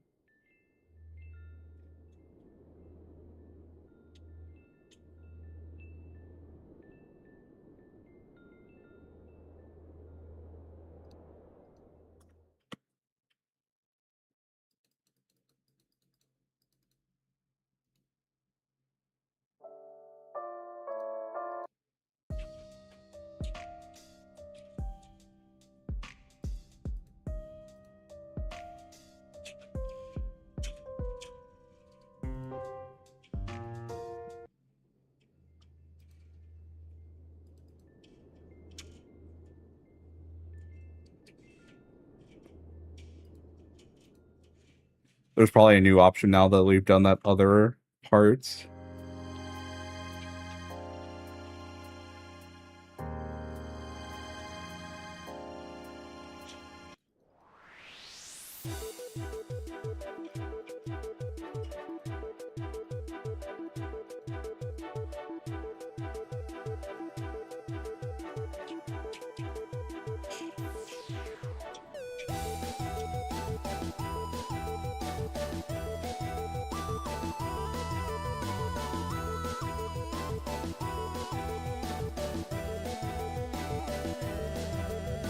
I almost want to head back to Arati's chapter.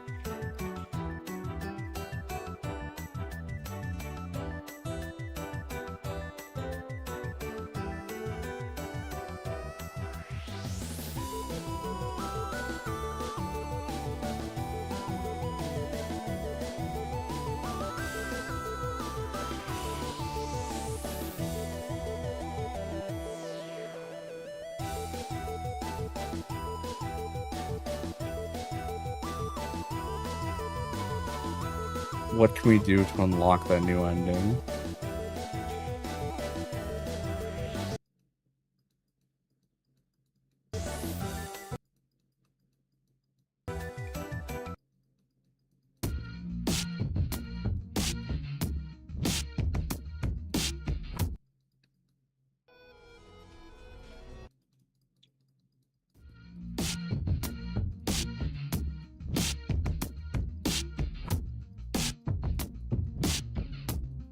Savior of the waking world.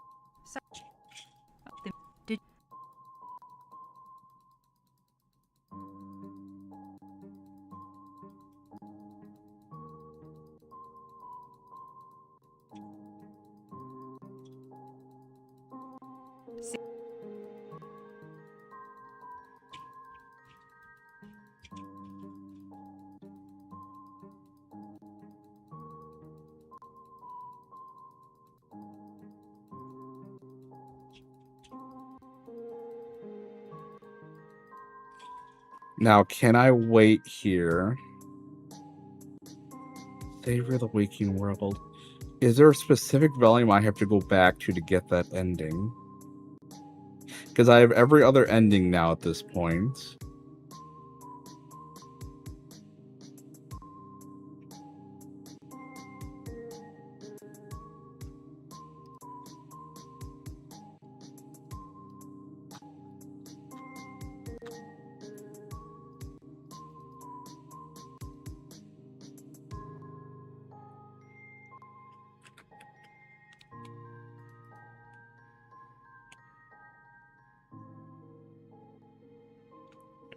I feel like that sword almost has something to do with what we need.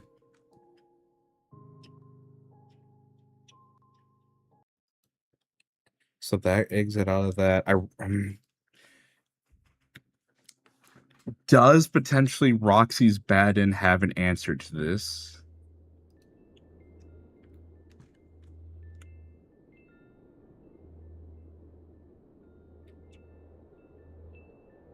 And they do the afterward.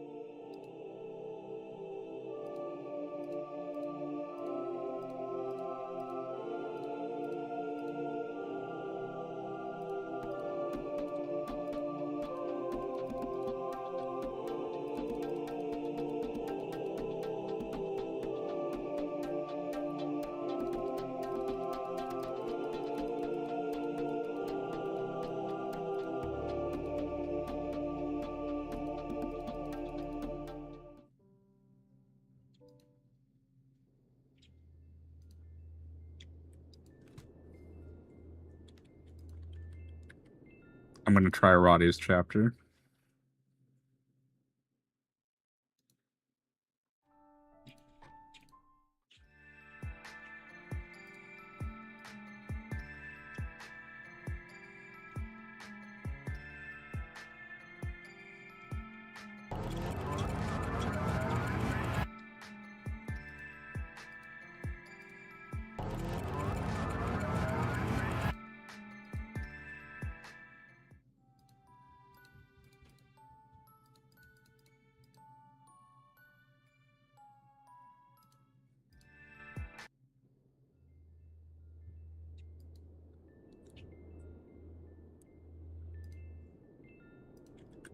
Oh, crap.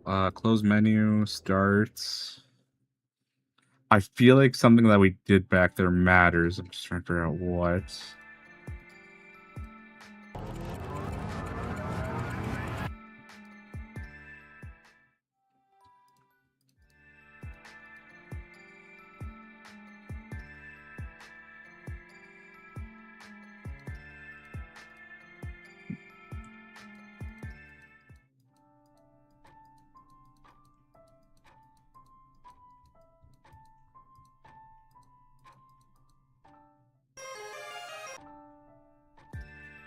Why does the Silodex come up there? Yeah, so if I do this, and then keep your mouse shut for once, and then do this one,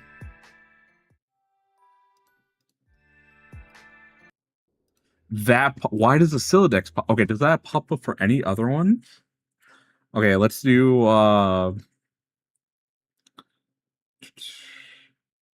fuck it, let's do Solix. Does that happen again?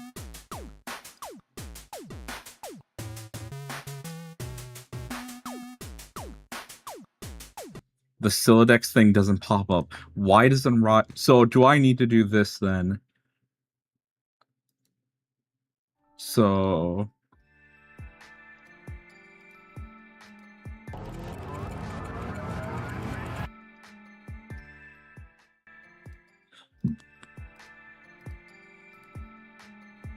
why are you there? What pops up? Okay. Options.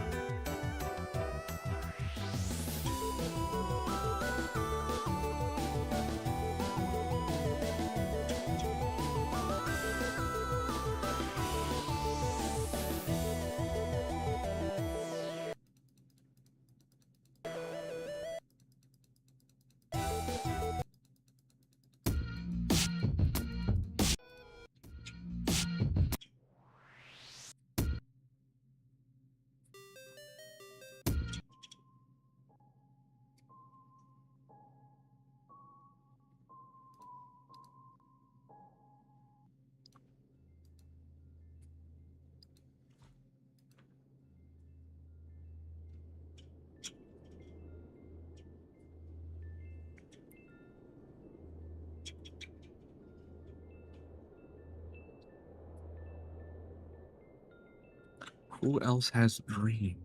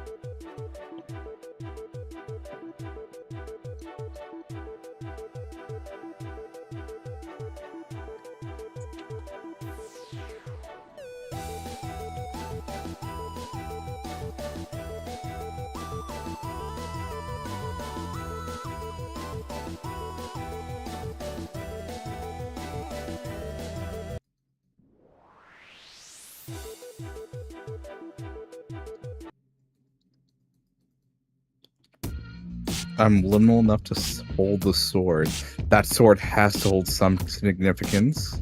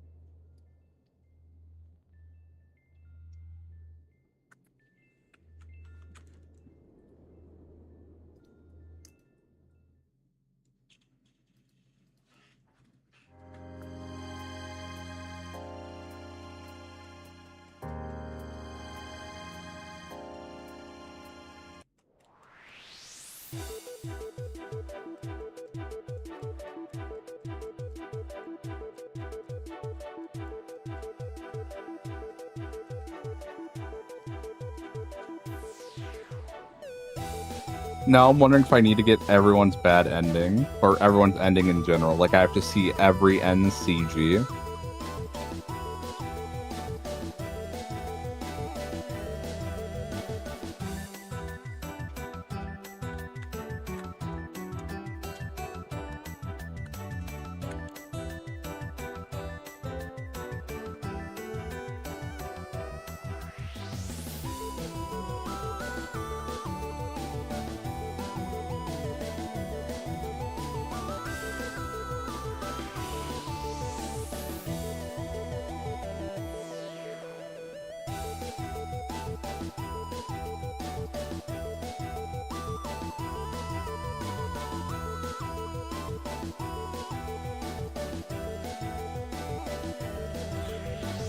What does it want me to do for this?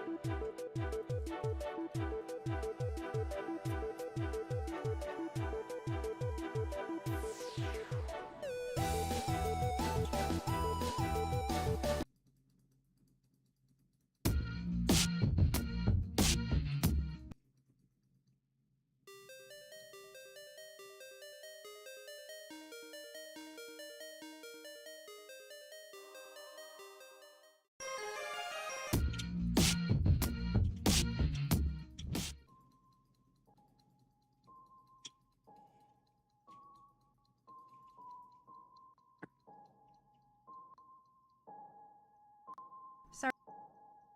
Did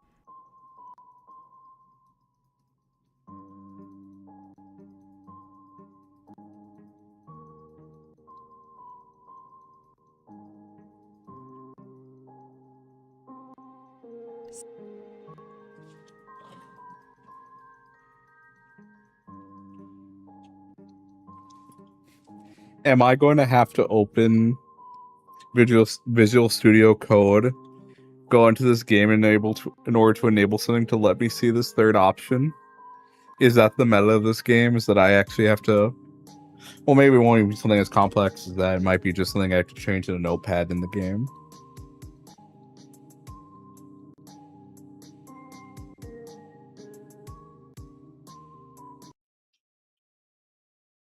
Let's test that actually. Let me go to browse local files.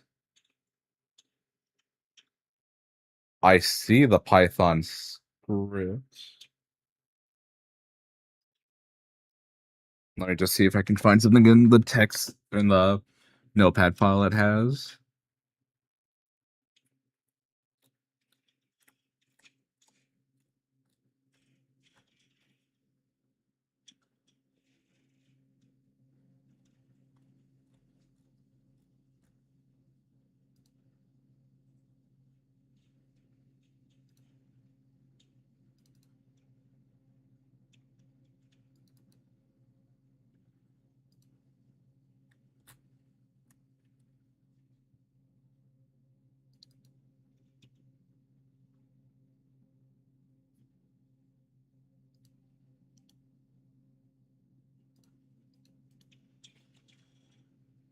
Let's see. Show more options. Open with.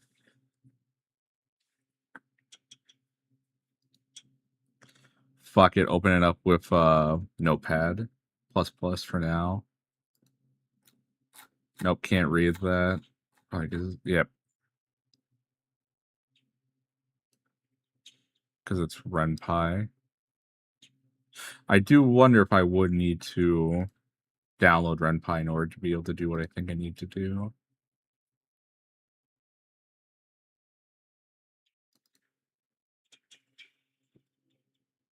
There is a persistent file?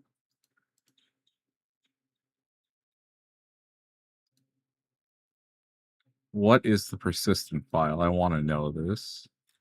That's more garbage I can't read. And I just mean like garbage text, like things you can't read. Because it's just using all the different formats.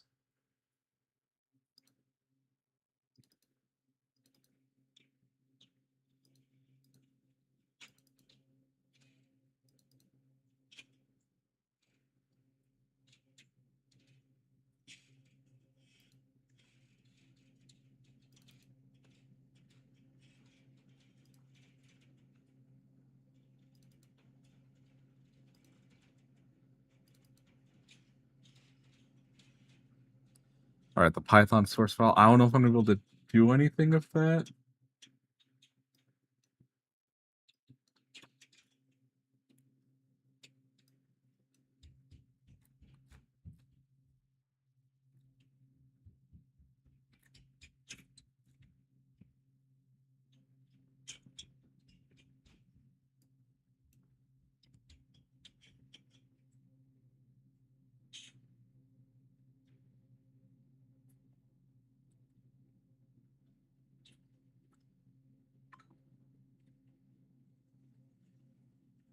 Write, read.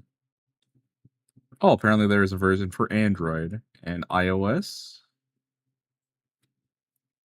Neat. Not what I need, though.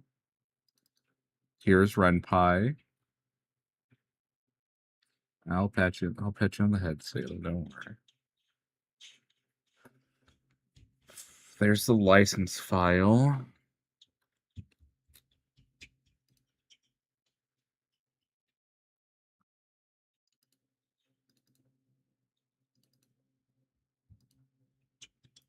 There's properties. There's the libraries.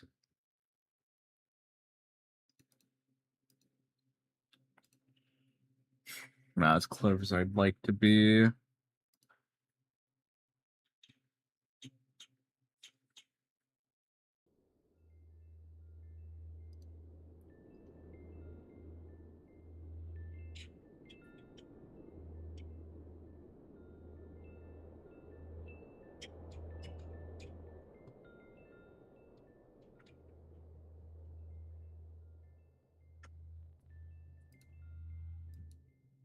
I really don't know what it wants from me for this.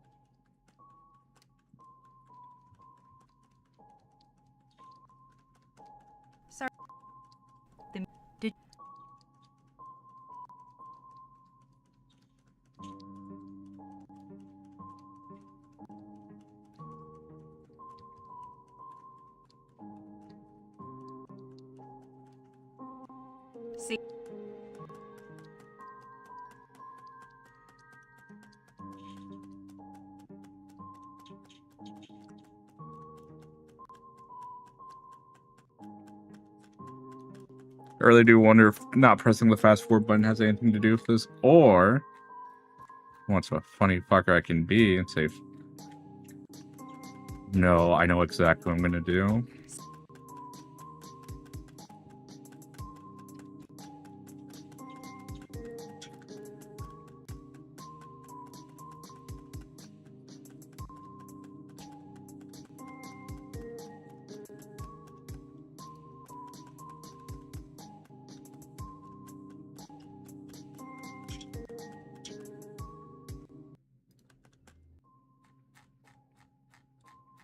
How far can we fuck with this? Can't go that far back.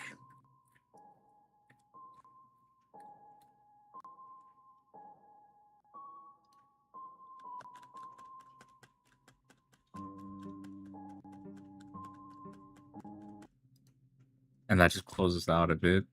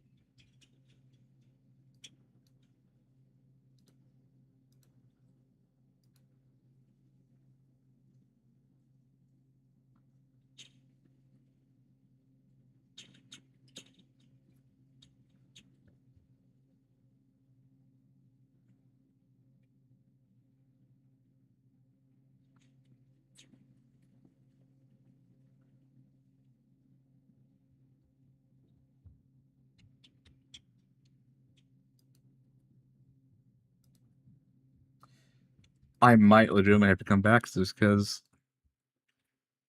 I could just look this up, but I kind of want to figure it out on my own. I mean, Thursday, if I can't figure it out, I will just look it up, but I kind of want to take the time to figure out why. I'm pretty sure I got everyone else's endings. Again, unless the main stipulation is that you also need to do the bad routes.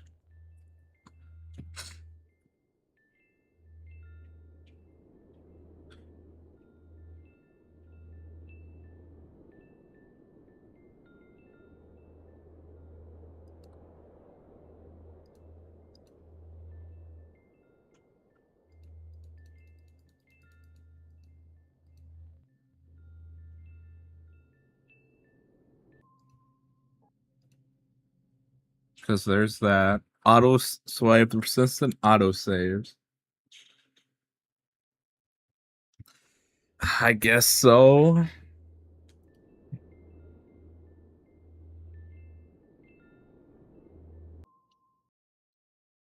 Because these options just close the game.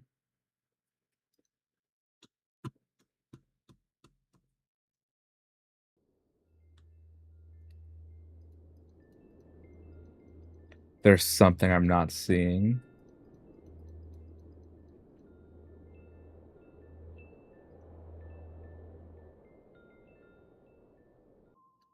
Why is this one?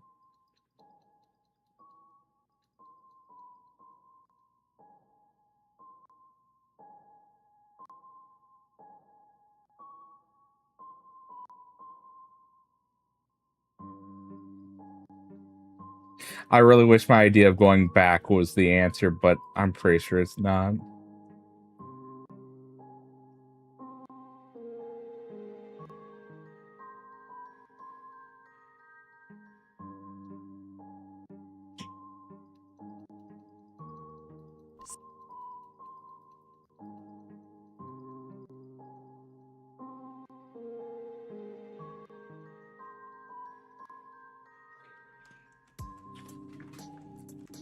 Yeah, I guess we just gotta do one more stream and I'll try to like ponder this for the next 2 nights. Like, how do we do this?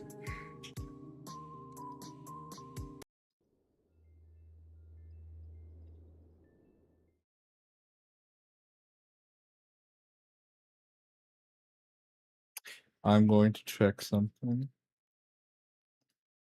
This is the only thing that pops to mind about how this might work.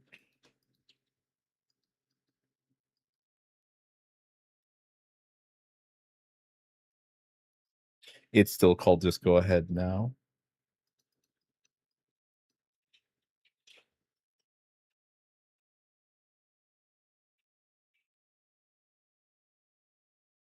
All right, yeah, that will be it for me for today then. 5 hours of Homestuck.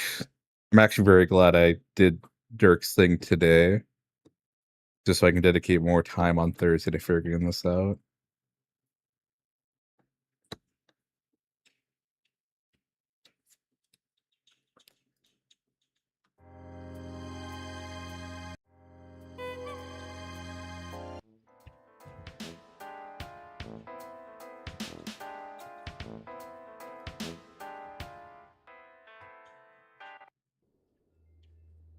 Yeah. All right, I'll think on this. Back Thursday. Either I look it up or I don't, but it will be we will get the real ending. So, everyone, I hope you had a good time. I know I did. I will figure out the fucking secret. But either way, thank you all for coming. I hope you have a good rest of your day. And I will see you guys next time. Bye-bye.